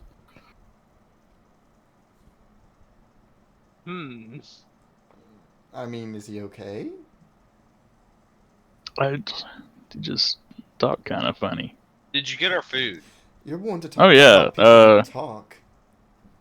Well, he wasn't like I'm not saying he was like his voice was weird. It was just like the way he said things. He just kind of sounded interesting. I don't know. Okay, fine. What'd you get? Well, here's a chocolate bar for you, and a chocolate bar for Hale. And I don't know. You wanted a surprise. I'm gonna let y'all fight over that, though. I ain't gonna. Well, what are they? Well, Wait, you only got us one surprise? Well, you each get a surprise. Or do you show them what they are? Yeah, just Yeah, you see- bringing out the cans. You see a container of ham and a flat can that has a tab on top of it that says "Sir Strumming." What is Sir Strumming? I thought you said you weren't gonna give this old man food. It looks like I didn't. You said surprise me though, and I tried. I asked the guy, bring me 2 random food items, and this is what he brought me. Now you 2 can fight over it. The deal is settled. What is Sir Strumming? I mean, Alex, you could just. Well, why don't you open it up and find out? I had a buddy back in the Rangers that used to love that shit. But yeah, Alexis, you could definitely have that. It can't. If they sell it, it can't be that bad. Yep. I mean, you should taste what he drinks in his flask all the time. They he also doesn't have any good taste buds. I'm pretty sure he. they also sell fertilizer in there. What? Anyways, you see Alexis kind of like struggle with popping the tab, and then she gets like a fingernail under it, and it's a loud like pop noise, and then immediately all 3 of you, terrible fucking smell. It smells like fish has been rotting in a locker for like 2 months. And Alexis immediately after the pop and the smell, she throws it. Jacob, what the fuck was that? Listen, I don't really know what it is. I never really sat around the guy when he ate it. It's like meat or something, right? I didn't even look. It was putrid. Well, you haven't tried it yet. How do you know it's bad? I take a grain of salt when I can still smell it after I threw it all the way over there. That it's probably not very good. Well, That smells rotten, Jacob. Rotten. I mean, I don't know. I don't suppose someone would eat rotten things, and that's my food, right? So. People are fucking freaks. I think you're just. I think you're just a little bit, more proper than the rest of us. That's all. Anyways, I don't think that it has anything to do with proper. People should just not eat rot chicken. yeah, it's fair. Look, I didn't say I'd eat it. Why would you expect us to eat it, Jacob? You told me to get you a surprise, Yes. and I bet you were quite surprised by what I gave you. I was surprised. You know what? Listen, Hale. Just share your ham with her, and it'll be okay. Oh, mine's ham. Yes. Well, Alexis, since yours was so terrible, I'll just let you have the ham. No. You said you were hungry. I'd much rather you get filled up. Here's a solution. Why don't you take it, split it in half, and you can each have half. Okay, I guess we can do that. Fine. But I like mine cold. I can eat it cold. I'll make it cold. You do that, don't you? Yeah, I'm making it cold. Yeah. One man. I just did. One man. Okay.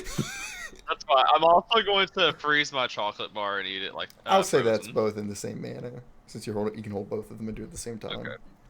But the ham's got to be like freezer cold now. Wait, freezer cold? If it's in the same manner, and he's freezing freezing the chocolate bar, he should be also freezing the ham. It's true. It's true. I mean, Hale's okay with this. Oh yeah, Hale just frozen ham. Chip out of his food. Yeah, Alexis takes a piece after you freeze it, and she. You know what? You can have my half too, Hale. Here, I got a ladder. Oh, thank you. Okay, well here, and then I literally make half of it up to like 40 degrees. Okay, that's gonna cost another mana. That's fine. Okay. Yeah, she takes it and is like, oh, thank God. The only thing that I did learn is we might want to go see if we can catch up with the mayor. He sounded like he might have some more information than we do.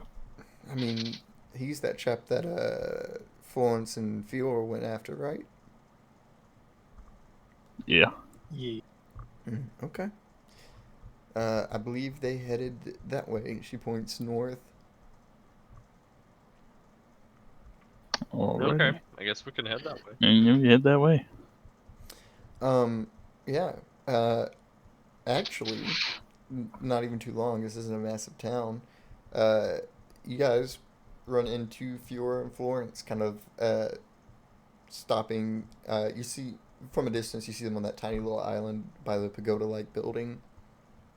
And then, as you guys approach, you see them crossing the bridge. And Fiora, you see Jacob and Hale and Alexis approach. Oh, look, we got company. Hale's still eating his ham. So it seems like there's a inn called Broken Axe near town center. Everything up north, those are just like residential houses, the mayor house. Oh, the north is like official buildings, like it seems to be like the political district of the town. Yeah. Well, have y'all got a chance to speak with the mayor? You know, Florence, I told you we should have talked to him. Man. Well, I guess the four of us, or five? The five of us can do it. Oh, is Cadence and Victor there? I'll say... We don't need to be. I was just wondering if I should be muted or not.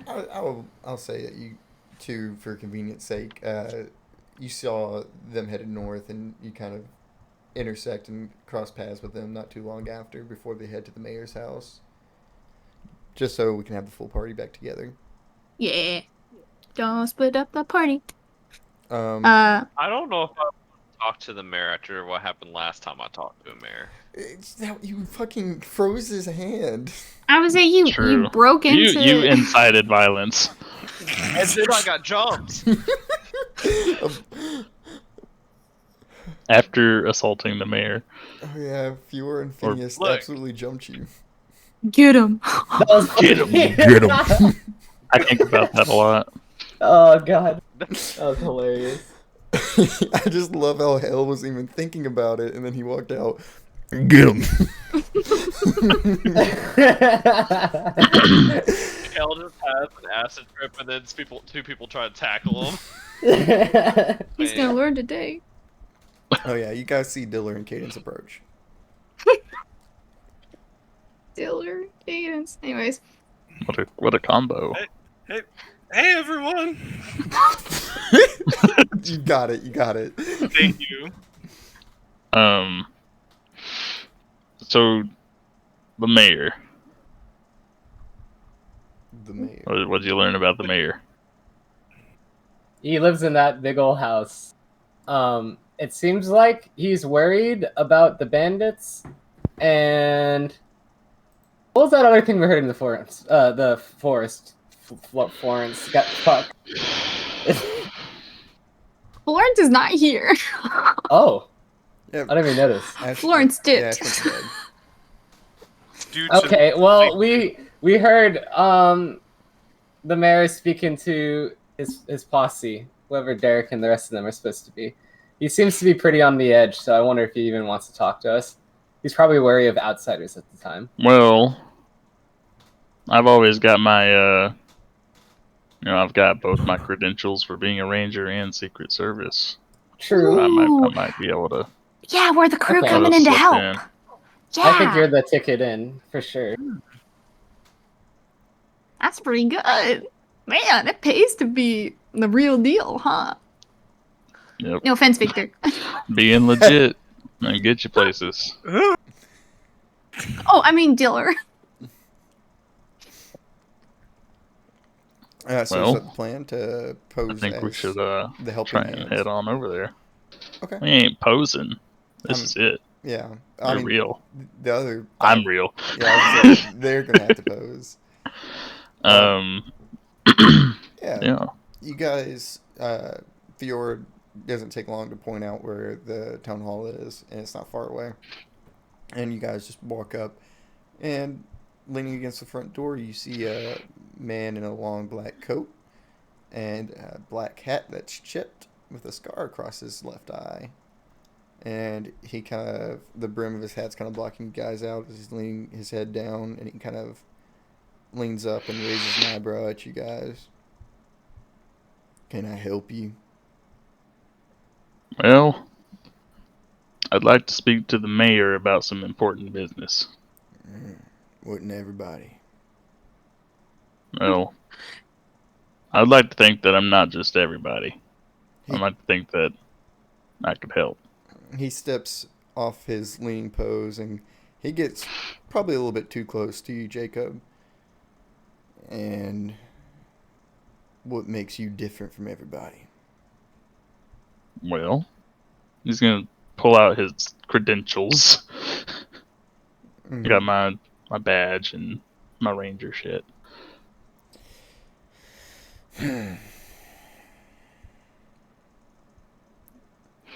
What's your name? Jacob Wood. At your service. He kind of looks at the rest of you. Am I supposed to expect that you a lot are working for the Rangers? Well, to be honest, these are some guys that have helped me out along the way, but if They're like you're contract workers. if you're real worried about it, I can walk on in alone, just have a conversation.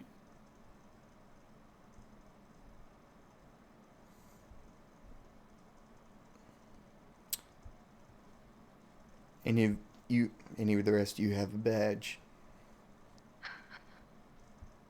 I got this cool ring, and I show him the ring. He looks at you. Look, don't mind him.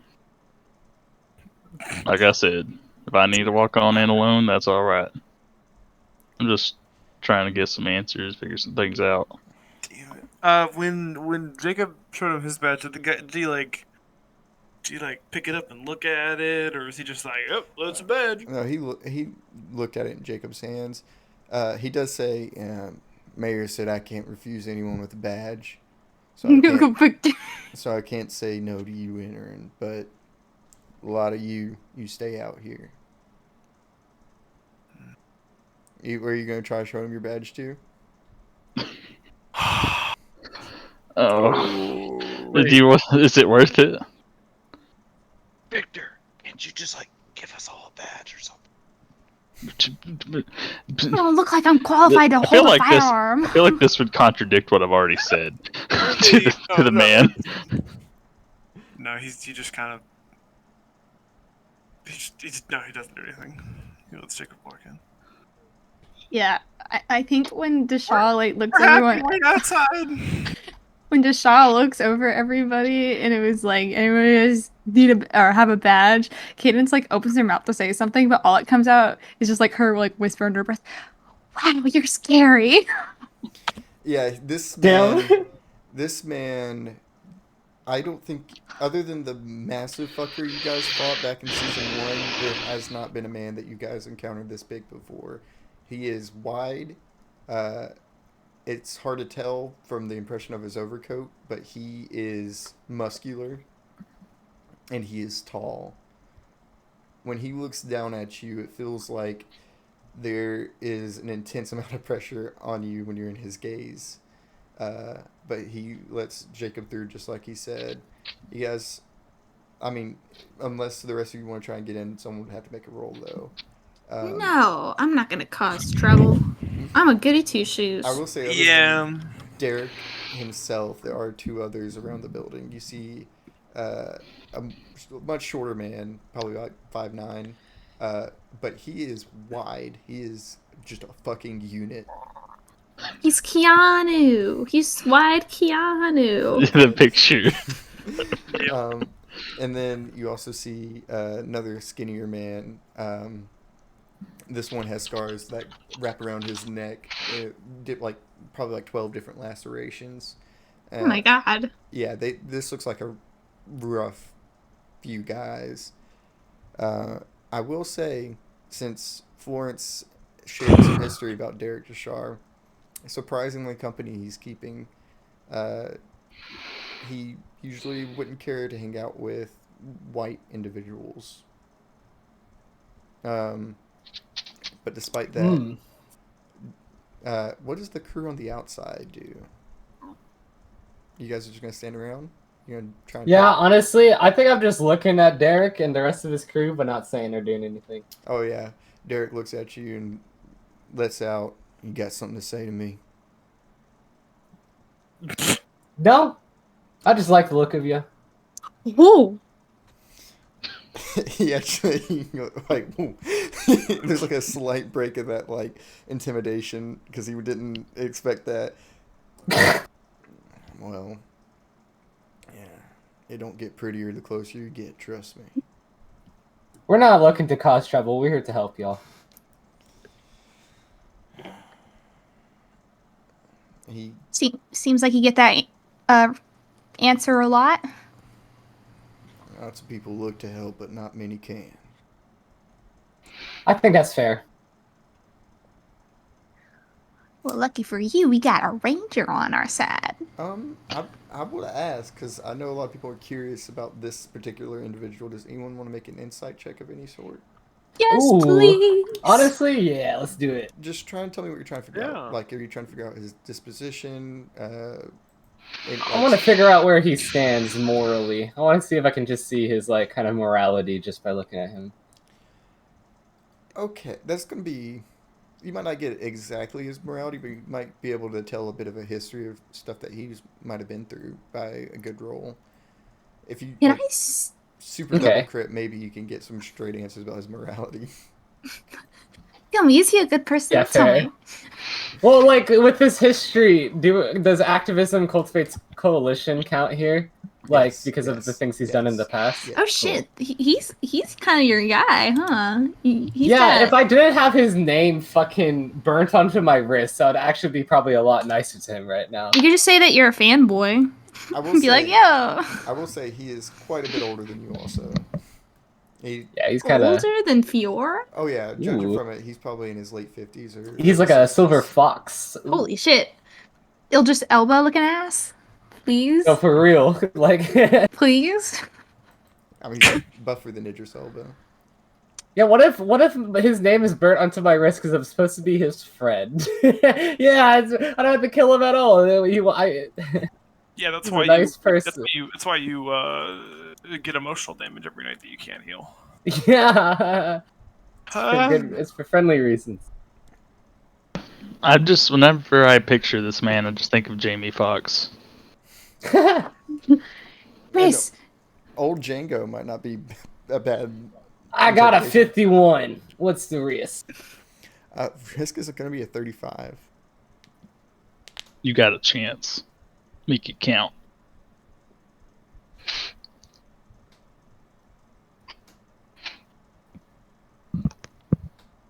I scared. I was like, after Fiora does there. Oh my god. Oh my god. Damn. Okay.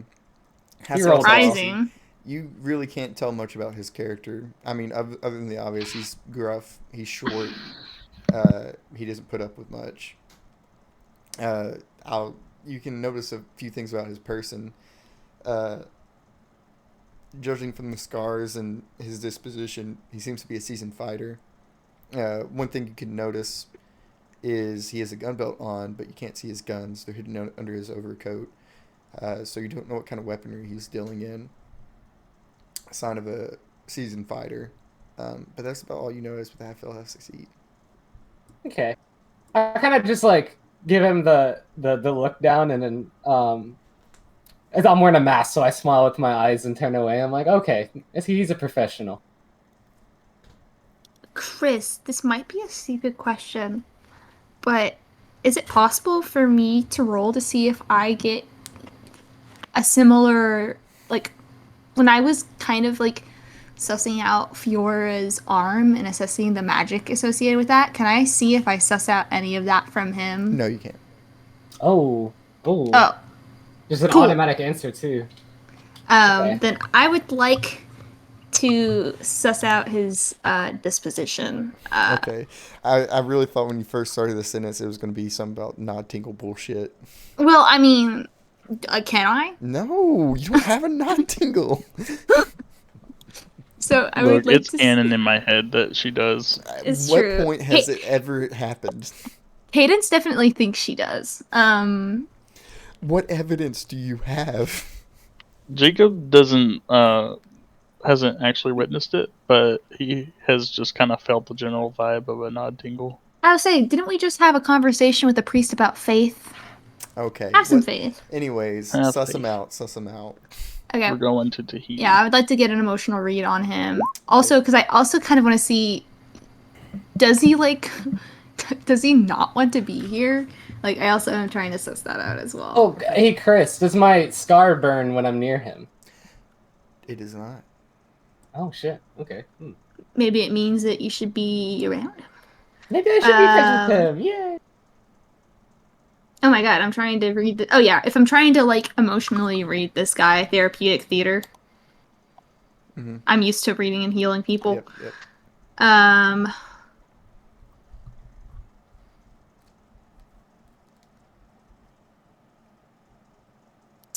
Wow, okay, this is lower than I thought. I mean, I guess I can read a little. No, because if I do my magic, it'll out me.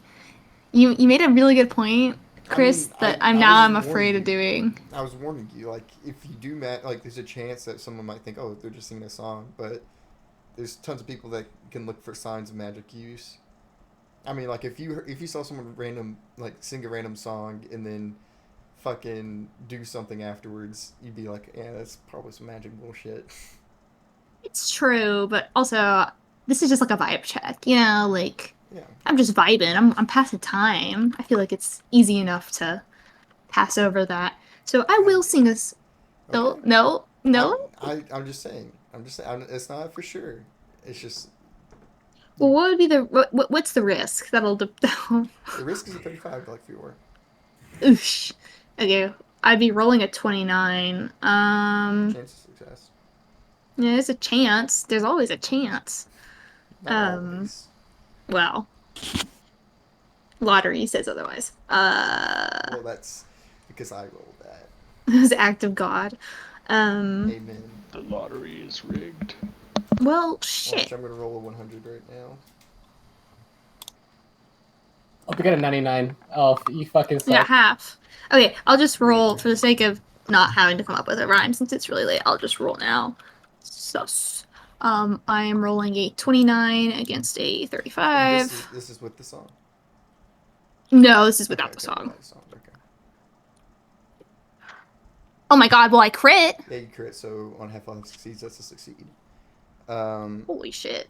Crit, We like to tie in this is house. it a double crit? No, it's not, because it's an 18. So, what you notice, looking over him, especially with your emotional awareness, it's not a common feeling you feel in passing. It's more something you might feel when you guys been in fights before, but it's the feeling of hatred. Seeing it in his eyes, you notice he has an unsettling twitch and a unbreaking glare, like someone who's been through wars would have. His eye just doesn't stop moving, twitching, and hate is what you feel. I don't feel that very often, if at all. Disposition-wise, like I said, you're not going to get much straight answers on fucking straight morality, if he's a good or bad person. No, I didn't expect that either. But you see, I think someone, was it you who asked, like, if he wants to be here or anything? Yeah. You do notice that he is taking the job seriously. Either if he didn't, he wouldn't have been fucking so strict on who could go in and talk to the mayor. But does he care about what the job is for? Probably not. He has that professionalism about him. Like, he's doing his job and he's doing it right, but he doesn't care what the job is for. I like him, even if I'm supposed to hate him. I don't think you're supposed to hate him. I think there's something weird about. Yeah, this is very weird now. It's interesting that he is, because I remember when Fiora was talking about how like they were like feeling very strong emotions and like negative, and to feel also such negativity and hatred is interesting that we have parallels there. This would not be solved, or I don't think I'm gonna solve it. Like, I'm not trying to fix this dude. I don't think I can. I think he needs therapy. But could I? Would like me doing like a pass the time, quote unquote, kind of like play around to use my other cast of Diminuendo to see if I can mold these feelings a bit. You can't use Diminuendo again. Oh no, I can. I can use it twice per session. Is it twice per session? Yeah. Since when? Since forever. You can scroll back on the history. I think it got changed because it was just one. It changed because I think it was something about me trying to use it on Jacob, and you're like, oh well, you can't do that because it's a PC, but I'll make it like twice per session or something, and then it became that. Okay. Okay, yeah. Well, yeah, you can use the Diminuendo. I mean, yeah, I'll just do a little doodad, not trying to draw attention or anything, but using it more as a way to be like, oh, I'm just passing time. I have to do something, you know. With that success, actually, you do, with the insight success, you do feel his hatred begin to wane. Is it replaced with anything else? No. Quickly, you see him turn his glare towards you, and that hatred refills. Oh. I just give him a little smile, and I'll keep on playing. And she'll go, any requests? For you to put the guitar down. Can I finish this chorus? He doesn't answer. I'll finish the chorus. Again, like, you could feel that the Demundono was successful, but with your insight, I'll say it feels like he was aware that something was changing his emotions. Okay. And that's hence the reason why he was like, oh, fuck? The fuck? The fuck? Yeah. So, yeah. Anyone want to say anything or do anything before we go into Jacob? You guys notice he's, like, has his hands inside his overcoat a little bit, resting on his hip. Oh. Not threateningly. It almost seems like that's just a natural position. Natural, yeah, I was about to say. That's just his default. I want to see Got a gun. Hale and Alexis eating the ham. Oh my god. Oh, yeah. You guys have been talking, and Alexis... Oh, is this honey? This is good. Yours has honey in it? I think you froze the honey off yours, but yeah, I can taste honey. I don't taste any honey. That's really weird. Well, you have a ham popsicle. That's true, but usually they're sweet, right? Like a popsicle, you think it's sweet? I don't know. I mean, I've never eaten fucking flash frozen honey ham before. I mean, to be honest, I haven't either. This is my first time. It's pretty good. It's pretty good though. I do want to taste the honey though. I'll take your word for it. Cadence, you want some ham? This one hasn't been frozen, right? It has, but it got unfrozen.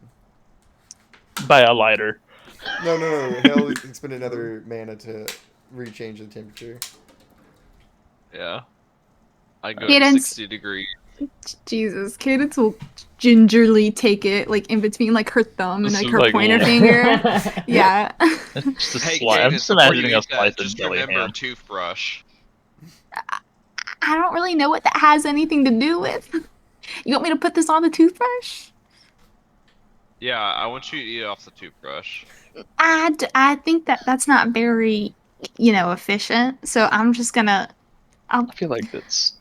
That feels I kinda just like have a never smut seen you answer. put the toothbrush in your mouth. Well, because I don't need to. Okay. It's just like I don't know. Usually healing works better when it's just Hey, on myself. I don't know. I also don't get hit a lot. are you putting a toothbrush in everyone's mouth, Cadence? I wipe it off on my Why are you dress using a toothbrush on multiple people? Why are you using a Because- toothbrush on other people? because it Gums helps. bleed, Cadence. Well, if you brushed your teeth, they wouldn't bleed. They're gonna bleed. That's If what you they brush always say. But then they go in there with their little sharp utensils and stab you in the gums. And they're like, "Oh, you wouldn't bleed." I'm still stuck up on why you're using a toothbrush on multiple people. On anyone else other than yourself. Well, because it heals them more. I don't pretend to know how this stuff works. I was given to it by Santa Claus. No, Full Every circle. time she's used No. that thing Full on circle. me, I No. barely get healed. You guys, I feel like I'm being gaslit or something.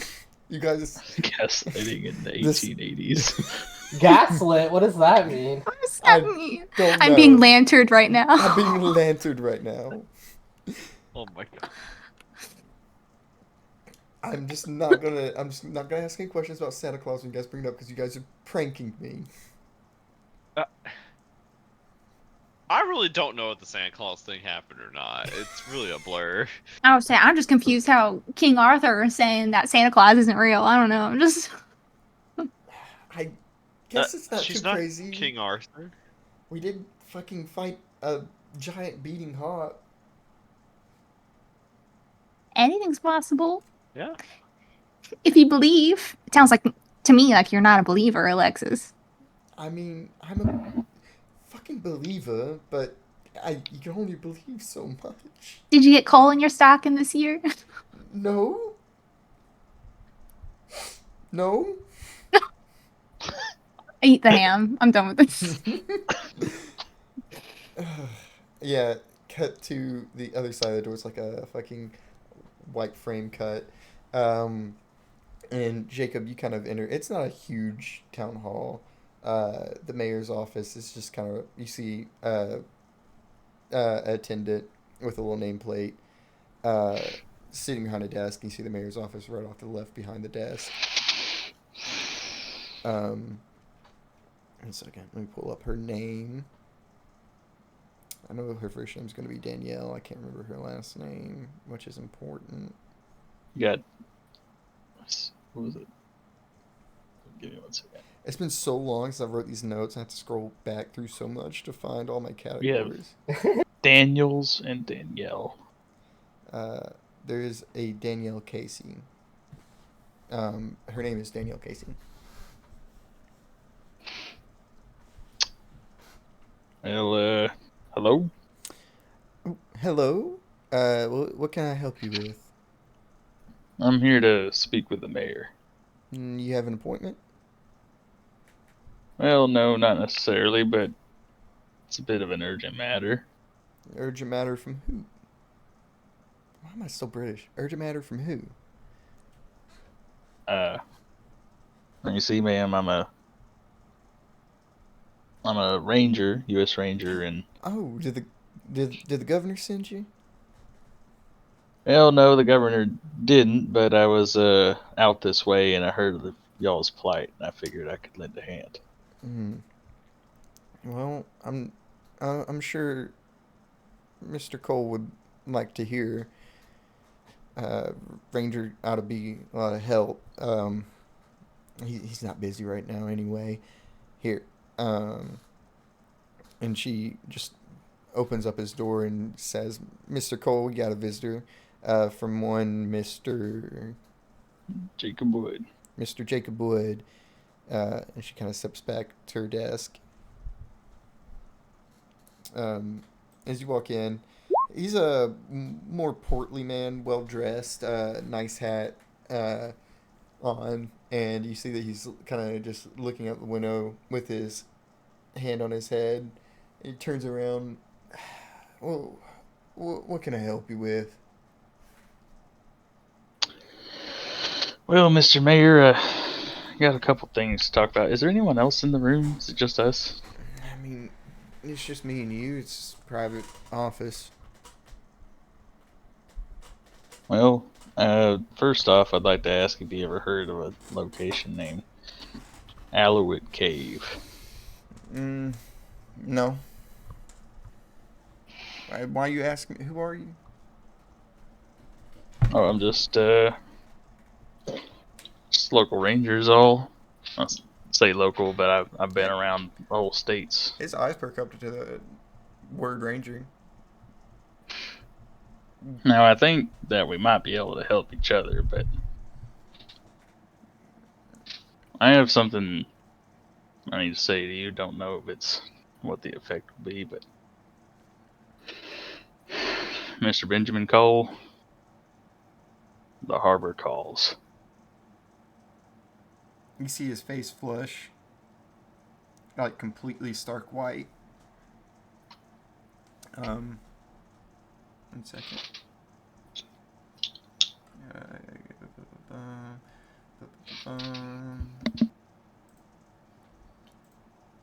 Okay, Zane, me and you. Oh boy. You know, I'm going to be honest, I forgot about this until I was looking for some other stuff that we were discussing. I forgot about it until when you said his full name. I'm like, no one said his full name yet. How do you know that? Earlier at the store. I'm glad you had time to prepare. Yeah, that caught me by. I was like, I know I said, because I said Ben, but I was like, there's no way he knows his full name. I thought you like snuck it on my notes for a sec. Okay, anyways, yeah, his face completely stark white, like the sheet of a linen bed.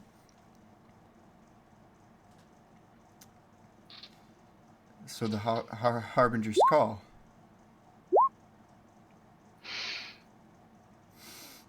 You see Seems like it. You see he has like a cold sweat forming.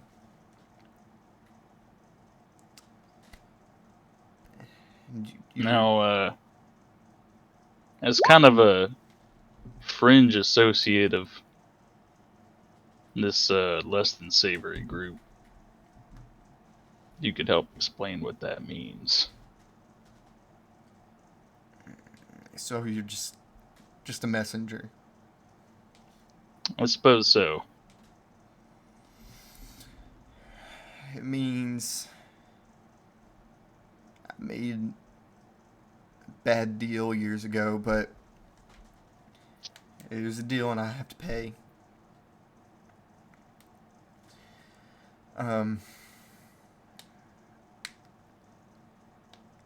There's... He kind of looks at you and times are getting close till we have to answer the call. I can't tell you specifics. It's part of my deal, but the eyes of Sarah. It was my charge to protect them.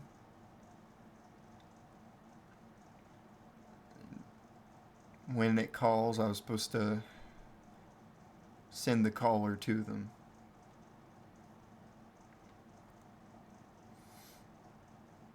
Well, suppose that would be me, wouldn't it? You don't have to go for them. I can tell you where to find them, but you don't have to go for them. Well, is it dangerous? Yes, it's the mines. They're hidden in the mines, and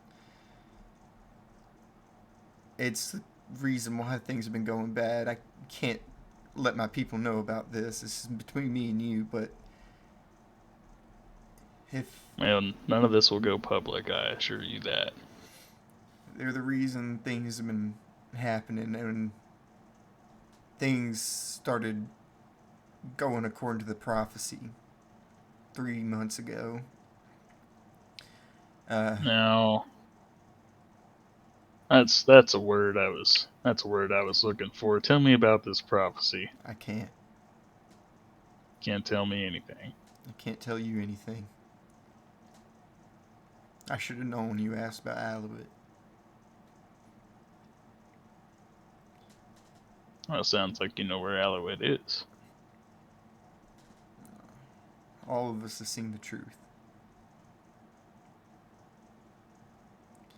I can't say more. It's for my life, my family's life. Please, just don't ask more questions about that. Well, I ain't here to put anyone in danger, but if you absolutely insist I can't know. I mean, I've seen what some of the other groups do to people that start to speak.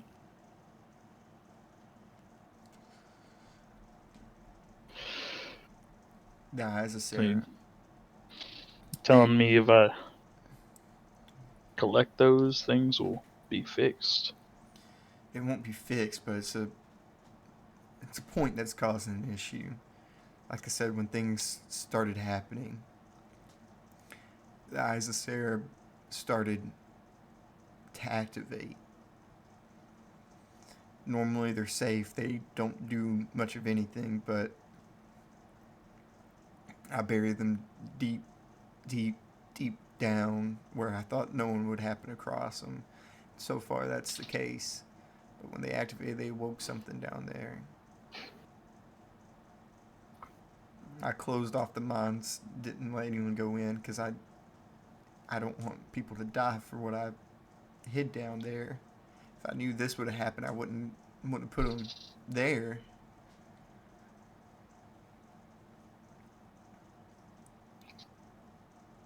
But whatever's down there, it's dangerous. And the eyes themselves, when they're activated, you can't let anyone but you see them to hold them. Well,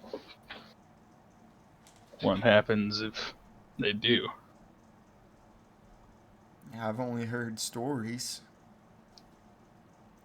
I've heard it can break one's mind. I've heard many things. I just know it's a curse. I don't fiddle around with curses. So, you telling me that you activated them, and you're the only one that can get them out of there? I did not activate them. I hid them when they were inactive. 3 months ago, they activated on their own. I went down there to take them to bear the curse, but my entrance under the general store, I went down there and something came for me and I ran. I collapsed the tunnel behind me, so that entrance is gone.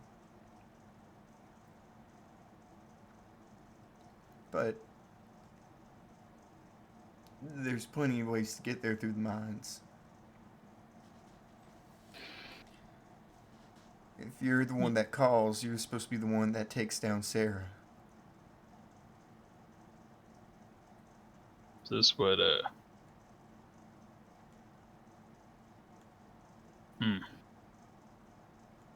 Suppose we can't ask too many questions about that. I have no answers. Well, all I'm gonna say is I don't particularly have any interest in taking down Sarah anytime soon. Oh, sorry. So, Recon, not Sarah, Lekabon. Oh, Lekabon. Yeah. I see. Okay. It's not Sarah's eyes, it's Lekabon's eyes. I apologize. I fucked up. Okay, you're good. Okay. Well, if taking down Lekabon is what needs to happen, I think I can make that happen. Especially after what, they've done to me and my crew. If we're to break the prophecy, it's the only way. Well, I know a thing or two about fighting fate.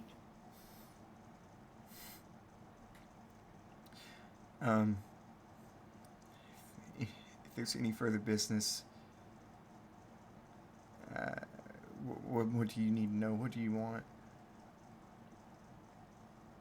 This man seems afraid, by the way. I think someone went to bed. Saturn might have went to bed. Yeah. Well, what do you know about this creature? Seemingly standing in the way of the eyes. I don't know. I didn't know anything was down there till it started butchering my people.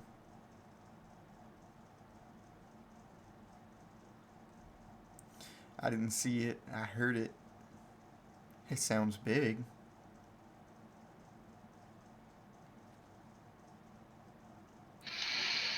Well,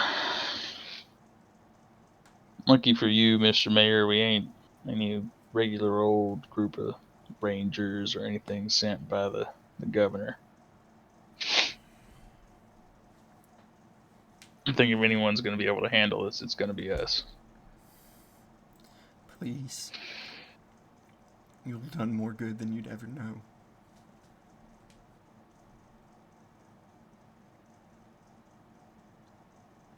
Rest easy, Mayor. I'll try. And we're going to handle this. You take your exit, and we'll head back on it to the call. That's what we did with Zach. Zach is the only person down for payment, but we're all gonna pay Zach. We'll Venmo him the money for monthly payments. Oh my god, hi. You guys see Jacob walk out the front door. How'd it go, Jacob? Yeah, how'd it go? Well, suppose now that it's become relevant, it's about time I come clear to y'all. What? We're I'm gonna do gonna this ask. again, Jacob. I'm gonna ask before you say this because I don't want you guys Okay. to be mad. Do you move away from the mayor's house before you talk about this? Oh, Yeah, thank you for your time, guys. yeah, We're thank gonna you. go over. We're gonna go talk about something. Hey, before I go, you want some ham? What's your name? And I hold it up to the big guy. Derek Deshar. You want some ham? No. It's really good. It's nice and cold. You should mosey along. Yeah, I'm gonna drag Hale. Okay. And Lexus takes if one you arm, ever I'll take want the any, other. though, just let me know. Yeah, like I like 6 the- other arms. Hale just comes up like 3 hours later, so I still got the ham. I might. Oh, pocket ham. Anyways. Yeah, let's get somewhere private. Oh, did Saturn go to sleep? Yeah, Yeah. she did. Yeah, she headed it. Okay. Yeah, so Jacob, you guys find a nice, like, off around from around other people. You find some nice privacy. So yeah, I say what I did. You say, What Which do you mean? was- You have to come clean to us. Yeah. You're not a ranger? Oh well, I am most certainly a ranger. Oh, okay. You have a Are you a vampire and a werewolf? are you Well, into guys? up until this point, the specifics weren't too relevant to Oh my us. god. or y'all as a group. But now it's become clear that it's now relevant. How so? Well, for a long time now, I've kind of been in correspondence with some of the Harbingers. Oh. And Oh. For how long? well, A little they're bit the before you ones went to San that Antonio, yeah. they're the ones that set me on the trail to find Sam. See, now it seems to be kind of it was a mutual thing. They wanted Sam out of the way, and I got my revenge, so to speak. But since that moment, I've kind of felt a little bit like a pawn, moving chess piece. But as far as our dealings here in town go, their goals seem to be a bit in line with ours. Well, in that's line a with good thing. ours or in line with the Harbingers? The Harbingers' goals are in line with ours. Now, whatever this means, through that connection, I've learned about the whereabouts of our artifacts, so to speak. Uh-huh. Really? And according to at least the Harbingers, I'm supposed to take down Lekabon. Like kill. No reasoning this time. Yes. Is it? Do they Not mean only you that I'm supposed specifically? to, but that I would be the one to do it. You have to be the one to kill Lycamon. Don't know if that means I have to do it alone. I will Okay, don't there's say, no that way you're works. doing it alone, but you can get the final shot off. Yeah. But we don't have to kill any of the Huberses. That's a decision Well, they're making for you. That we've always had an option to not do that. I will So say, why is that there's- an option now? I will say, he said that is what you'd have to do to break the prophecy. So I learned a little bit more about well, I learned as much as I could from the man. He obviously seemed sworn to secrecy, but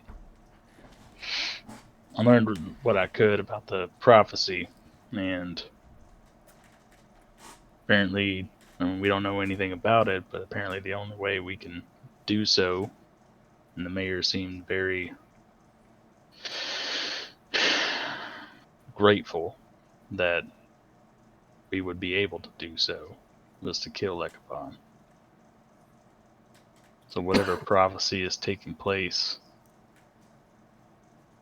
if Lekabon dies, it will break it. But we don't know if this prophecy is good or bad. Well, It could be that's a where great prophecy. Aluit Cave comes in, supposedly. If we go there, then we can kind of learn the secrets. Well, did the man tell you where we can find it? He said he Because I told me swear, we if could. this isn't some random island in like Alaska, it's gonna take forever to get there. He told me that he couldn't tell me. Well, That's then how are we wonderful. supposed to just blindly follow somebody like that? To kill somebody? I mean, people do that for God. I mean, Blindly I'll kill follow the guy if he tries to kill me. Well, We don't. We, in the end, we're gonna have to make our own decisions, right? Correct. Yeah, that's fair. We But always up have. until that point, I don't think we have much of a choice other than to And kind of follow the steps they left out for us.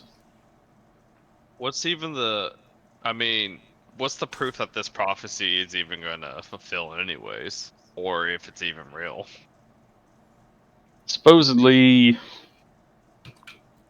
all the events that the prophecy foretold started about 3 months ago.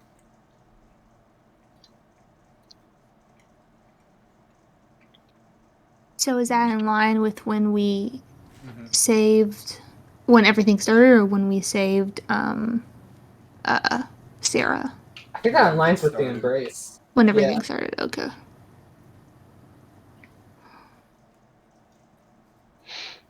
Wow. This is Catherine saying this, and I do want to make this very, very clear. Cadence, I never said that Cadence shared any information on how to get to the gate on the way walking, and I think I'm going to keep that information to myself in the meantime, Okay. with what Oh, I've learned here right now. Okay. Yeah, you haven't even told Victor. Nope. So, why are you with the Harbingers? Well, like I said before, I was sent to them. Well, apparently they might have had a lead to who killed my family. They sent me to Sam. And since then, they've kind of been distant present. Are you indebted to them? I don't think so. They don't. I haven't done anything that wasn't of my own free will. As Can a, you, oh, go ahead. as a quick reminder, Sarah shared the only way to kill a hubris or to make them bend to your will, you'd have to have their artifact, defeat their creature, their beast, which you guys know the beast to be Giannis. Artifact has not been gotten. And I believe that's it. There might be one more thing. I'll have to look back at my notes. Is it just one artifact, or is it two? Two Okay, yeah, two. That's right. this time. Man, So I can you, want to fight Giannis. can you tell me exactly what their goal is then? I have no further than involvement than what I've told you. So And that you is were, an honest fact. so you were working with people that you don't even know what their goal is? While you guys talk, Fiora, you hear in the back of your head, they hide things. And that's all you hear. Jacob, when we were being open and honest with each other, why didn't you decide to bring that up then? If you already had killed Sam? Well, to be honest with you, I wanted to see if I could control it. You didn't But- think you would reap what you sowed? Well, That this wouldn't come back at any other point while we're together? He hid his He said no stories. more secrets, too. He always hides things. well, Shut up, boys. Just To Fiora be- say that out loud. No. You okay, Fiora? What? No. No, it's just that would have been a good time. That's all I'm saying. I'm glad it hasn't brought us into any danger, but Well, of course I wasn't going to let that happen.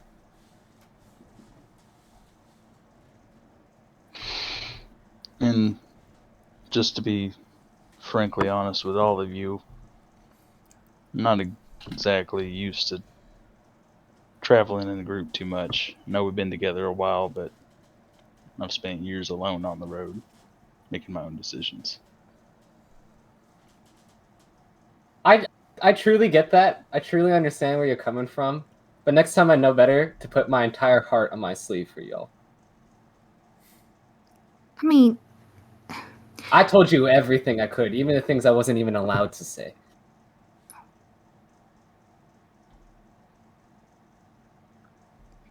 I guess what's important is that it's just being said now. As long as things get said, they can. I don't know. I was talking to this guy and he says, as long as we're like following the path, you know, things will just fall into place the way that they're supposed to. So I guess it's just. This is falling into place where it's supposed to. In the most sane way possible, I can ask this. Do we even know what path we're on? Like, you said it yourself, Jacob. You were on this path by people you don't know a motive for. To save and redeem a part of yourself. That's done. And yet nothing is clear. Nothing has been shown. And we're supposed to think that we're doing the right thing. Well, obviously, we don't know exactly what will happen. But I do believe that we still have the goal of preventing the end of the world. That's true. And we've all worked very hard for that. There's nothing that can be said against it. But can you really say Lycabon is helping us save the end of the world? That we're not sure of. I mean, we won't know until we ask. I think about it this way. Oh, go. You can go ahead. Why? Sorry. No, you're good. After you say the thing about the ask, listen, Miss Cadence. I ain't gonna do anything that my own heart tells me not to do. I ain't gonna go in there guns blazing. We're still gonna go in there and figure it out for ourselves and make a decision. That was never in question. As long as the path you're walking is your own, then that's all I can hope for. But when they were talking about this artifact, what do they mention where or what it is? Or Well, both of them? Learned a couple things. They're the eyes of Lycabon. Oh. Those are the artifact? Oh. Well, she definitely needs those. And I've got a pretty big hunch that we shouldn't touch them. We should not touch the eyes. Good. I don't think I would have done it anyways, but... I will say, Jacob, he said no one but you. Oh. Yeah. Okay. I don't know if you're trying to... Well, okay. No. I just kind of missed that detail. Yeah. Well, good hunch that no one but me should touch them. He didn't say you were going to be immune to them. Why only you? Huh? He didn't say you were going to be immune to them by any means or anything like that. He just said if someone has to, it should only be one. I was given, and this is full disclosure, I was given a phrase to tell a man named Benjamin Cole. Now, just so happened that man turned out to be the mayor. Now, I wanted to figure out what all this means, before. And I suppose I should have just said something, but I was told a phrase to tell him. I was told to tell him the harbor calls. Now, what that exactly means, I don't really know. But the mayor told me that he was indebted to these Harbinger people, and he couldn't tell me anything about it other than I should be the only one to touch those artifacts. The one that calls. Did he mention if... So, is... oh my god, what's his name? The scary guy. Derek? Derek. So, is Mr. Derek and all those people, I thought that they would be, guards for him, but are they really just keeping tabs on him? If he's indebted to them? Or I don't even know if they're a part of the Harbingers, but I'm just, spitting. No, I think that's a good theory. It could be. It makes sense. Or they could just be some hired guns. There's no telling.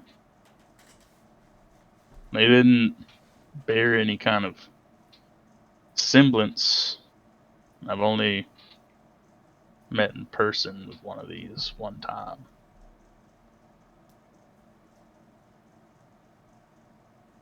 A long time ago.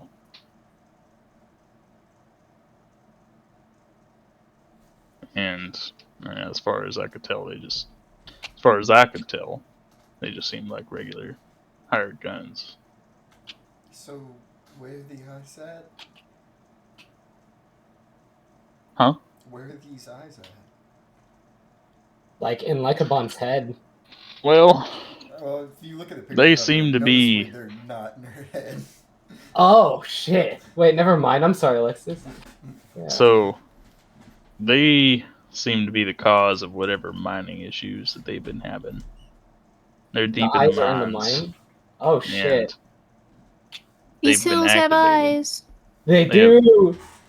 They have supposedly been activated, and when they did, something awoke. Apparently. Is that Giannis? Is that what woke? That's my guess. Oh shit. Well, now we know where to head to when we're, all done and said with the human parts of our problems here. Now, right? We still have Florence's uncle or grandfather to save. Now, let me just reiterate the amount of danger that this man emphasized on these artifacts. You could go mad just by touching them. Well, obviously, we won't try to touch them with our hands. More then specific, he said looking at them. Or looking at them. Oh. Well, then how are we supposed to find something we can't look at? Okay, can other things touch it? Because I can see with my chains. Well, I suppose that might be. Well, to be honest, Fiora, I wouldn't want to risk any of you for this, especially considering the foolishness that I have performed up till this point. I feel like just because my responsibility. You lied to us doesn't mean that you should go on a martyr-suicide mission by yourself. No, I think no matter what, it was suicide. Do you think we could stuff him in Nightmare? You know what? I mean, that crow's gonna die. The crow's gonna go bad and fly off with the fucking eye. Yeah. The crow is the one thing I do not have hit points for, by the way. Oh. Is it because he's basically a bag? He is immortal, yes. Oh my god. There are hit points for the spirit. We're gonna kill that fucking it's spirit. Unkillable. It says on the card. It does say it's unkillable. So, sorry, there's two things that... I love how Hale has the two immortal creatures in this world. Yeah, I thought I was for a little bit. Yeah. Man. And just to maybe satisfy any curiosity you may have, Miss Cadence, yes, that is everything to do with the letter that I received. While back on the road. Yeah, she raises an eyebrow and crosses her arms and taps her foot, very really? Like that kind of posture. I mean, you're right to be concerned with the letter. But, so, that's a good detail, at least. I do want to praise Zane here. I sent him that letter in the as the Harbingers like a year and a half ago. Holy shit, that's crazy. I forgot about it until he went to the general store saying, "Yeah, where's Benjamin Cole?" I was like, "I haven't said the mayor's full name yet." I called. I was Holy surprised shit. no one else said anything. I think about I it when called did. him Ben during the big announcement stuff, and then later on I called him Cole. So I was like, "No way!" He put Benjamin in. Like, there's no way. And then I remembered the letter. Dude, that's an insane amount of setup. Like, congrats to you two. Yeah, holy shit. GG. I know Fiora was He also mad. went to I'm over church. here like, bro, that's crazy. Yo. Now, seeing as, I don't know exactly what the Harbingers want or what their exact goals are, I figured now that it's all out in the open, I could share a piece of information. I believe at least one of their headquarters is in New Orleans. Oh. That's cool. Well, I love jazz. You like It is that? That's where I met the one in person. Look, we really don't have to go there, do we? I mean, you guys. What's wrong with New would've had- Orleans? You guys would have gone there anyways to get to the Yeah. Caribbean thing. It's the biggest city in the South. Keepers What's there. wrong with New Orleans? It's gonna be one of the last ones we get to, I think. I'm gonna die. Oh, wait, never mind. I get it now. Okay. That's right. You By the time you guys Wait. get there, it'll probably be winter months. Oh, okay. Speaking of dying, can I do another flashback check? On New Orleans? Oh yeah. Would it be a No. thousand? It's not about New Orleans though. I want to see if I remember holding the bow or not in the flashbacks Oh. against Giannis. Okay, yeah. I will say just roll 1d5 emotional damage. Oh, And I'll Okay. give you the emotional flashback. damage. What you remember, it wasn't many times, probably only about 20 to 30 of the times. You remember pointing the bow and you loose an arrow, and as it flies, the arrow melts in flames, and then extending from your arrow's path, a pillar of flame shoots through your chest. Another time, Oh, you see a hand. You can't look at the body of Giannis in this cut, but you see it snatch one of the arrows out of the air and then gut you with it. And another time, you see you actually put a couple arrows inside it, and it looked pretty wounded. And then it burns you alive. you got closer that time. But that gives me a couple of ideas though, at least. So if it has flames up, basically, I can't shoot it. It seems the flames are pretty hot. Okay. So I need to do it either when it's weakened or not producing flames, from what I understand. Maybe. I guess we'll find out when we get there. Maybe. Yeah, I believe Giannis and the artifacts are in the mine. That seems to be what the mayor. So that's one of our last places we're heading to on our trip here, right? Because it seems like we have a lot of other things to take care of before we get there. Victor's dad, Florence's family. Oh, yeah. That's something you guys need to take care of. Did the mayor mention anything about the bandits on the outskirt? What that has to do with anything? I believe that was a cover story. A cover Oh, shit. story for what? Well, for what's going on in the mines. This is a completely insane theory. I just want to say that. Yeah, this is just, I don't know. It could be, one of their groups that we've kind of encountered over time, or it could be just a cover story for all this.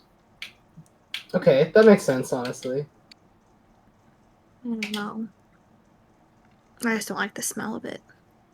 I first and foremost asked, in what way I could help, and then, said the key phrase. It seems like his issues are coming from this mine. Now, the man seemed honest. Not that he was Well- trying to lead us astray in any way. We've seen many seemingly honest people on this trip. Oh, I'm all too Man. aware of people, looking you in the eye, and